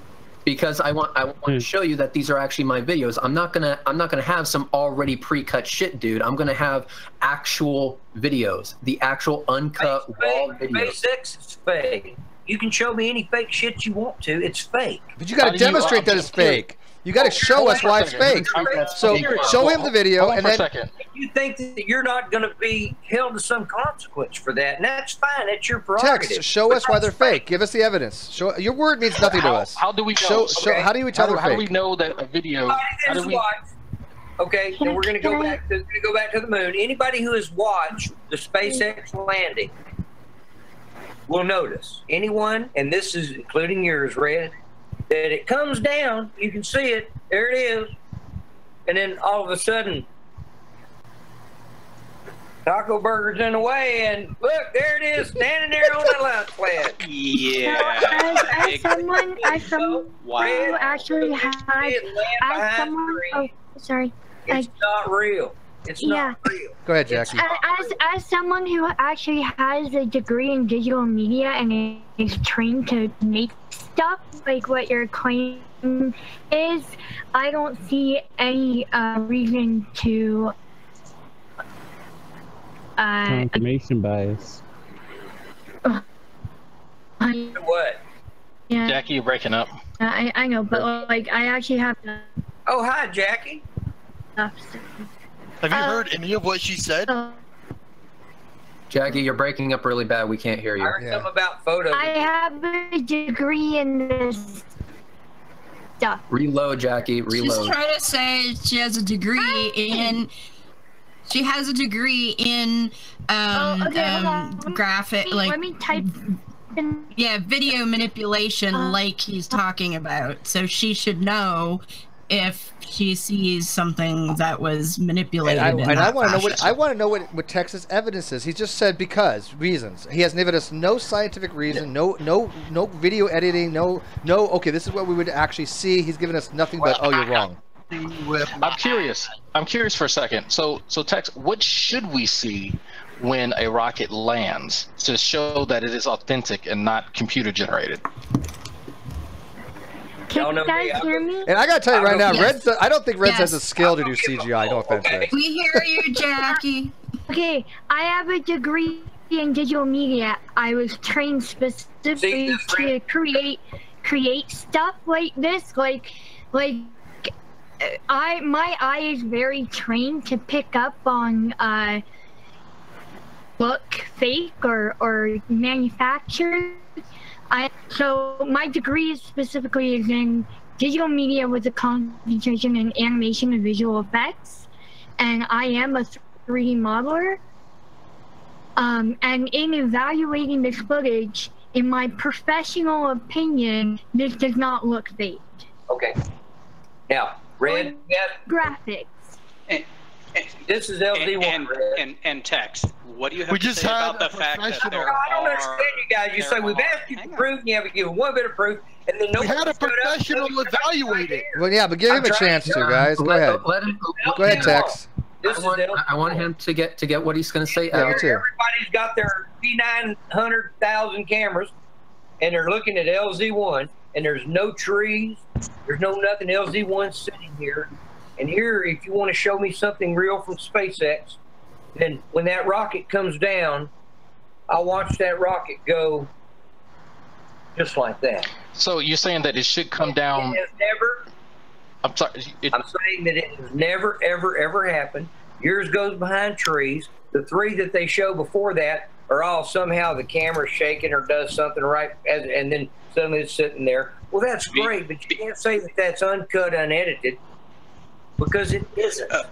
So I'm trying to understand something. So the camera should be perfectly still, and the expectation is the rocket needs to come down straight, like on the surface, correct? Did we ever get wait, hang on. I got a question. It needs to come down. Let me answer the question. Shut up and let me answer this question. Tex, I have been very patient. And then it's Tex, lost. I have been very patient. patient. And then you see it sitting there. Go ahead, Jared. Okay, that's what all right, Tex, we get it. Go ahead, Jared. Tex. Shh, quiet. Just a minute. Okay. Oh my God. Okay, Tex, you brought out the thing about the whole vibration aspect. Have you ever been on a commercial airliner? Yes or no? Dude, you're drunk. I didn't say the word vibration at all. You just took a giant train. You were talking about the vibration of the fucking camera. Have you ever been on an aircraft? No, I said that they say the camera vibrates or whatever, and then you lose the picture. You don't see it land. You haven't seen one land. Red Reddick hasn't seen one land. He saw something go by the trees. No. Hey. All right. Answer the question. Have you ever been on a commercial aircraft? Yes or no? I don't think he even knows what planet he's on right now. He's so drunk. Pineapples. Yeah. Tex, Tex, what planet are we on? Yeah, see, he doesn't even know what planet we're on. I'm trying to. Is he drinking absinthe? Hang on. Let me get this out. We're not on a planet. Hang on, Tex. The question I have for you is, are you saying my video is fake because you don't like the way it lands? Is that what you're telling me? Your video is fake because it is the only footage you see, no matter who claims that is what they saw.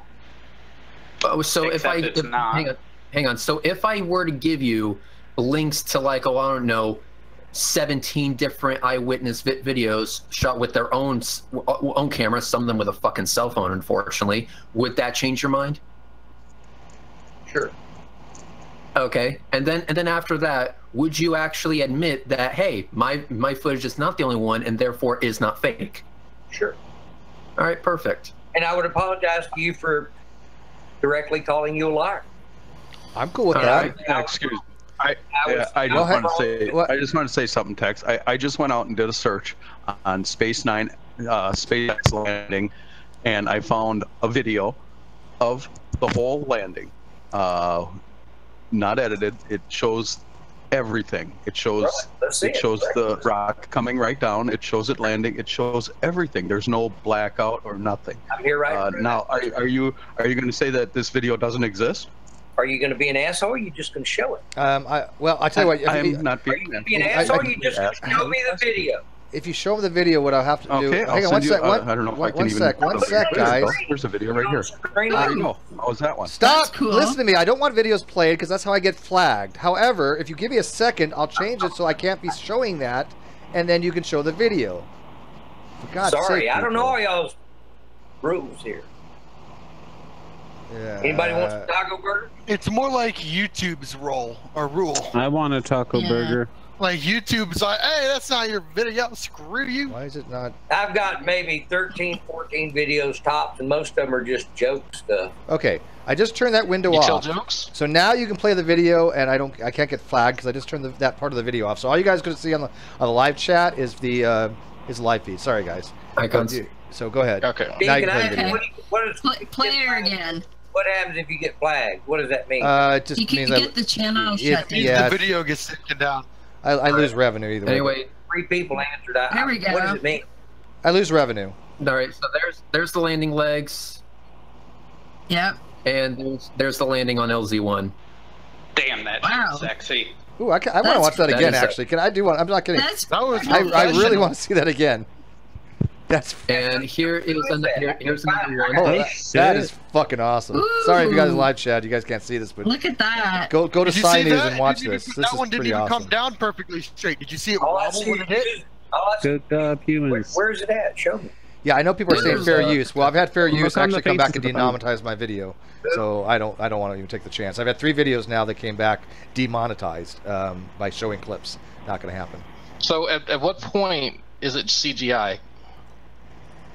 I'm trying to explain to you that I've got, for whatever reason, use it is all I see, his little brain logo thing, and that's all I'm seeing on my screen. I'm trying to find you. Where is it at? Well, how do I?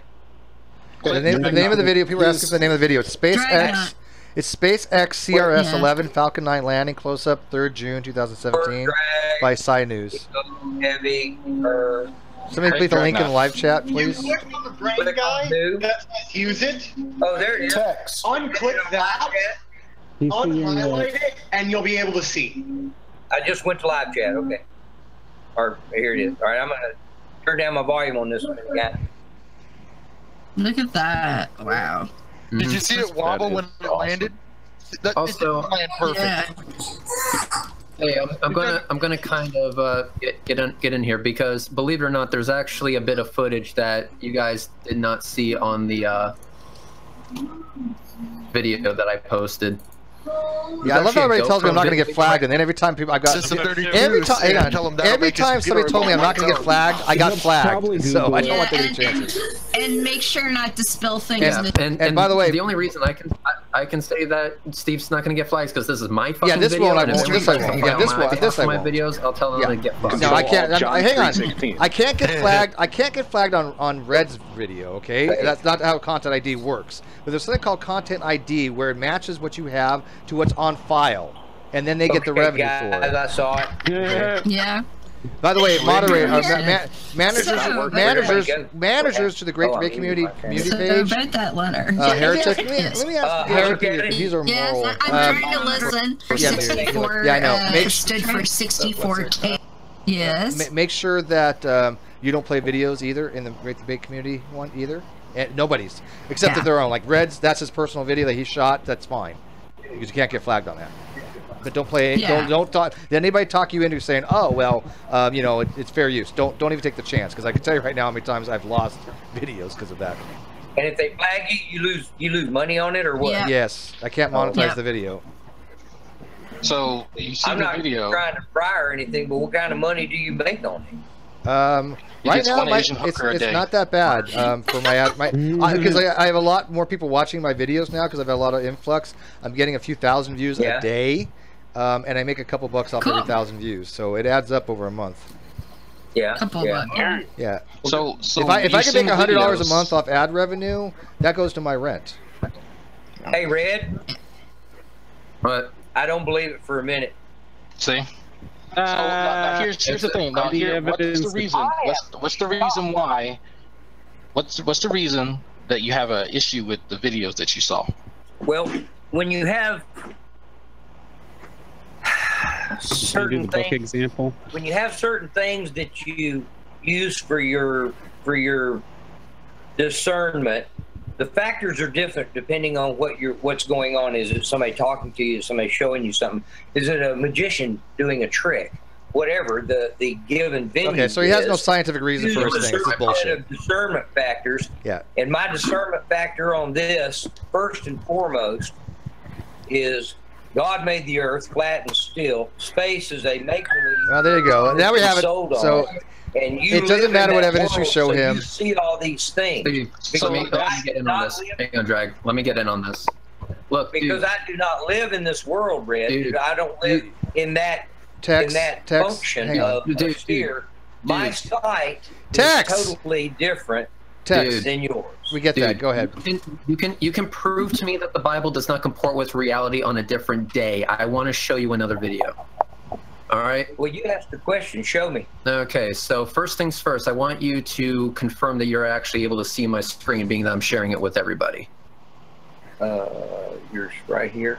It should be. All right. Thank Red. Thank you very much. It should be gray and stuff like that with this big black box right here. Yeah, gray screen. Yeah. Okay. Cool. This is part of the video that you would have seen. Okay. So if you're watching this, and I'll just play it through real quick, this is actually my audio. So let me just get rid of the audio here because we don't actually care about that shit. So I can actually go through this entire thing frame by frame. And there's the SpaceX landing right there. So that's one camera view. Now, this is what you would have seen on the video that I shot, but there is actually another video that I did not bother posting. A video of me. Heavy put it on. Thank you. A video of me actually filming the damn thing, and you can see my hairy ass monkey arms in the shot, and the ass end of Astronomy Live, who was also there. My hairy. He does got hairy monkey arms. So if you want text, not only would I allow you to take the raw unedited copy of this video, I'll also give you this piece of footage, which has not actually been posted online yet, so you can verify that that this is indeed a Nikon P900. That is indeed my hairy ass monkey arms. I'll send you a picture of the damn thing if you want. And I will also show you how to actually synchronize the video so you can watch all three of them simultaneously so that you can see that nothing is wrong as far as the timing is concerned. Everything comports with everything else. What was that? I said, what beach are you on, Red? I'll show you on Google Maps. Hang on one second. No, just tell me. I know Florida. I know Merritt Island and Canaveral and stuff. I'm not.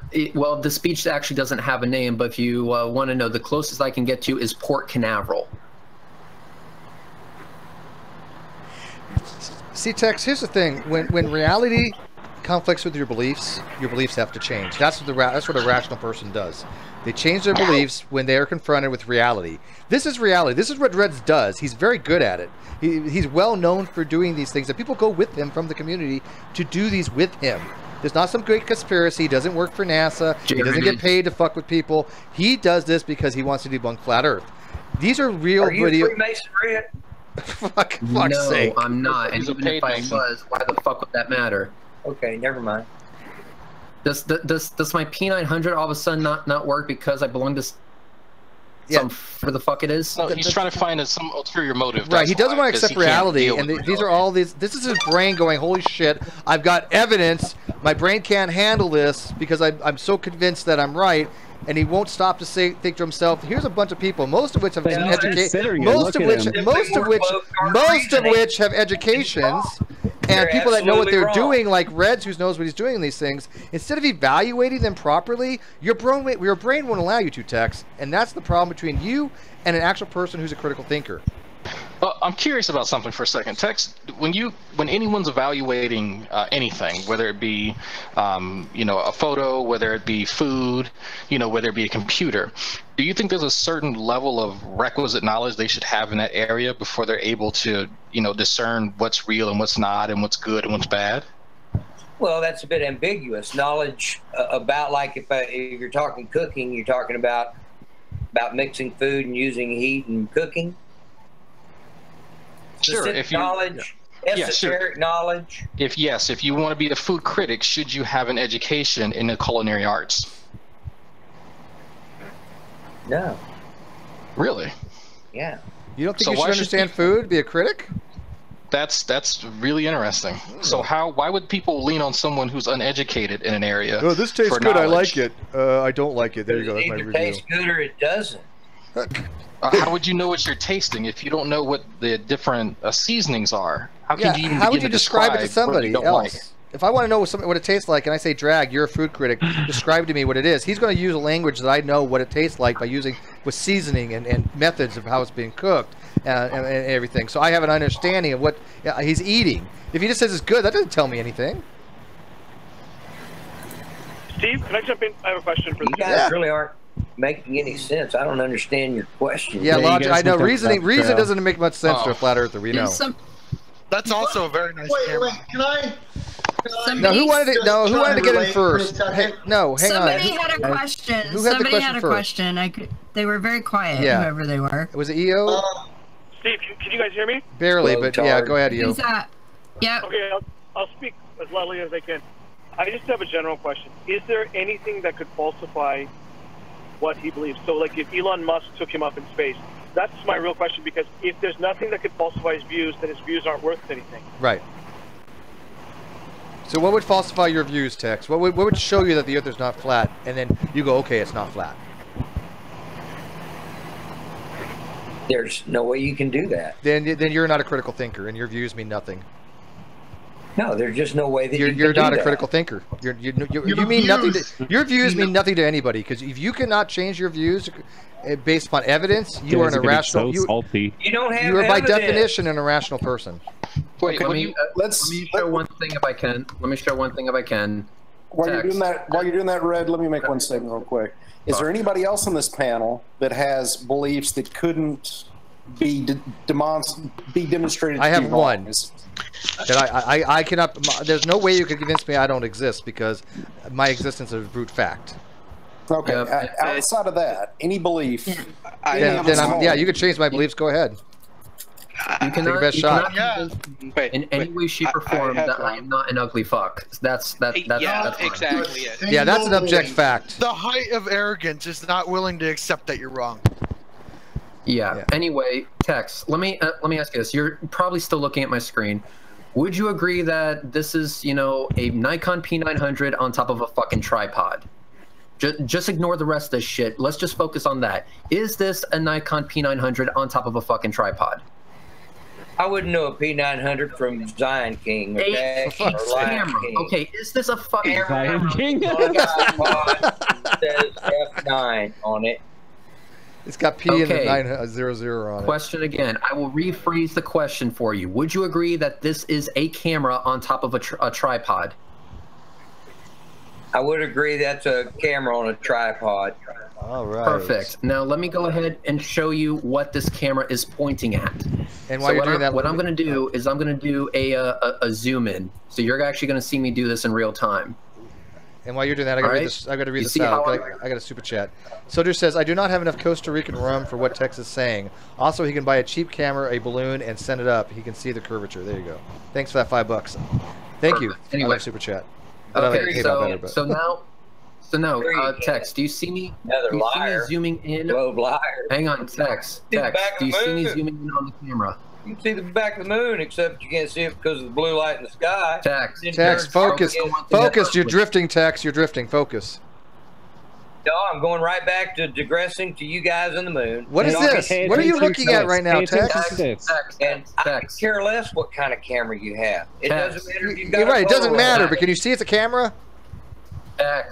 Tex, do you see? Space is not real, and they aren't going. Zooming in on the camera. Christ. I am breaking out the coming back. trans for you. You are going to learn whether you like it or not. Do you see me zooming in on the camera? I already zoomed in on it for you, yeah. Okay, I'm zooming in and out on the camera. Good. If I scroll over, you will see what this camera is pointing at. All right, just keep looking. I'm going really slow for you. Still the same image. Slow down. Still the same image. Dizzy. Oh Slow my down. God! What is that? What is that? I know you are. What is that? Hang on. What the fuck is that? Hang on. What the fuck is that? What the actual fuck is that? Aliens, UFO. It's an alien. Is that a fucking Falcon 9 landing? I think that could be a Falcon 9. Frame. Holy shit! Yeah, it looks like what my camera was pointing at was a fucking Falcon 9 landing. You're the best. Shit ton of badass. So if Tex was standing right next to you watching this, he wouldn't believe his own eyes. He would be. What would you be doing if you were watching this live, Tex? You know what? If we were to compare that scenery with this scenery, we see it's the same exact fucking scenery. I wonder why that is. And if we take a look at this scenery and we were to actually play the scenery, and since we've already confirmed it was the same scenery, holy shit, what the fuck is that? There's even a bird in there, for God's sake. Rocket. Holy fuck, it's and, yeah, I mean, and if we were to see it on, like, let's say, I don't know, the Lumix or the GoPro, the P900, the point is, dude, I had 4, even, you know, 5 if you count Astronomy Live's equipment, 5 cameras all filming this shit, and you flat-tards are still unsatisfied by any of it. What the actual fuck, dude? And what would you, Tex, what would you do if you were standing, wait, Tex.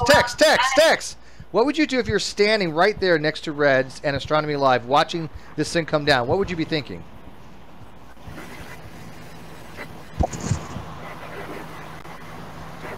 Tex, have you lost you? Is your brain so fried you don't even know where you're at right now? He doesn't have a... No. All right, so what would you be thinking if you saw this coming down? I was a man about it, and I admitted exactly what I said and did, and I in that, and then he just chose his temper tantrum, his little fucking millennial temper tantrum, and he calls me fucktard and flat-tard and all these things. Well, you're a flat-tard, but that doesn't take away from the evidence. People that bought 2.5 million. Bobby, whatever your name, you're a liar. That doesn't take away from the evidence. So go, guys, peace. You're gonna stay there. So Tex, one last try here. One last try, and then you're gone because I'm done with this because you are a liar, sir. You are an outright liar because you have been demonstrated evidence, and you said if you had evidence from multiple perspectives, from multiple cameras, you would apologize to him, and you were not a man to do it. There you go. I didn't eject him. Wow. I did not eject him. He left on his own. The best lap dance. Damn, that was a death blow. So he is a liar because he didn't. He said if he was given the evidence, he was given the evidence. And he reneged on what he said. That is a dishonest person. One in hell and left. Because that is what happens. That is what happens when you have nothing else to argue. This is what Ken Hovind does too. Oh, well, I feel sorry for you because you're all going to burn in hell because you don't accept that Jesus walked with dinosaurs. No, people, this is the shilliest part of debating is when you have to go to what's called argumentium ad baculum, which means threat of the cudgel, which means that you have to say, you know what, believe me or you're condemned. Something's going to happen. These are what these idiots fucking do. Yeah. Tex, you're a character. You really are, but you're a fucking dumbass. I thought Red was being very nice to him. He was. Oh, yeah, for Reds especially. Oh, that was Red. That was, that was Red's being a sweetheart. Are you kidding me? I gotta say though, Red is like the best smartass here. I know. The thing about Tex though, if you put it in the context of him believing that the Masons are in control of everything, and you know that's his whole, he is delusional. That's his whole framework, right? So Yes. the reason why he's saying it doesn't matter what you show me, I'm not going to believe it, is because he thinks that whether we know it or not, we've all been duped by the Masons, and even if Reds is out there filming shit, somehow the Masons have fixed it so that Reds is only going to film what they want him to film. So that's why he's because he believes that he can see through all of the conspiracy, and so he's enlightened and we aren't. And it's just like special. Well, wait. It's just like I have. Can I say something? Yeah, directed go at ahead, Tex? Kels. Yeah, Kels, you've been waiting to say something. Go ahead. Okay, Tex. Tex when left. I was a kid, Tex left. my dad took me. Tex I left. know. Yeah. I know. Yeah. In case he's ever watching this, Okay. right? My dad took me to a Mason house. I was molested many, many, many times. And I have fought for years to try to get my dad convicted for what he did at that Mason house. And the thing is, they all thought I was the same kind of nutter as Tex. Anyone like Tex that thinks that any of these conspiracies are fucking real when it's only them who hides the real fucking shit that happens there, the real shit that needs dealt with, they're the ones that fucking make it look like a conspiracy when people that are 12 years old come in with a bleeding fucking ass. Well, I I'm sorry that's happened, but I don't think that's relative. I know Masons are very good people. My grandfather was a Mason. I know, so am I, but I'm saying well, it's it the makes same people as that get hurt look like conspiracy theorists. Well, but they can. Well, I'm genuinely curious. A lot of these conspiracy theorists who are also religious, why are they still religious when it was the Catholic Church that really started all of the control and knowledge and social domination and underplaying? That's the real conspiracy. There's some truth to that. I mean, the Antichrist. But I think the takeaway from all this is pretty simple, guys. If you cannot be in a position to have your beliefs reevaluated and your beliefs challenged, and you have to resort to some bullshit like, well, you're going to burn in hell if you don't believe this, or my beliefs can't be changed, you are not a critical thinker. People could convince me of anything if they give me enough evidence. Seriously, I really believe that. Give me enough evidence, I'll believe it. I have no choice. I believe in doxastic involuntarism. That if my brain will go, okay, yeah, for whatever reason, I believe this, right? But except for the fact I don't see how I cannot believe them alive. I think it's self-evident. I wouldn't know how that works. But for anything else, what kind of pisses me off about Tex is he joined in and I had a polite conversation with him in a text chat, and then he leaves telling me he kind of hopes that I kind of, burn and suffer for the rest of my eternal life. He wished that on me, more or less. He said, you're going to go to hell. I think a lot of these people... And that's what I'm getting from that. I think a lot of these people have not only some kind of narcissistic, I think they're also sadists in some ways too, because a lot of them will say, I can't wait till I'm up in heaven watching you burn in hell.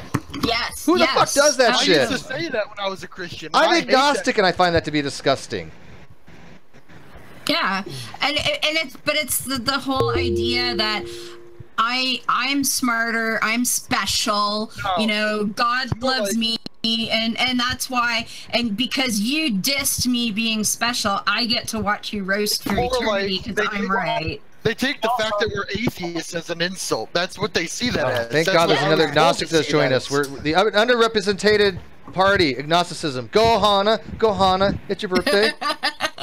But he also showed that his thinking or style of thinking is like creationist. Y'all asked him, is there anything that Mike could show that his view about flat Earth could be wrong?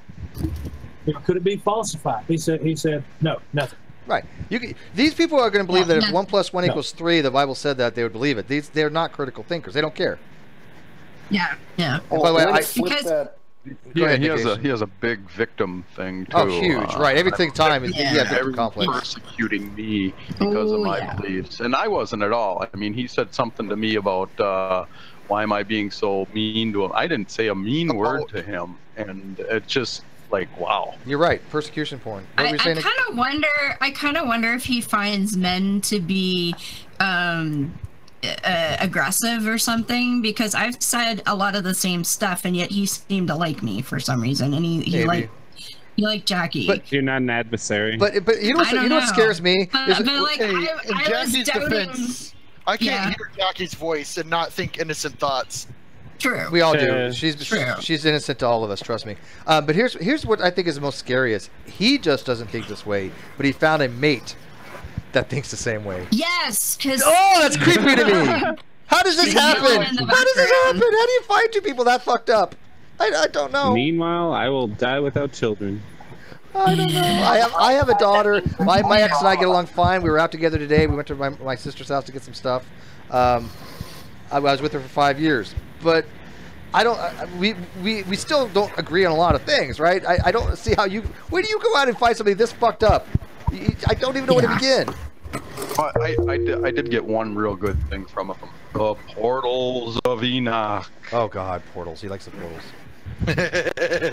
Oh yeah, I remember that from the other night. All right. Anyways, though, we are going to be wrapping this up soon. We got 120 people watching still. Thank you, everybody. I'm not going to end it just yet, but has everybody gone and actually subscribed to the webpage yet? Who hasn't done it? You've all. I know Heretic's done it. I know Heavy. Has everybody gone to the webpage? Boy, I haven't done it yet. You're a bad boy, Jerry. You're a bad boy. You have 24 hours, my friend. And then I find you, and then I do bad things to you. Who the fuck is text? He left. No, you're supposed to threaten me. You're not supposed to entice me. Steve. Oh, you might like what I do. That's true. Yeah. Or actually, Tex found Steve the other night when he was having rum and coke night and followed him home. One of the best rum and coke nights I've had, but the guy says. Technically speaking, I just sent it to a random flat Gotcha. He's delusional even by flat Earth standards. Okay, like I'm not sure if I regret it, but he asked reptile people shit, or we're talking something else. Oh yeah, we're talking. Yeah, he believes the Masons are in control of everything. So the Every flat earther believes the Masons or the Illuminati. It's always one or the other, or all of them. Yeah. I was that person. He believed in like. Was good. He believed in like portals and weird stuff too. Yeah. Wait, what do you mean portal? Oh, he didn't really get into it. He mentioned it in passing. I think he thinks like the moon goes into like weird. Something along the lines of like the sun or the moon passes the portal to get the other side. Yeah, exactly. Like the game Portal. Yeah. Right. It jumps to a portal, comes out one side to the other. What? That's why it changes color. They're going through the portal. There you go. Portal discoloration. Wait, so okay, this is like a video game. So he believes like portals, like Portal 2 we're talking about here, like you pass through. I believe so. Yeah. I love that. Portal gun.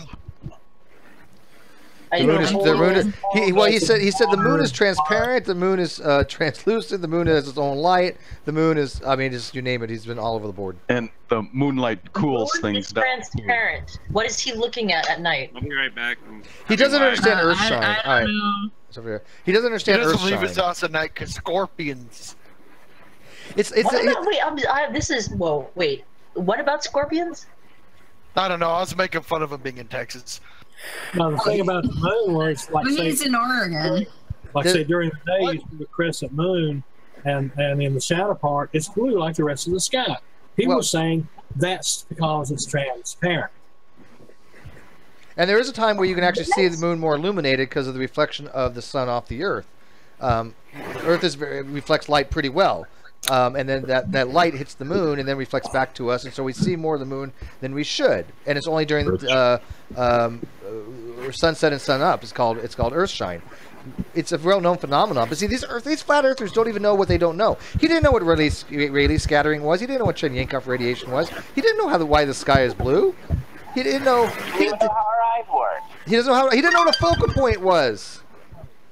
Well, Wait, yeah, he did. Ask him what the average albedo of the Just Earth like I is. have a better understanding. What degree of flat earther is he? Is he one of those, challenge the what you learn in school types, or is he like everything? Yes. I would say that everything under the sun, full on everything. All of the above. Yeah, teach the controversy. Control of everything. We drank. Claim to. Oh, sorry. How sorry? Go ahead, my friend. You've been very quiet, which is unusual. Okay. Hey, I what's love up, you man? too. What's up? No, he is so. The last time he was on, he claimed that he burned his old textbooks when he figured out when he woke up about 2 years ago to the Masonic teachings. He was and and now he is not. Nice waste of brain tumor. And and he says he has a brain tumor. I'm not going to question that. He also said he was an engineer. We knew that was a lie, so I really don't trust anything he says. Wait, I mean, that's just $40 a textbook. What did he say that was a lie? He said he was an electrical engineer. I asked him a very simple question that any electrical engineer would know about Kirchhoff's current law. He didn't even know what the hell it was. Never heard of it. Okay, and I tell you right now, any electrical engineer, no matter if they're even if they're like suffering from Alzheimer's, is going to know that. I guarantee it. He didn't know that electrical engineer does not mean I can fix a tractor. I might have a point there. And by the way, I want to put a shout out. I want to. Wait. He thought because he fixed a tractor that makes him No, an he's just kidding, but that's probably engineer. true. I mean, I don't even believe that he owns a farm, honestly. My great-grandfather could do calculus in his head from managing orchards. Wait, I've done it. Okay, I don't want to mean this as a pejorative, but is he like a redneck? Is he like typical Bible Belt American? Oh, it's about yeah. He lives on a mountain looking down on Texas. Oh, honey, he is. I'm gonna get my sister in bed tonight. Connor, he is a biblical literalist from what I can gather. Hyper literalist. Oh, honey, bless your heart. Hyper literalist. I'm entirely serious. I live in New York City my entire life. I still have not met a person with like an authentic born Southern accent that I've always wanted to meet someone. Like, I always find that the strangest thing. That's him. Well, you can kiss my grits. Hey, by the way, I want to put a shout out to somebody that was like just started coming around on my page, Joy Benford. I don't know if it's a he or she. A Joy could be either, right? But he or she had actually put one of the coolest comments on one of my videos on Kent Hovind, and they said, "Thanks, Steve, for saying calm and making sense. I only have a high school level of science biological brain plus some reading, and you make way more sense. My 10-year-old grandson would say you make way more sense. Thanks again. Going to subscribe." That to me is the greatest compliment I can get. When somebody says we make sense rather than over Kent Hovind, that's why we do these things. That's why we have these debates with Kent Hovind. We want people to go, okay, who made more sense during the Bill Lolo and Kent Hovind debate? You know, I mean, honestly, Steve, anybody could make sense over Kent Hovind except but dude, he has followers. He has followers still to this day that still go he won, right? I mean, but I dropped out of college and I could outsmart him. What was the guy that peer review got to debate Ken? Who was that gentleman? I don't even know his name. That peer review got to debate him?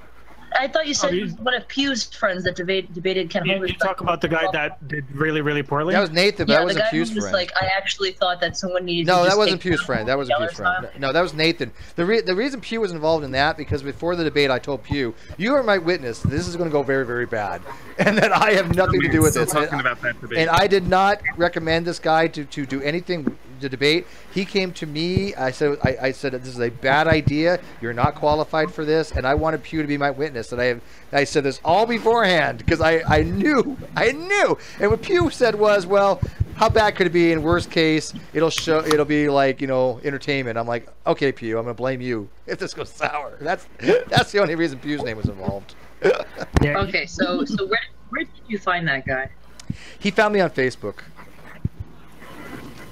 Who? Max?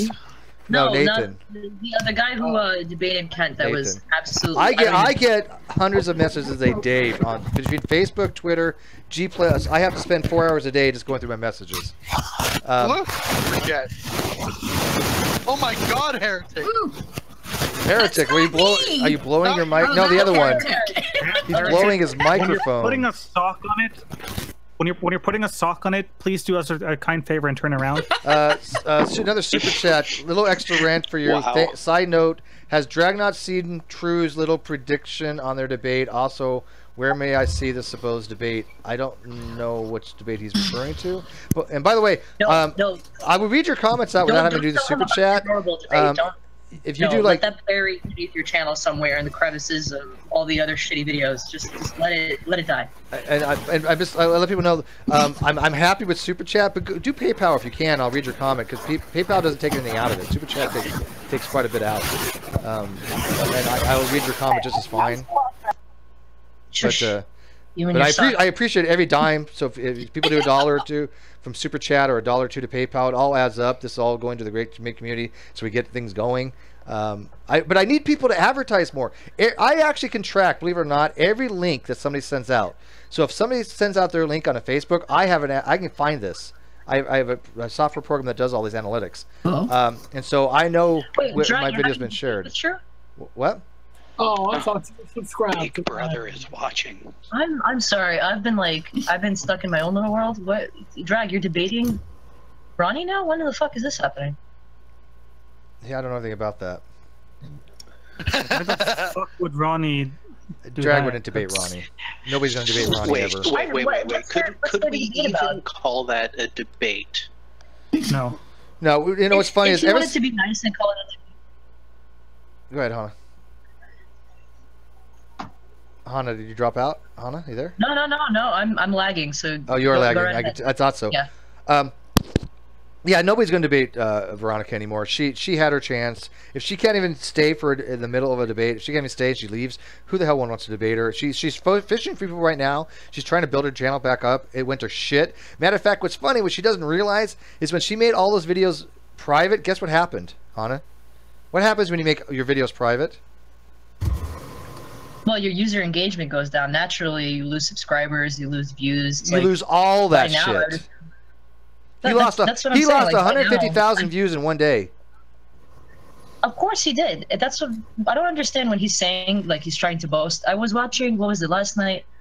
I was on my phone and I got a notification that he was having on his True Empiricism, or what was it, True Talk TV account. And I'm listening to him and he's boasting yet again about his views. And I'm thinking, this man has such an ego on him that he mirrors other people's content on his channel. He gets views by having tags with Kent Hovind or Atheist Experience. Alien Autopsy. Yeah, he puts the most ridiculous tags, the most clickbaity tags on his videos that are just mirrored content from other people's channels.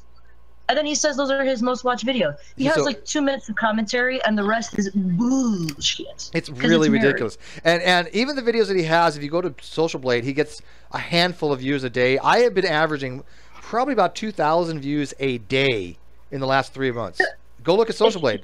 I'm not even kidding. You don't even need it. Listen, if you need access to a vidIQ Pro account, just ask me. I'll give you my I have basic. It's fine for me, but thank you.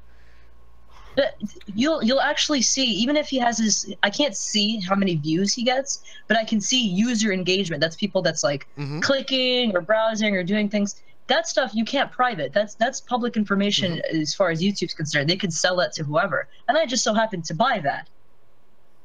So guess what? When he's saying people that he's getting these many views and he gets 10 subscribers a day, I know for a fact that's not possible. Yeah, because his user engagement would go up. So his user engagement, people would be actually clicking on his channel. You can't subscribe. I get subscribers every day. Hang on one sec. You actually look, because I leave mine public. I just celebrated my 2,000th subscriber. Correct? I'm already at 2,100 almost. So I mean that's a lot of engagement in a period of how long? That wasn't that long ago. You have 100% user engagement. And you're not on the trending tab? I've trended once. This does not seem logical. Here's the reason. That's not. It doesn't. You don't end up on trending unless you have a certain threshold. Right. But we're in a small community, so like chances are very rare that I've trended once. That was the Hovind debate with Bill, but it only trends if people actually take the excuse me, if they okay, let me explain to you guys how to do this again. It's not so much taking the link and putting it somewhere. It is going to the button that says share, and when you open up share, it pulls all these icons up, like Stumble Upon, Pinterest, Dig, Tumblr. That when you Pinterest, not Pinterest. Pinterest. Thank you, Mom. So when you click on something like that, that's an engagement. So you click on Facebook, it brings up your window, you post to your own feed. That's an engagement. The more people that do that, the higher these things trend. So if everybody can share these videos, my father that says goggle. Can you look something up on the goggle, please? If everybody can share these things on Facebook, G+, Stumble Upon, that's how you get trending. And I can actually see that these things are being clicked on and sent, or they're not. It's all user engagement stuff. So I appreciate people share my videos. And other people's too. I mean, why not? Especially when you get people like Ken regularly on your channel, then you're going to get more regular engagement.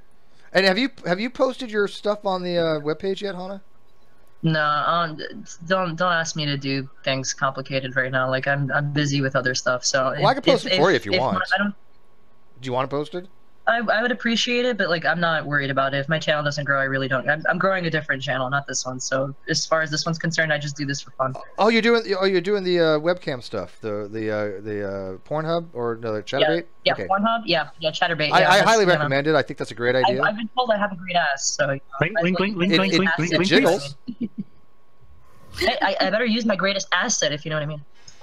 Hell, if I had one, I would. Well, whatever.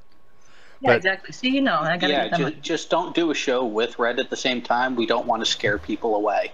Yeah, I'm not into the couple thing. Listen, do I want engagement or do I want to be reported to the FBI? Like, you know, so one of these is a federal crime. I don't know. I'll accept the challenge. You want to have sex with Red's housewife? Oh, we've known that for a while. Sure, I love it. Why not? Yeah, of course he does. Of course he does. Every flat earther would love to present their asshole straight to Reds. Why? I think a lot of them have. A lot of them definitely have. Yeah, like it's like, hey, Reds, I want to debate you. Sure, thorough ass spanking. Please present your ass to me. Fantastic. There you go. Bend over. Take it like a man. Yep. All right, Heretic, are you going to be doing a, well, obviously not tonight, but when's the next time you want to do a community thing? Whenever, possibly, I don't know. It won't be Monday, because that's when my show is, and it won't be Saturday/Sunday morning, because that's my other show. But, I don't know. We could do Tuesday again, whatever, when the mood hits me. Tuesday works. Apologies, came late again. Yeah. Sorry. I'll put it up on the GDC or something. Yeah, Apologia, you came late to the party. You missed the rage quit. Yeah. Rage quit. You're all Text. going to hell. This guy was here? I'm going to give him the best lap dance of his life, and I'm going to become a demon. Can you get him back in the room? I just want him to say a few key phrases just for my own amusement. Text? You know? Yeah, I want to hear an authentic Southern. Do you know how many people asked me to do that when I went down to fucking New York? That's annoying. I'm most likely going to Texas next year, and if I find some Southern girl there, I'm probably going to marry her. I don't care. I just love the make sure she doesn't chew dip. As long as you don't chew no dip. That's how they talk. I love it. It's just, it's like a cartoon. It's amazing. Be careful. Her parents will my name's Silly Pete. I can't keep my mic too close. Hey, you know, I've been practicing that for years. And this is why Horsecock is the official theme song of the GDC. What? The song Horsecock. What? Yeah. Oh, there's some people that don't know. Oh dear. Oh, you don't want to. I don't know. I'm new. Good that you don't know. Don't ask. I'm rather new as well. Once you hear it, you can't unhear it.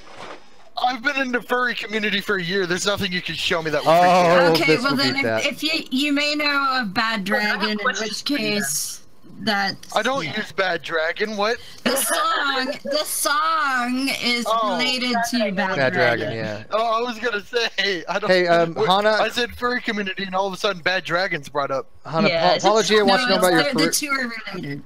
Apologia wants to know about your career change, and you know, are you gonna use a high def? Are you gonna like use the ones you can actually do like a joystick? People can like control your camera. I've heard that's possible now. Wait, who are you talking to? Me? Oh, there's way more than that. You also have interactive toys where it activates depending on how much you donate. That's fun. I control you. You see, like I'm the one with the joystick on the other end. You get to watch me. Oh, she's going the Dom style. Yeah. Listen, I remember a long time ago, Nevin taught me all the good little tricks. Yeah, that's a good niche to get into. Yeah, listen, she made bank. Nevin made good money. That's really fun. Yeah. Hey, why not? Shit. And she didn't even have to do much. That's the awesomest part, you know. He presses buttons and talks bad to people. Yeah, I would be happy to do that. Worry a little bit. Button. $1 grand in the pocket. Well. Negation, you're a bad boy. There you go. Hey, watch it, man. Well, you're married. Well, you know what? That makes it even better, listen, right? If you want to be my first customer, just shoot me a PM. I'll keep it totally private and legit. Just saying. Are we talking about a strip show? I stopped paying attention. No, he strips. I don't. I'm clothed. He's naked. Yeah, there you go. Now you're getting the idea. So I get to take my clothes off and tip you for it. Seems legit. You'd pay me for you to take your clothes off. You'd pay me to take your clothes off. I've had to pay people to see me naked. I get that concept. I wouldn't touch Steve. No offense, Steve. I don't touch old men. I wouldn't. If you think I'm old, oh my God, then yeah, believe me. I'm still in my 40s. That's not that old. You're ancient. Yeah, well, you know what? Yeah, as soon as you turn around, you'll be that way too. Trust me, it goes by fast. Nah, man, I don't want to be 40. I'll probably jump off a mountain in Norway before that. If I'm ancient, what's heavy? Dust? I must be prehistoric. I'm 63. Yeah, if you want to jump off of Norway, try the Toltungen. Let me guess, heavy hauler. Did you drive a heavy hauler back into the past like that DeLorean? No, the heavy haulers in his day were sauropods. Oh, that's lovely. Are you secretly a T-Rex, just like a human? When you say 63, do you mean 63 million years old? Oh, no, 63, because, you know, y'all said, Steve said he was like 40-something. You're talking about he was ancient. So I'm thinking, well, dang, I must be prehistoric. I'm 60. I mean, when you get to 90, you will be officially an antique. Officially a fossil, probably. Listen, don't forget to donate your body to science. You are running out of No one needs to see you shirtless, Heavy. Aw, shut up. Oh, You're I'm fine with them shirtless. You're a beautiful creature. Heavy, you can be shirtless as much as you want. A male. We need to study what Heavy is, because he's like the next form of human. Transhuman. The next evolution of man. Are your toes slightly longer than the average Joe's? Oh, wow, God, there's a name in the live feed I haven't seen in a long time. Simon McDuck. Hey, Simon. Can I see your feet, Heavy? We got like over 100 people in the live chat right now. I'm gonna. Oh wow, the face you made. I'm just kidding, Heavy. I'm not serious. I don't know. I'm one of the people that want to see my feet. Oh God, no feet stuff. No feet stuff, please. Yeah. I'm gonna donate my body to science fiction. Back on internet chat, there was someone. He was wanting to get pictures of everybody's feet. My mom used to take pictures of people's feet, and I don't know why. You used to take a picture of people's feet. Yeah, I don't know. My mom. I actually I don't know if this is true, but I had heard that people have foot fetishes because in the brain, the region for stimulation of the foot is very, very, very close to the groin area, and sometimes there's like a pathway that gets like between the two, some kind of neurological pathway, and that they get the wires crossed. I don't know if that's true or not. I mean, I just throwing this out there, so maybe somebody knows about neurology can tell me that's true or not. It could be an old wives' tale. I don't fucking know, but I tell you what, it sure the hell explains it because I'm not into feet at all. That's like the worst part for me on the body. I'm not into feet. No. Ankles is good. Legs, calves, fine. You know. I don't think the part of your brain that recognizes a diaper is close to the groin area either, Steve. Because there are diaper fetishes out there. Well, that's a whole different ballgame. I'm talking about feet fetish, right? So there might be other reasons for other things. What?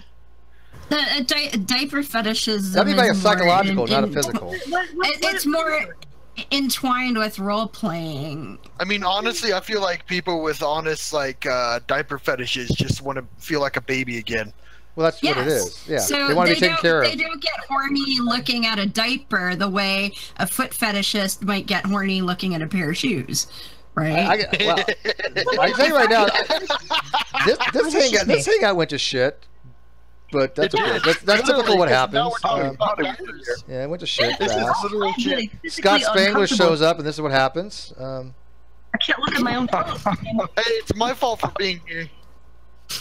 No, you've done to me. I can't even look at my own feet right now the same way. I can't even look at your feet the same way. Okay, I don't want to look at your feet. Giant vein going from my big toe to my ankle.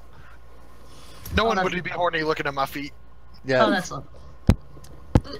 Well, don't say no one. You never know. I'm not. No. Wait, I have to ask Scott. Where are you from? I'm from Michigan. Why is this the conversation? How do we get here? Every now and then you'll elongate your O like a Canadian. What are we talking about?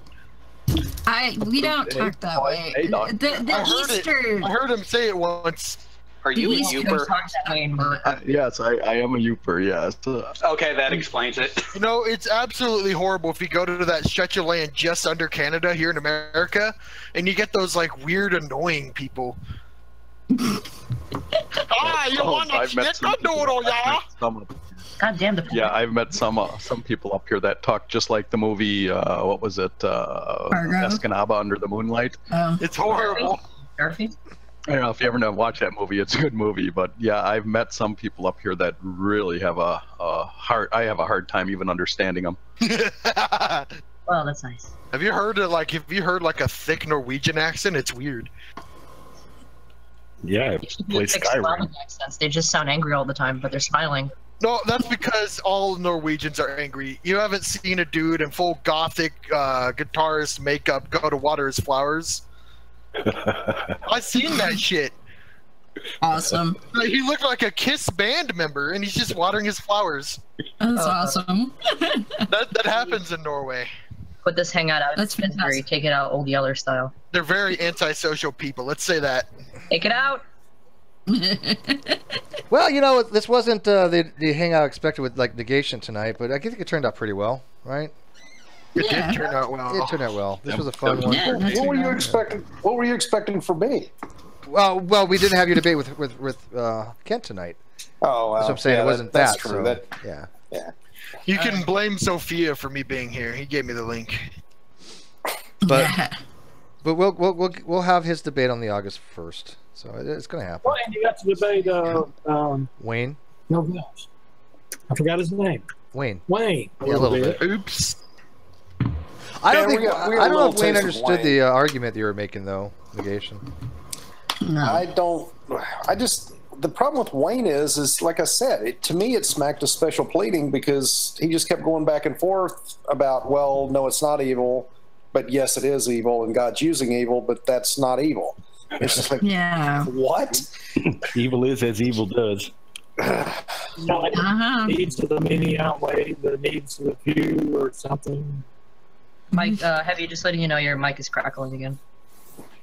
Yeah, you're all robotic. Maybe God could just use evil without actually using evil by somebody else doing the evil, and he just taking advantage of the fact that the evil things do. I have no idea.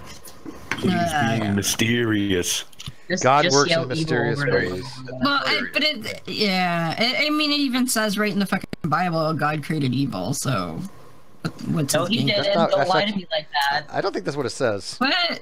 Don't lie to me. I can find you. He did. He did. No, it's like I am the Lord your God. I created this and that and the other thing, and one of them was evil. No, listen, I take a literalist interpretation of the Bible, and even though it says that, it doesn't really mean that. Okay, so like back off. Isaiah 45:7. I form the light and create darkness. I make peace and create evil. There you go. That's Isaiah 45:7. Yep. Isaiah 45:7. I bring prosperity and create disaster. I, the Lord, do all these things. Are there still people that don't know who Veronica is? I mean, there are people who are asking in the live feed. Veronica is the retarded name that they're calling Ronnie because of reasons I don't remember. Yes. And Because we won't tell you the reasons. He was No. yeah. Go Okay. ahead. No, go ahead. No, don't tell. I don't care. No, tell. Because he was purposely misgendering people to be an asshole. Yeah. So we just figure if he's going to purposely misgender people to be an ass, we might as well just return the favor. Is there a fucking goat in the room? Should I be worried? Am I supposed to go into predatory mode? What do I do now? I'm sorry. I have a really goat next to me. Whenever I want him to make noises, I grab his balls. You have a habit of grabbing balls often? Like, how did you discover that grabbing his balls make that noise? Purely by accident, I'm sure. Ball sack at one point.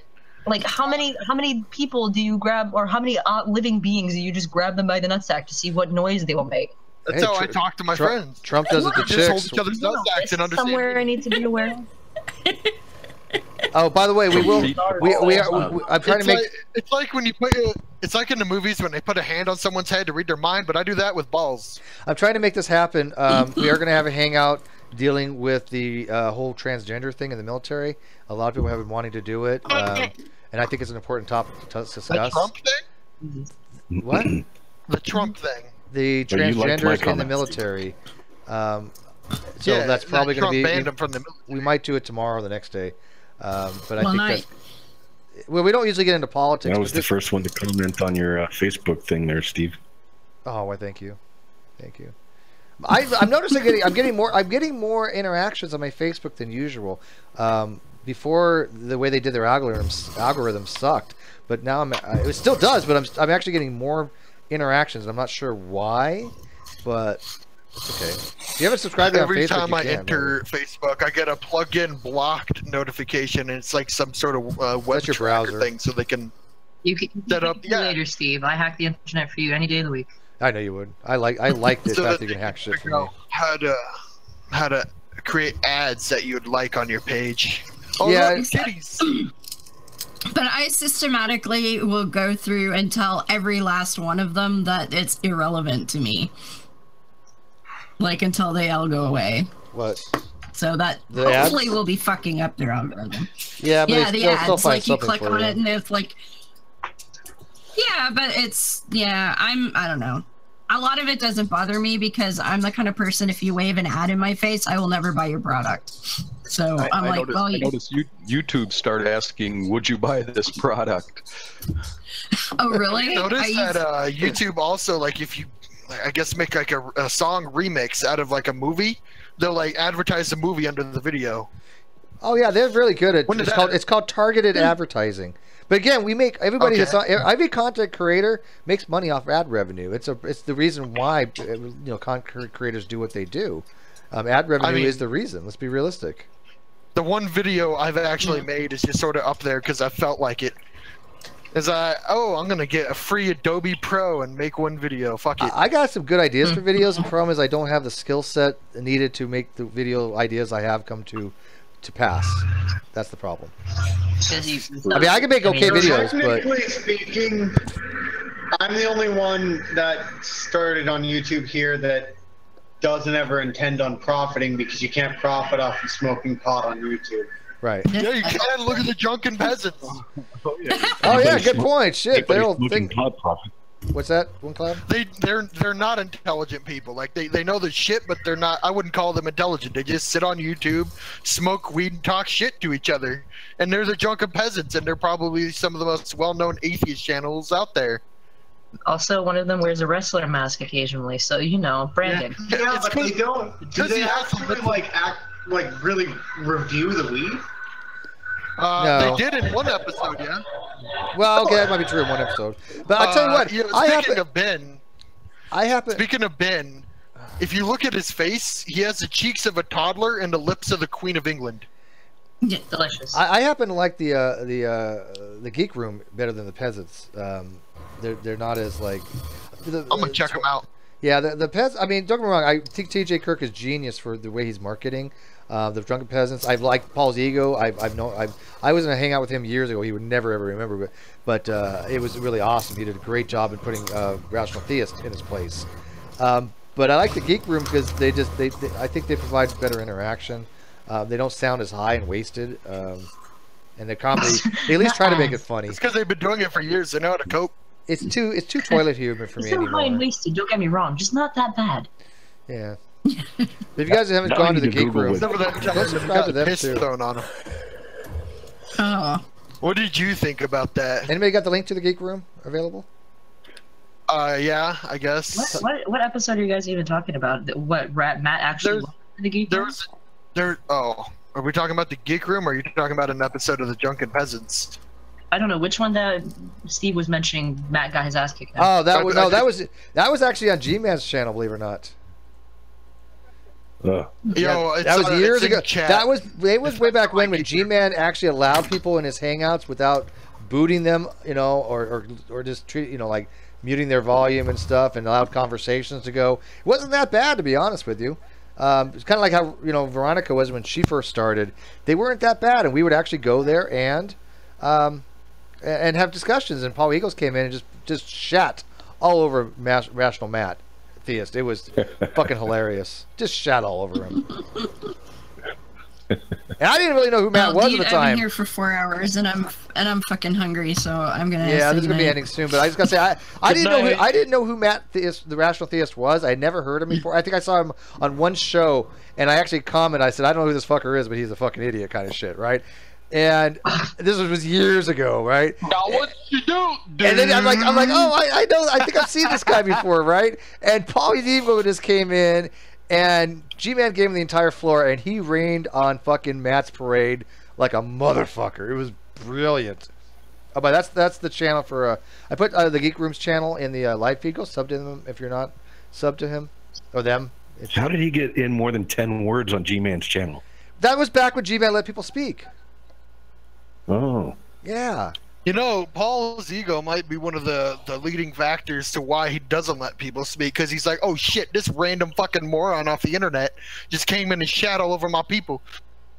Paul's ego will verbally tear you up. He's got a scathing tongue. He's like Gus Bellinger, like the smart only one high of the all the group. time. Like there's TJ in the corner, there's his brother Scotty who just talks shit, and then there's Ben who manages, and then there's Paul's ego over here roasting bitches.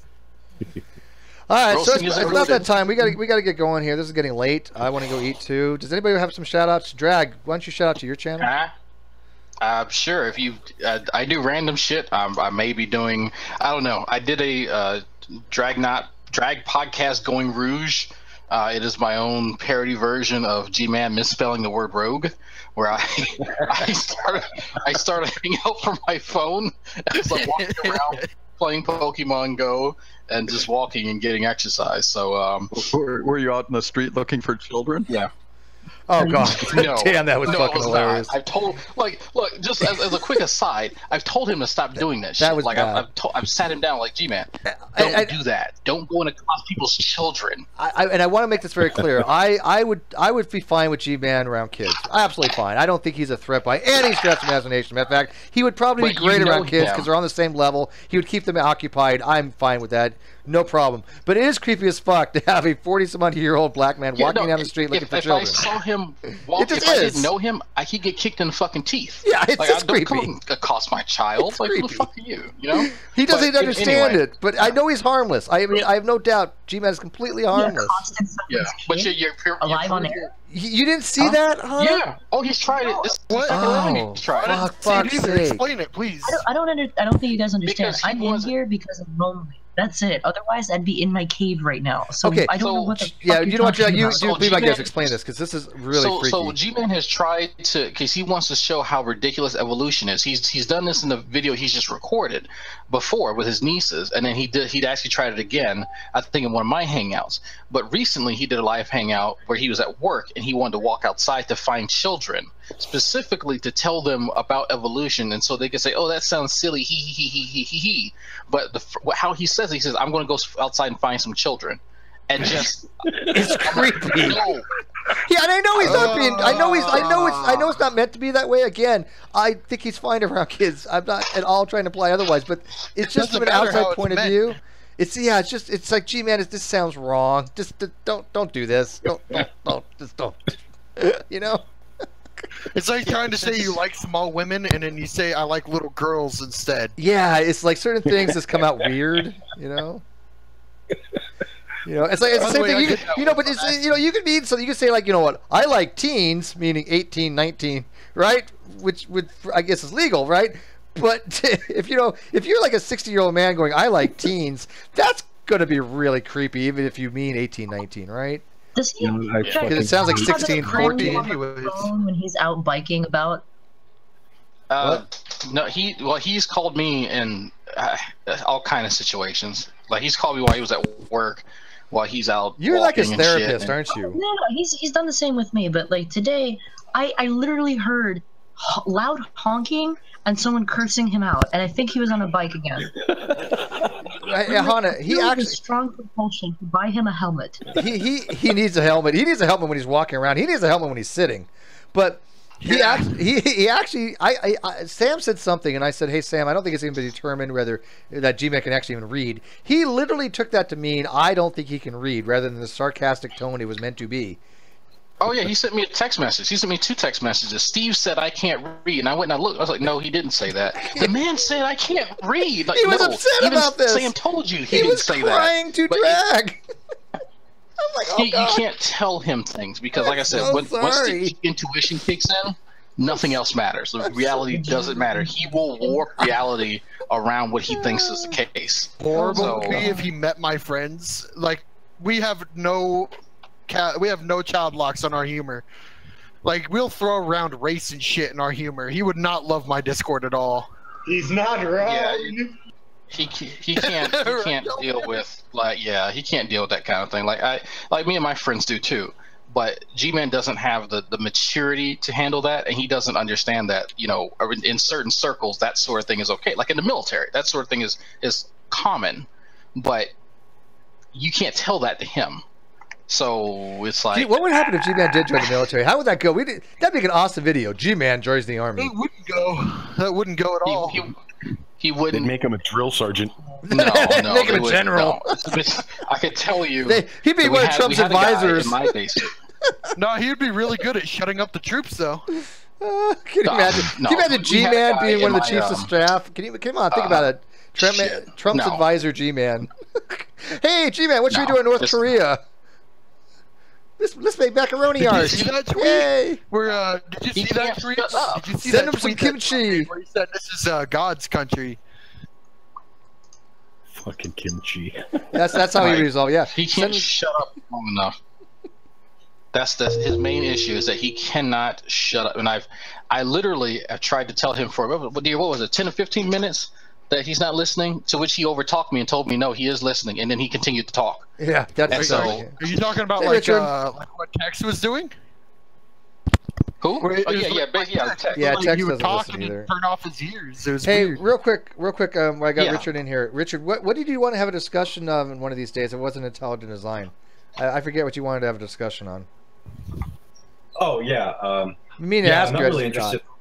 Sorry, go ahead. Yeah, it's fine. I'm not too interested in the whole intelligent design. I mean, I don't know. Natural theology is kind of interesting, but definitely not the whole fine-tuning thing and biological design. That wouldn't interest me too much. What I wanted to talk about was reformed epistemology. I'm not by any means an expert on it, but I thought it would be an interesting topic because it's probably something that you guys probably haven't covered too much. You'd be surprised. I mean, are you a Vantilist? Are you a preceptor? No. Bonson? Okay, so reformed epistemology, it's not reformed like the Calvinist reformed tradition. That's not what it means. Reformed epistemology is more about internal justification for religious beliefs that wouldn't be based so much on evidence. So it's not so much calling out your epistemology or anything like that. It's more of my own internal justification. Sure. My understanding was that if from Reformed epistemology, and correct me if I'm wrong, if you have properly basic beliefs, and anything that you intuit to be the case can also be argued for a properly basic belief. So they argue, well, since one can intuit God, or one can intuit a higher power, that can also be used as justification for a properly basic belief. So I mean, kind of. I don't know if I would use the word intuit, but it's more like something that you can see clearly to be true, and that you would ascribe to the work of the Holy Spirit, even if it's something that you can't give to somebody else. I know. Oh, go ahead. Sorry. I know what he's saying, but to me, it's more.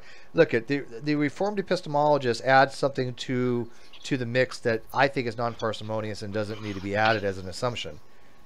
I'm not saying it doesn't work as internal justification. I just don't see the need for it. But if you want to use that as a justification criteria, I'm okay with that. But I mean, I'm a foundationist. I think Hannah's a foundationist. We have some coherentists to come in here. If you think that justifies your beliefs, I'm okay with that to some degree, because it's your own internal justification, right? Yeah. Yeah, that was something I was worried about, though, with talking about this, because I was worried that I would tell you and you'd just be like, yeah, I agree with that. So, because it's not something that, like, I'm saying, therefore you should believe. It's like I'm saying, this would be why I believe. No, I get that. Well, when you want to set something up. Is there any... sorry to cut in, Richard. Go ahead. Is there any utility in that as far as outside yourself? What do you mean? Well, I mean, as far as if it's purely internal, like, is there anything that you could use that for through spreading the word, through convincing others, or is it just purely an internal justification for that? No, I see what you're saying. So I think it does have some practical application when I'm talking to guys like you, because then if you had any interest in convincing me that my beliefs were false, you would have to provide some kind of defeater for that. So in like a conversational setting, it would kind of equal out the burden of proof, not in the sense that you would have to provide an internal justification for your belief, but in the sense that if you had any interest in convincing me, then you would have to provide some kind of defeater. So in that, but then if we're talking about something like, I don't know, does God exist? And I would have to bring something to the table, because I can't give you my personal experiences. Right, because they're subjective to yourself, they're internalized. But let me ask you, how much time do you have tonight, Richard? I don't know. Because I know your schedule's been weird, and I've been trying to arrange something, but I want to end this feed. I don't mind starting something else. We're starting on the Great Debate Community channel. If you and Negation or anybody else wants to discuss about this, I gotta go eat. But this hangout has got to end. It's been going on way too long. Yeah, we can do that. Maybe we can touch on other things, because I'm not sure. I think we might agree too much, and I'll probably run out of gas on this topic pretty fast. All right, but you want to have another hangout? I mean, you want me to make a new one? I'll put it on the Great Debate Community channel. And Negation, are you free? Yeah, I can hang out for at least another 45 minutes. Oh, that's cool. All right, guys, I'm going to bring this one to a close then. I'll give you guys the new link in a few minutes. Or if somebody does anybody else want to set it up? Real quick, folks. Shit. For some reason, okay, let me check. Give the Great Debate account mods so I can post links so people can go subscribe to the Great Debate channel, because a lot of them don't have it subscribed to yet. It is getting moderators right now. Okay, so here you can either click on that link, or just click the little dots on there and go to my profile. That's me posting under the Great Debate Community. Go to that channel, subscribe to it, folks, so we can kind of start migrating more folks into that channel. I am one of the moderators, and I'll head over there too, because I'm just filling out some job applications. Do you want to go make up the room real quick? Sure. What do you want me to name it? I don't know. Just epistemological talks or something. I don't know. Okay. All right. I'm going to go set that up then. It doesn't even have to be about epistemology, but Richard, what do you want to talk about? I've been trying to get with you for a while. We could do anything. We could do natural theology or something. Epistemology and natural theology. That has a ring to it. Yeah, that's fine. I don't know. I didn't really study up on it or anything, but I'll just come in and. I know, cool, man. We're all laid back here. You know how you've watched my channel for a while. You've seen how we are. You're not a flat earther. We're not going to treat you like an idiot. Listen, Richard. Half of these people are drunk. The other half are high. So trust me, you're in. I am sober. I have never been high in my life. Oh God. Purpose, maybe. No, but obviously Richard's a theist, and that's a lie. I took ADHD meds. I was high as fuck then. He's from Twitter. He's always been really civil and really nice. Kind of outgrowing my worldview because I have this. You're kind of breaking the stereotype of the angry, bitter atheist. I'm not an atheist. So, He's not an atheist. oh, you're not? No. No, he's an agnostic. Agnostics for life, right? I'm a temporal agnostic. I'm one of the few. There's me and Hannah. Well, she's a Huxleyan agnostic. Yeah, it's a sub. I'll take it for what I can get because there's not too many agnostics around. I'll convince her one day that Huxleyan doesn't really work. A lot of people I meet on the internet would say they're agnostics. Usually say they're atheist agnostics. You don't like that label? You know what? That's a good discussion. That's a good discussion for the next hangout. Because people hate the whole discussion on atheism. There's going to be one right after this. Yeah, because if not, this video is going to get thumbed down in a heartbeat. Yeah, trust me. Oh, okay. We've got the link in the section. Yeah. Richard, are you a theist? All right, so we're going to migrate. We're going to migrate over. Everybody, I want to thank you guys for watching on this. This was a great hangout. We had like 130 people watching.